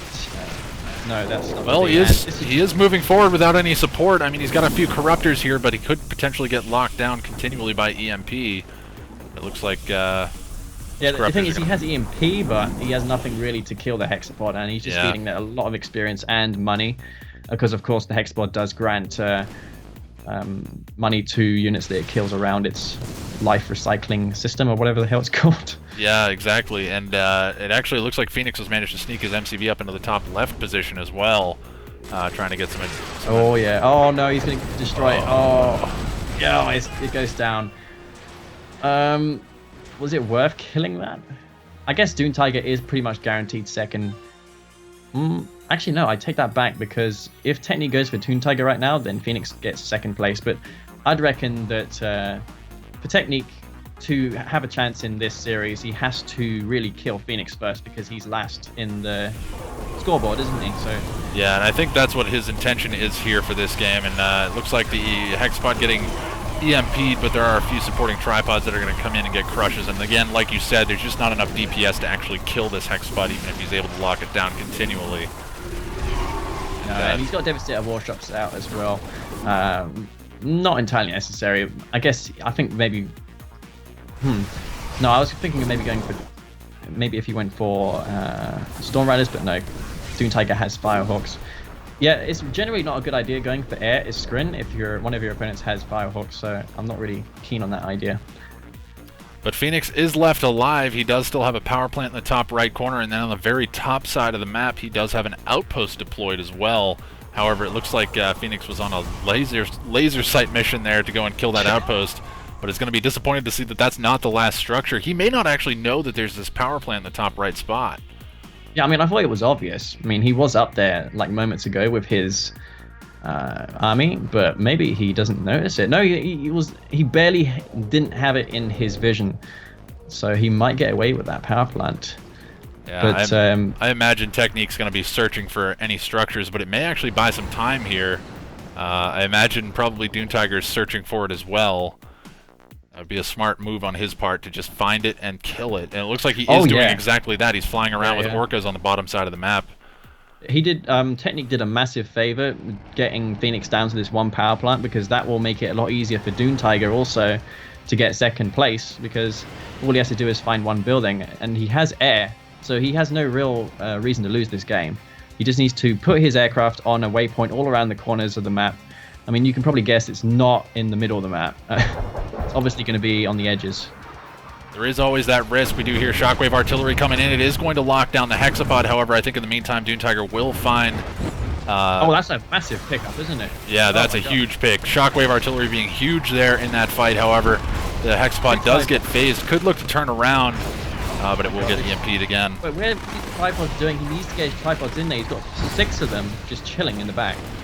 But he has loads of Devastator warships. All right, well, that's not going to do too much damage to the vehicles that Dune Tiger has, but it's going to be mildly annoying getting your units shot when they're not dealing any damage in return. And there we go. Phoenix has been defeated. Dune Tiger finally found him and kills him off. Does this look hopeless for Dune Tiger? I wouldn't say so. I mean, if he gets some EMP grenadiers, he can probably still win this game. A few tungsten sling shots will easily handle these Devastator warships. Yeah, I mean, he's got Firehawks as well, and unfortunately loses one of them to a tripod on the backside of things.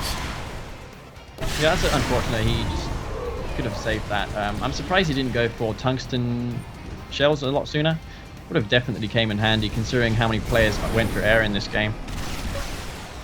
Yeah, so no tungsten shell here for Dune Tiger, and probably not going to be seeing that out from him throughout the remainder of the game. I missed that message there from Phoenix. I'm not quite sure what he was saying. Maybe just admitting that he's not in prime form these last couple games, but that's okay. But he picked up 3 points in the first game, so can't feel too bad. Yeah, he technically won 2 games, didn't he? Because the first game he DC'd, and I mean he's going to get 3rd place, which is not the worst result ever. No, I mean, it guarantees him a point, and in this situation, Dune Tiger's the only one picking up points aside from Technique. So Dune Tiger and Technique both on the, Dune Tiger with 1 point and Technique with 0. This is going to even up the scores pretty much across the board. And yeah, this is, I'm not sure if I like this engagement. Where's the mark? EMP on the Hexapod, but the repairs are coming in from the Corruptors on the backside. Look, I don't understand this. People EMP their units and then they target that unit that's EMP'd. What you should actually do is target the units once you've EMP'd another unit, target the ones that are shooting back at you, because that EMP duration is 10 seconds. So you have 10 seconds to target down other units before you need to reorder that EMP. on the hexapod. Yep, and with that fight, GG comes in from Dune Tiger, and he is going to toss in the towel, and that means that Technique's going to pick up a victory there. So kind of a reverse set of fortunes here in this last game. Well, aside from maybe Maze.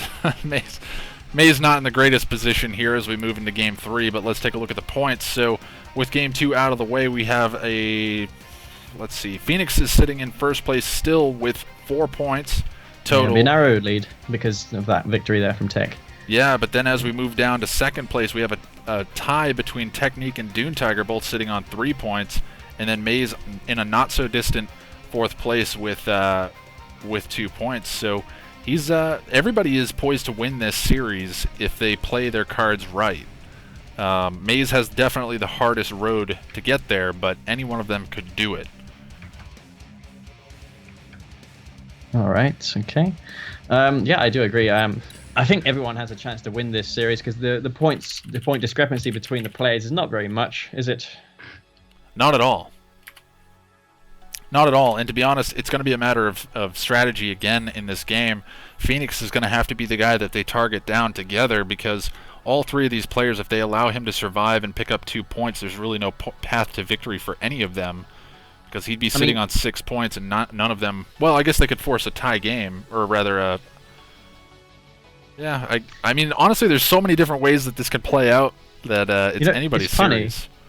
If Phoenix killed Dune Tiger last in that first game, well, technically second game, Dune Tiger and Phoenix would have been tied technically right now, wouldn't they? 4 points each. No. Say again? Wait, Dune Tiger was left alone, and Maze was killed last... No, never mind. Dune Tiger and Technique are tied for... Look, I just can't math right now. That's all right. I can respect that. And I may actually have my math off, but I've been writing stuff down as we go along, but who knows if it's right. So just to recap, I'm pretty sure about these numbers. Phoenix sitting in first place with 4 points. Technique and Dune Tiger tied for second place with 3 points apiece, and then Maze in last place with 2 points right now. But again, like as we were saying, it's anybody's series. With this last game, it could force a tiebreaker, and we've seen that in previous FFA tournaments where it goes down to a best of one on Tournament Arena, which is kind of a weird way to end an FFA. But it's been the. I mean, it should have been on like a larger map where it's not overly favored for Black Hand, but can't change the past. True that. I mean, I don't know any map which favors no faction whatsoever. Every single map has its faction advantage. Rift favors Black Hand. I mean, actually, every faction prior to R12 favored Black Hand, FYI. Okay. Interesting. And nowadays, I'd say the Black Hand is still the best faction in R12. Not much has really changed because their infantry is still super powerful. Their Cabal squads are the best scout to get from a drafted defense early on. And they have super powerful rushes, and that's all you really need to win in tournaments. Actually, what I'm hoping for you to say is that Marked of Kane will make a resurgence and become the dominating faction. I've been experimenting lately with a rush where you go Secret Shrine on one Harvester, get a Lightened Out and an Engineer against Skren. I mean, this only works versus Skren for one reason, which I'll explain in a bit. And you try and EMP their drone ship and obviously try and take it with the Engineer. But the thing is, if they do drop Buzzer Hives, you cannot lose your Engineer because the Engineers are faster. So if you follow up with more Engineers, like 2 or 3, Buzzer Hives just don't cut it. They cannot kill those Engineers because you can just run away from them and then find a gap and keep them contained. It's quite a strategy that I need to explore a bit more on. Oh, I would love to see it, to be honest, because I've seen stuff like that where you just go for this mass NG rush where they've got the fast legs and they're just sprinting across the map. It's hilarious to watch. Let me tell you this, though. Mock engineers are faster than buzzers, a lot faster, and you can micro around anti-infantry defenses, which is just ridiculous if you think about it. Yeah, it's quite funny. It's so rare that we get to see Marked of Kane nowadays, though. You have to make a Gunwalker. You have to make a Gunwalker, or else you're going to lose your base.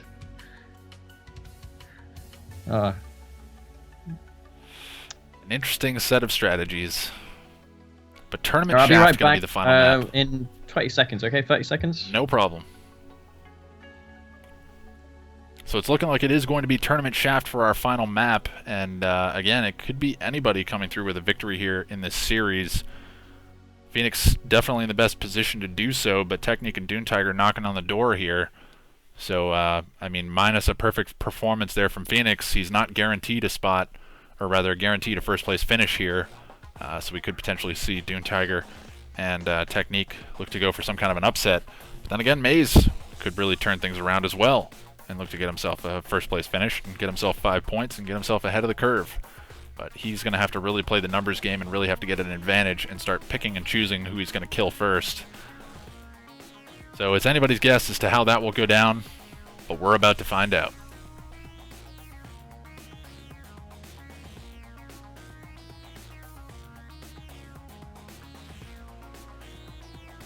Right, I'm back. All right. What's the map now? Tournament Shaft. All right. So this map, I'd imagine, plays a lot like the last map, Rectropolis, because it's basically 4 corners have a Tiberium field, and in the middle is basically congested with Tiberium. So it's probably going to play out more or less the same way, I'd imagine. It seems like it almost will be a combination of Rectropolis and Oasis Onslaught, the first map, because you will kind of see contention over the side lanes, the edges of the map, because there's so much Tiberium there as well. I think if you're going to go for a tier 3 strategy before moving to the middle, it's better on this map. Like that strategy Maze did, would have been better on this map because you would have a second, safe Tiberium field to work with. I mean, he went tier 3, but then he had no money to spend on units after he went tier 3 because there wasn't enough tip. Right. All right, everybody, and welcome to game number 3 of our finals series here, and it is the final game of our finals, so it will be determining who wins and who loses, and more than likely who's going to be the sore loser. But that brings us to the map Tournament Shaft, and spawning in the top left position as the Cyan Scrin, we have Maze. And then sliding over to the top right position as the green Nod, we have Technique. Yeah, and in the bottom left-hand side, we have Phoenix playing as the Nod. And if we scroll over to the right-hand side, we can see playing as the orange color Dune Tiger, because, you know, he was playing that color. And yeah, it's nice how these players are retaining their colors, which is nice. Playing as a Nod faction, of course. I have to say, as a caster, that could not be a nicer thing that you could do for somebody that's live casting an event, because when the colors switch up on you, it's so hard to keep track of who is who. Oh my god, it's a mess. But this is going to be interesting. So we have, who's down in the bottom left? We have Phoenix down in the bottom left playing as Nod. So I think it's only him and Technique playing as Nod this time. Oh no, we've got 3 Nods this time around. Yeah, and Technique has gone with his staple faction, of course, Nod. He's probably going to spam Scorps, but Technique, though, he's quite a wizard when it comes to Nod. He can do all kinds of things. It's not necessarily just Scorp, 2 Wolf Factory all-ins. He's not that, despite what some people say. Yeah, and I mean, honestly, you know, whoever ends up winning this game is poised to take it. But the question is how they, you know, the only question becomes then, if Maze is going to potentially win this game, he needs to be careful in who he chooses to eliminate first. Otherwise, he'll screw himself over in points overall. But yeah, Technique getting the Nod faction this time around. So, like you were saying earlier on in the stream, it's a very good possibility that he held this for last, so that way he feels so very comfortable on that last game where potentially the pressure's the highest. Absolutely. None of these players opting for a rush, despite the amount of Nod on this map. You'd expect at least a rush, wouldn't you? But none of it happening at all. Scrin, though, he's actually taking up to tier 3, so Maze maybe looking to do some tier 3 shenanigans or something on one base. Oh, is he not moving once again? Nope, he's sticking around. Going tier 2. And you know that what that generally means is Scrin. Like, it's either mechas or... Oh, actually, no, he's maybe looking to go for a Devour tank push, so I was wrong there. Well, getting up to tier 2 on Scrin is not a bad idea because, honestly, they're not that great prior to tier 2. Oh, yeah, and with this many Nods out on the field, you want to be safe and drop that tier 2 for the Lightning Spike defense if you really do need it. And, of course, it does grant access to Devour tanks, which are better than Seekers at defending. Not so much at really harassing, though. Absolutely, and it looks like Maze is going to go for a safe expansion here. Nobody opting to go towards the center of the map. I can't say I disagree. It seems like could have potentially been an opportunity for a quick expansion, but then you leave yourself exposed back at home. Surprisingly enough, the Tiberium Spike on the top side of the map has not been captured, and coincidentally, on the bottom side of the map, the only EMP control center that's been captured here today, being captured by Doom Tiger. Yeah, I'm not sure how that's going to make an impact. I suppose it would if he times it correctly. But, you know, Nod have really quick units, so I'd say the EMP works least effective on Nod than it does the other factions due to the fact that their units are so quick and they can move out of it. Yeah, and then the Skrins getting the shields. I mean, it would eliminate the shields, but they would be immune to the EMP. So it'll be interesting. Not really going to be much. But yeah, in the late game, if it comes to that, if one player decides to go for an epic unit, then obviously the EMP will shine then. Looking to charge up his Devourer tanks on this field. Not sure if Maze is looking to do any pressure on to Phoenix. Phoenix is going to make some infantry right now, which is a good move. Infantry from Nod generally fare well versus Skrin.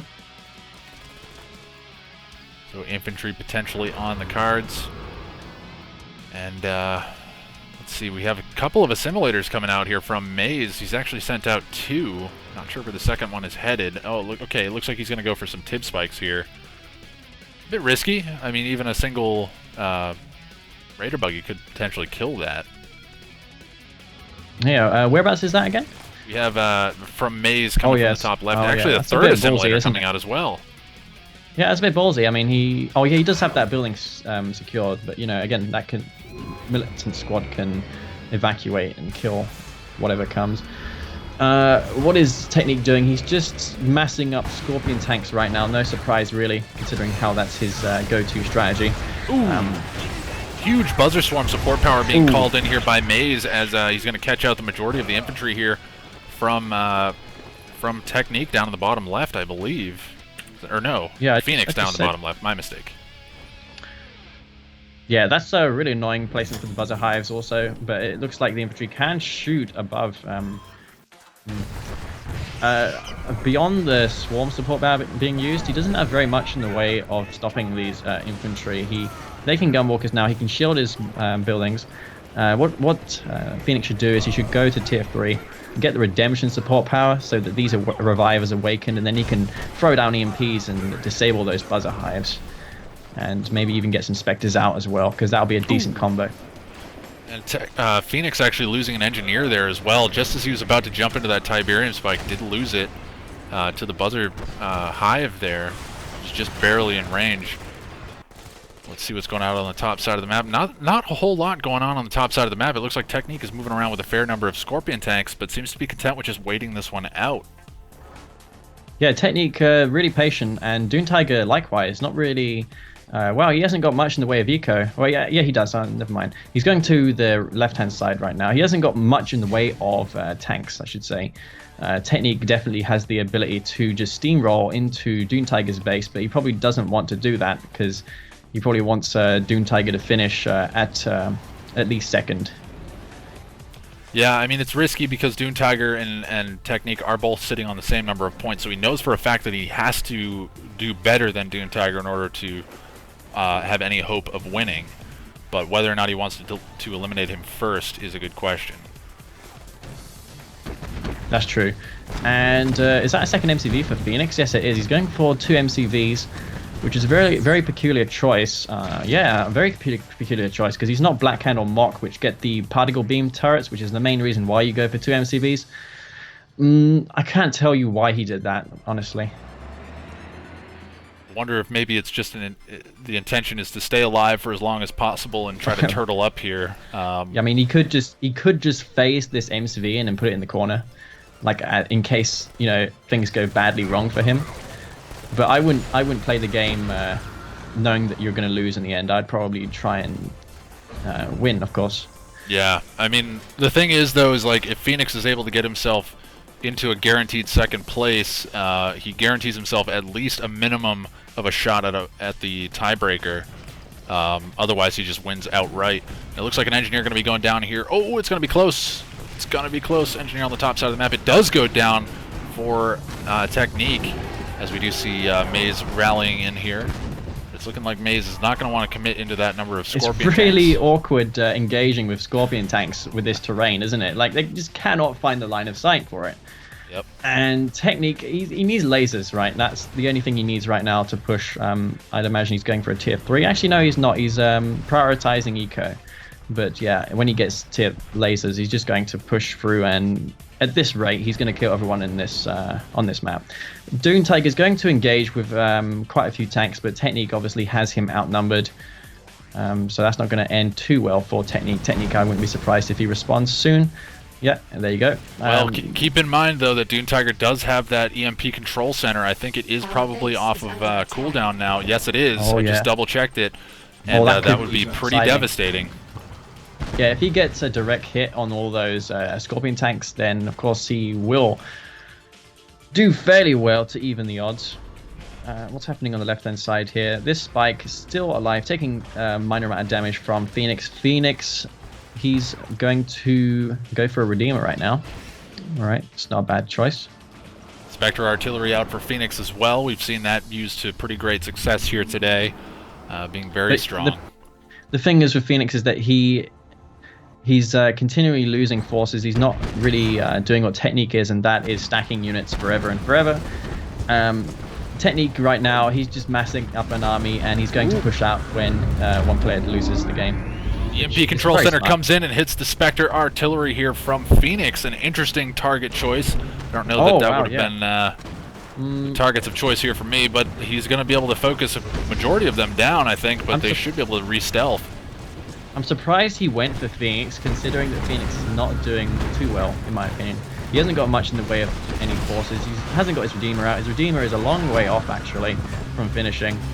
And those tanks didn't really achieve anything. He uses EMP as well, so there goes his opportunity to really kill or stop these tanks of Technique, which Technique is not really going to send them out. Yeah, he's going for lasers right now, as I suspected. Yeah, I think Dune Tiger's hope was to catch both the Spectre Artillery and the Redeemer Engineering Facility in that EMP, and then just focus down the Redeemer Engineering Facility in the meantime. But mine drop. Oh my god, that could have been so much more than what it was. Nice stop move, by the way, from Maze, because if he hadn't have done that, he would have most likely lost those tripods. We see this on the top side of the map. Yeah, it looks like Dune Tiger going to set up an expansion on this field. Like, surprisingly, none of these players has moved their MCVs until now to the middle field. I mean, usually you'd see players expand sooner there in 2v2s.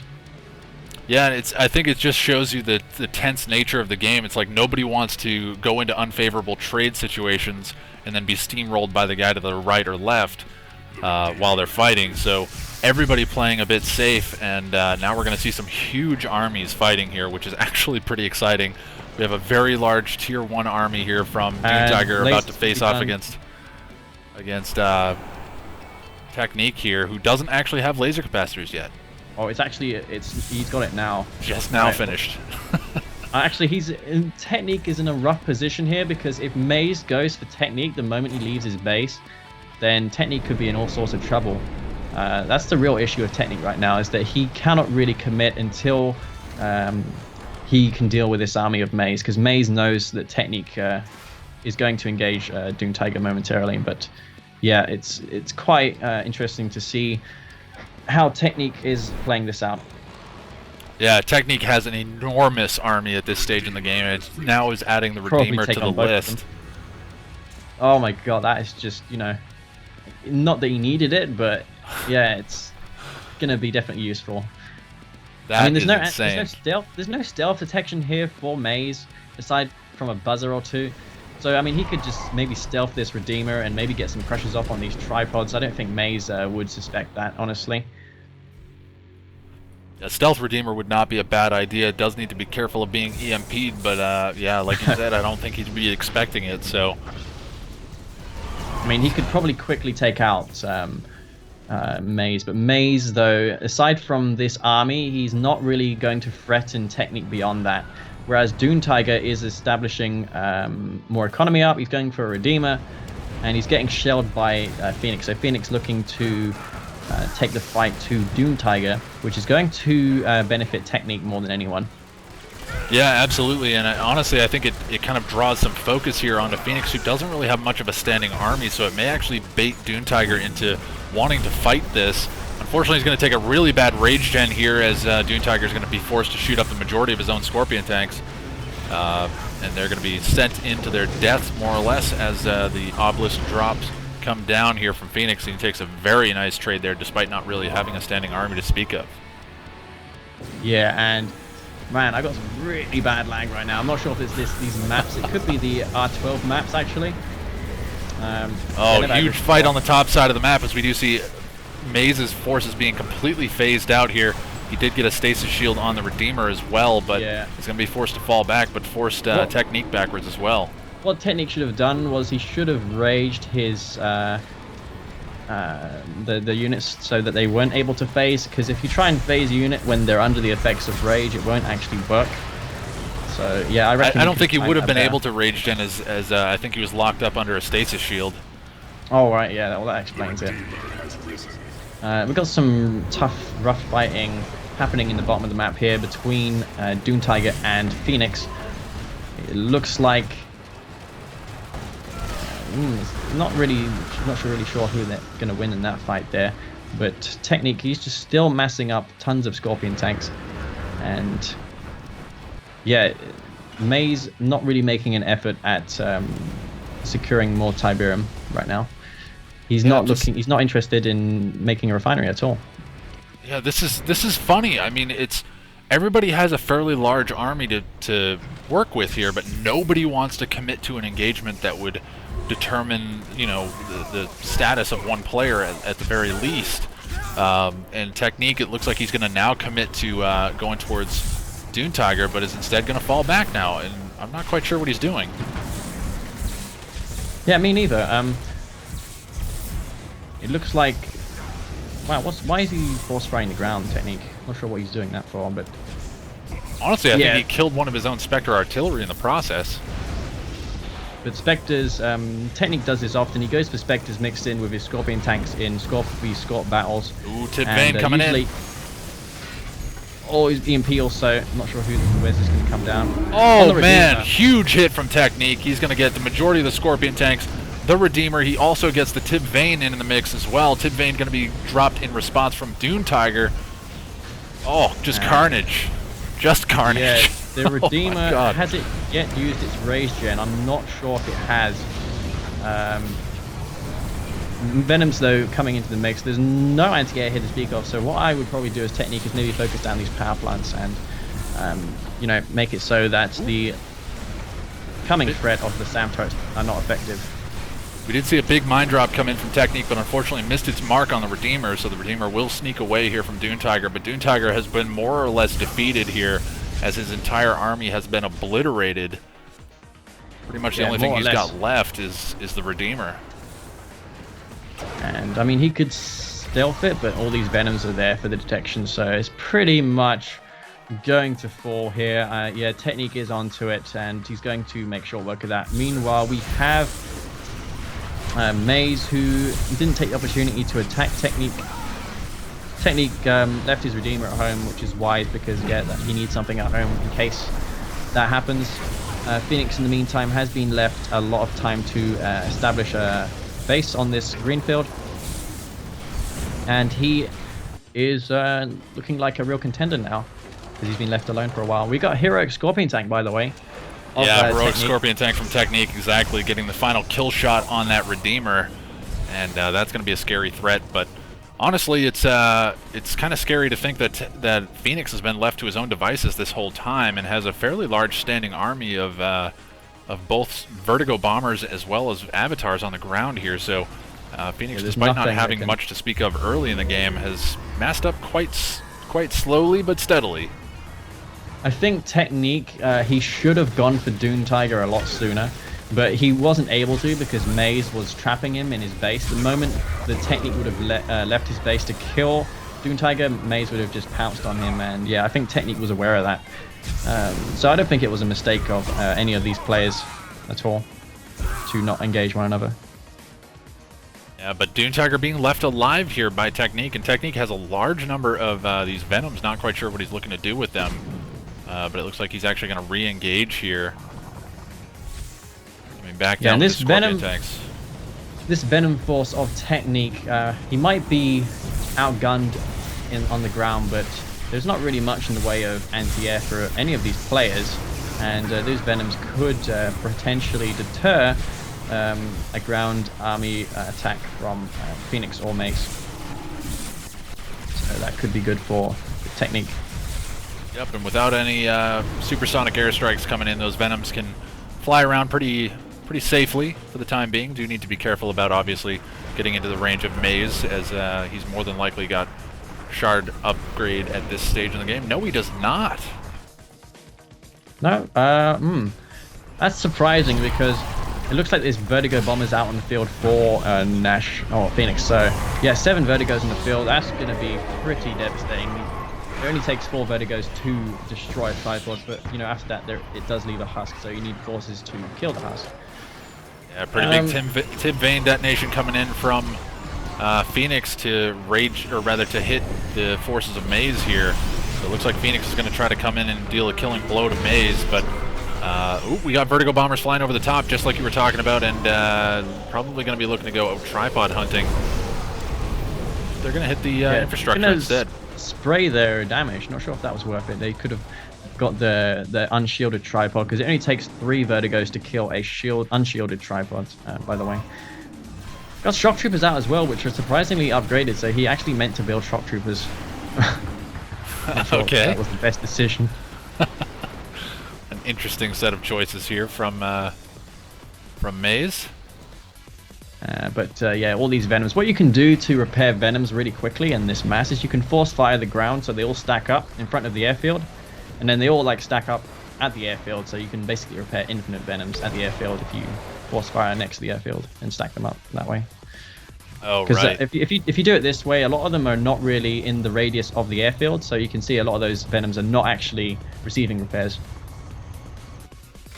That's interesting. I had never considered that before. Oh, so you're mine saying, drop.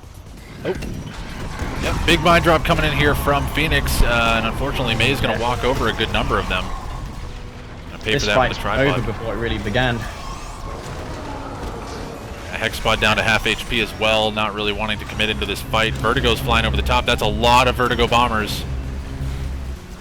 Not sure what they're firing on, escapes, but yeah, this is not looking good. There's Tib Core out. Venoms are basically useless versus Nod because of Tib Core. And yeah, Venom's taking a lot of damage there. Oh, he lost a lot of his Venoms and he didn't really kill anything in return. Maze is basically out of this, I think, but yeah, Technique, he has a lot of Scorpion tanks in Phoenix's base. Phoenix will have to respond to this. His Vertigos are getting armed. He'll want to make sure that those don't get caught in his control group and lift them up when they're not ready to drop bombs again, because they will have to, that delay will have to repeat itself. Yeah. Man. So the Vertigo bombers are on the move now, though. They're probably going to look to go for some hits on these Scorpion tanks. There are also some EMP buggies waiting in the wings here. Yeah, looking he's getting for an attacked opportunity. from the Hex. Speaking of opportunities, the Hexapod is finding one right here. Gonna try and do some damage to that refinery, but these Vertigos will destroy it. Oh, that is a lot of damage output, and there it goes. Phase field. Phase. The lag. Unfortunate, to say the least. Well, that is the nature of FFAs, I'm afraid. So Hexapod is down, and Maze is looking to be in ever worse position here as we go further and further into this game. Now the Shock Troopers being focused down by just the Militant squads here. Actually upgraded Militant squads with both Confessor and Tiberium Infusion. So a lot of upgrades. In the bottom of the map, we have Technique, who is basically killing all of Nash's infrastructure right here. All of the infrastructure of Nash is in jeopardy. But he does have his base stealth, so yeah, he's going to have all these buildings protected, which is nice, because otherwise he will be focusing down the power plants. In fact, yeah, he can actually spot them. This is a And smart here move comes from Vertigo. Technique, actually. If he's able to kill off Phoenix before Maze, he gets himself a clean victory if he is able to win the game. Whereas if Phoenix is allowed to survive to come into second place, then he's going to have to fight Technique in a best-of-1 final on the deciding map, the tournament arena. So this is a smart strategy here from Technique to kill off Phoenix. Absolutely. Phoenix is basically moving right now by the look of things, looking to destroy these tanks. Technique in the meantime, he is massing a lot of economy, basically untouched at this point. He's going to go for mass Avatar, mass Venom. He'll want to sink the money that he'll be getting plenty of right now. And Venom Avatar, definitely a good combination, as it certainly is in Tiberium Wars. Yeah, and we did hear Tib Catalyst Missile. It looks like it is going to come in from Technique and hit Phoenix. Not all that much damage. Took down a refinery that wasn't really doing too much. We do have a Tib Vapor Bomb coming in from Technique as well on 2 other refineries. Shouldn't be able to kill that off, but quite a bit of damage. It's not going to do any damage. I really think that was a waste of money, but I think Technique will be floating so much money right now that he can afford to make a load of mistakes and still come out on top in this engagement. Speaking of engagements, it looks like Nash has... he's pretty scattered, isn't he? He doesn't have his Redeemer. He needs his Redeemer to really stand a chance versus Nash right here, because... I keep calling him Nash, he's actually Phoenix. But yeah, this Redeemer is basically going to decide the game for Technique if Nash doesn't have one. I mean, Phoenix has a Redeemer here. It's stealth. It's in the bottom left. It's over by the, or rather on the left-hand side by the EMP control center. Oh wow! Why it is is still there? alive. He must have forgot about it. Yeah, I think he went to deal with the Scorpion tanks from Technique and then just forgot about it being down in that corner. Pretty easy to forget about stuff on a map this size with stuff spread out all around the map. So. Oof. Yeah, you didn't finish that harvester off. Not that's going to make a difference. Technique. One thing about Technique is that he's very patient. He knows that players often lose their patience. Like for me, for example, I often lose my advantage because I engage when there's no need to. And yeah, he's just going to buy his time here. Phoenix may actually lose his Redeemer here for free as Maze stumbles across it and gets an EMP with the tripod. Mine Drop comes down, but I don't know that it's going to matter so much. He's going to be able to kill this off before Phoenix is able to get any units up here to support it. And if he's able to kill that off, he's going to leave Technique in a pretty good position to kill off Phoenix. Doesn't look like he's going to be able to, though. It looks like that Redeemer is going to die. As it stands, Technique gonna be probably winning this game, I'd imagine, because all this army is out of position. I'm not sure if Technique has eyes on what's happening at Maze's base right now, but if he did, he would probably move in with his army, because he has the golden opportunity to, because Phoenix's army is completely out of position. Yeah, it looks like Technique is on the move, but it's going to take him a long time to chew through the base of Phoenix before Maze dies here, and Maze is very close to going down. Doesn't have any production. Well, no, he does still have a Warp Sphere. So he's still in this game, and he does have a Mastermind as well. Not sure where he's going with it, though. Yeah, I'm surprised it's actually still alive with all the Venoms out on the map right now. Yep. But it doesn't look like Phoenix has any Venoms to speak of. Oh, there we go, we got one right now. Mastermind didn't get nerfed in this patch, though the Prodigy did get a slight HP nerf, because it was pretty problematic in previous versions of patch 1.02 plus. But yeah, Masterminds are untouched. They're going to be very, very hard to kill. Yep, but just that much slower than a Prodigy would be. Oh yeah, of course you would have you would want a Prodigy. And not being able to teleport itself away obviously is a pretty big disadvantage to have here, but looks like he's just going to be holding on to it for as long as he can. I mean, potentially this could be a comeback scenario for Maze. If he's able to sneak and steal an MCV, that could be huge if Technique allows that to happen. But he's not going to force fire the ground with his vertigos. I maybe thought he would have done that, because those bombs are quite inaccurate in my opinion. All right, and it looks like he's stolen a vertigo of Phoenix. Yeah. Not sure if he can make any use of that. I mean, I'd probably just send it in to Phoenix's base and relieve the mind control of that mastermind. Technique poking in with some few bikes right here, going to try and kill some harvesters, but yeah, he's met with resistance, going to not really achieve anything there. But he is setting up shop with these Spectres, and Phoenix has... where's his Redeemer? His Redeemer his Redeemer actually did die. Oh, yes. Yeah, Oh we saw God. it get EMP'd by Maze. So yeah, it's been an interesting game. Stuff has happened all around the map, but now it's like you were saying. It's looking like Technique is content with sitting at range and just slowly but surely pushing through this base with that That's Spectre exactly artillery. how you play free-for-alls. You just gotta push slowly and play it smart. He's got these bikes here, which are going to help to detect the base of Phoenix because it's stealthed, of course. I think Technique is moving in a bit too close with his Redeemer because he's not sure if, what's here right now. There could be some EMP buggies, so yeah.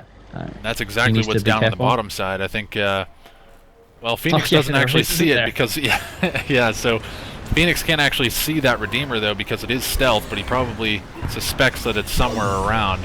EMP coming out.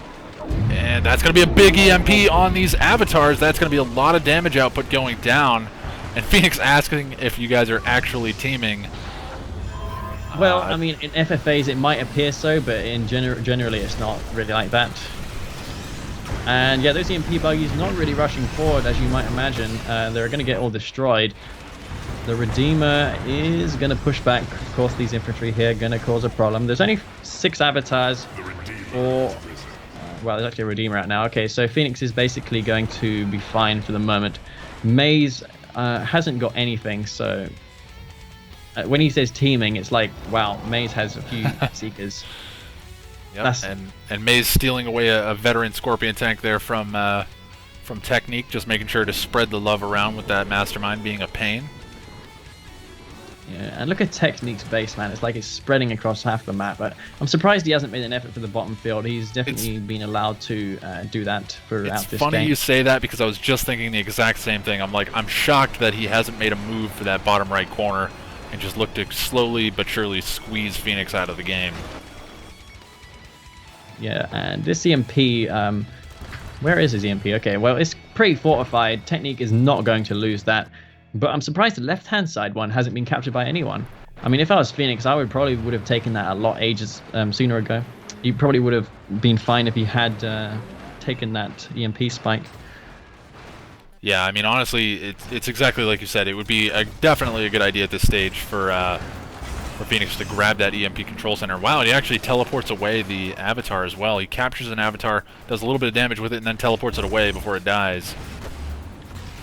So Maze just causing problems here. It looks like Phoenix wants to kill off Maze here. I mean, he probably can see his demise right now, so he's just going to go and kill Maze off. And Technique is, wow, he's got tons of avatars in the base here, along with bikes. No buggies though, which is surprising. Buggies you would have thought would be on the cards for Technique, seeing how the Redeemer is pretty weak to those.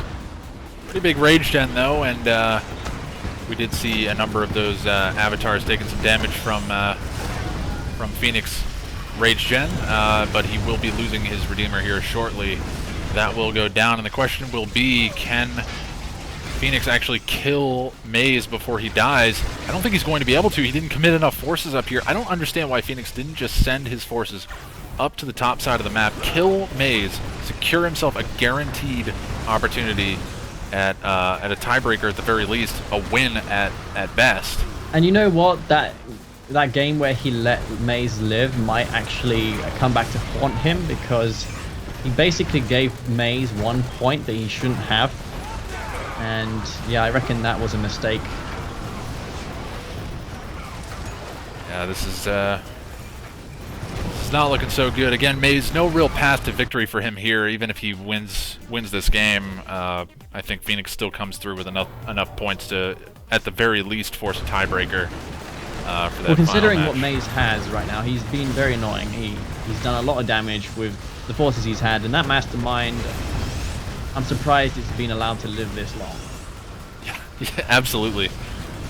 Technique is finally dealing the killing blow to Phoenix here, though, and the question will be, does he kill Phoenix or does he kill Maze? And I think it's a no-brainer for Technique. If he has looked at the numbers, he knows that killing Phoenix is the way to secure a guaranteed victory. Yeah, do you think these players, though, have in front of them a piece of paper with all the I don't think they do. scores on them?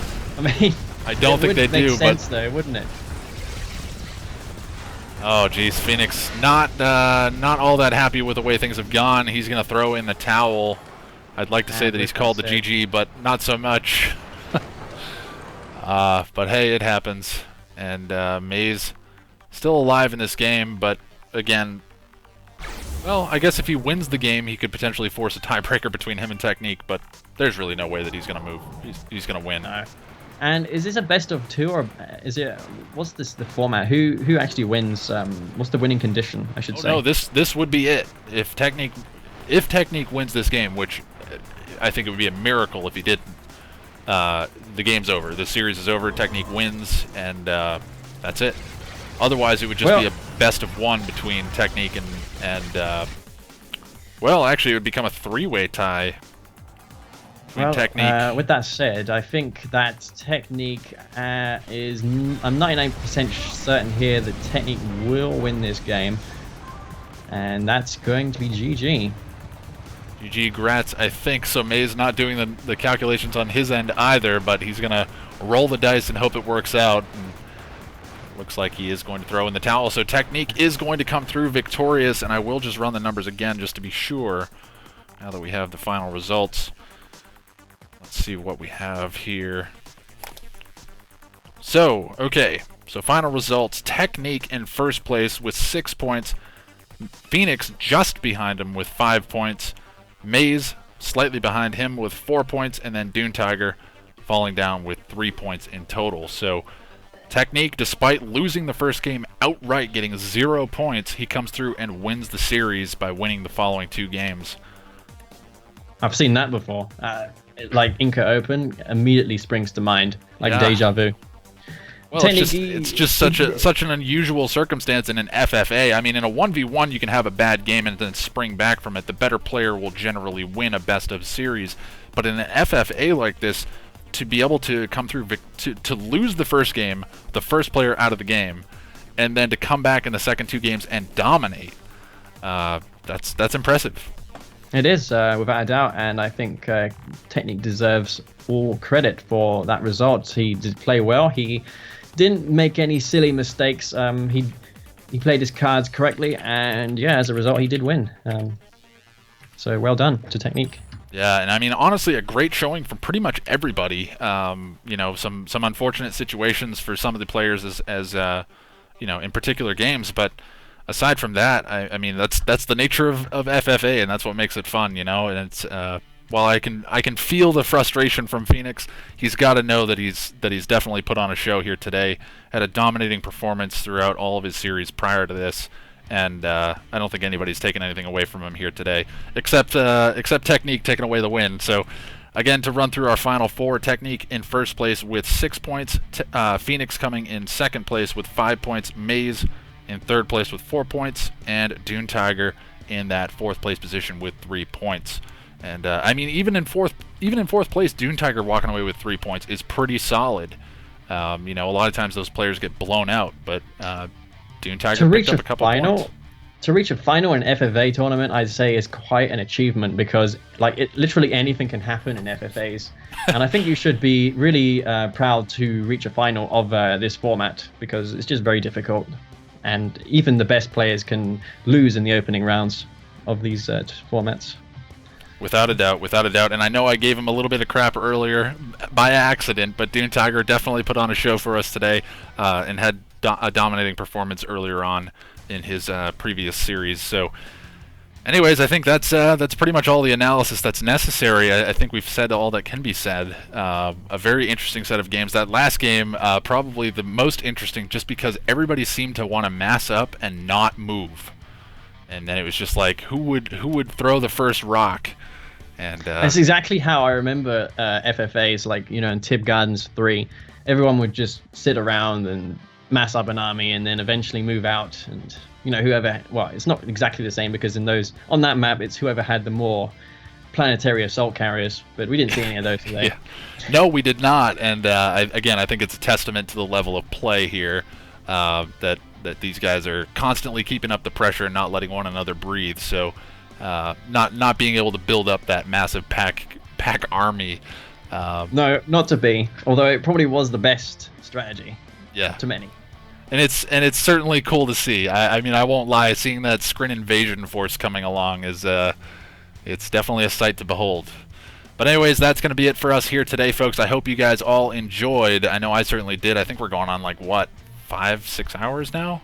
It's been a long event. We've been going since 7 this morning. And it's 1:15. So yeah, we've been here for a little while. So thank you all for sticking in with us. And I think we've been cruising over about 150, 170 viewers all day long. So awesome to see everybody here for the event. Thank you very much for Masterleaf joining me here in the call. I certainly appreciate it, sir. It's been a while since we've actually talked, and hopefully we'll catch each other again.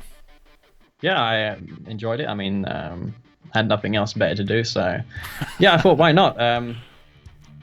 It's been quite the pleasure to do a cast with you. Well, likewise, sir. Likewise, and again, thanks for jumping in at the last minute. But from all of us at GameReplays.org and CNC Online, thank you all very much for joining us. That's going to be it here for today. Congratulations to Technique for taking first place, and thank you all very much for watching. We'll catch you next time.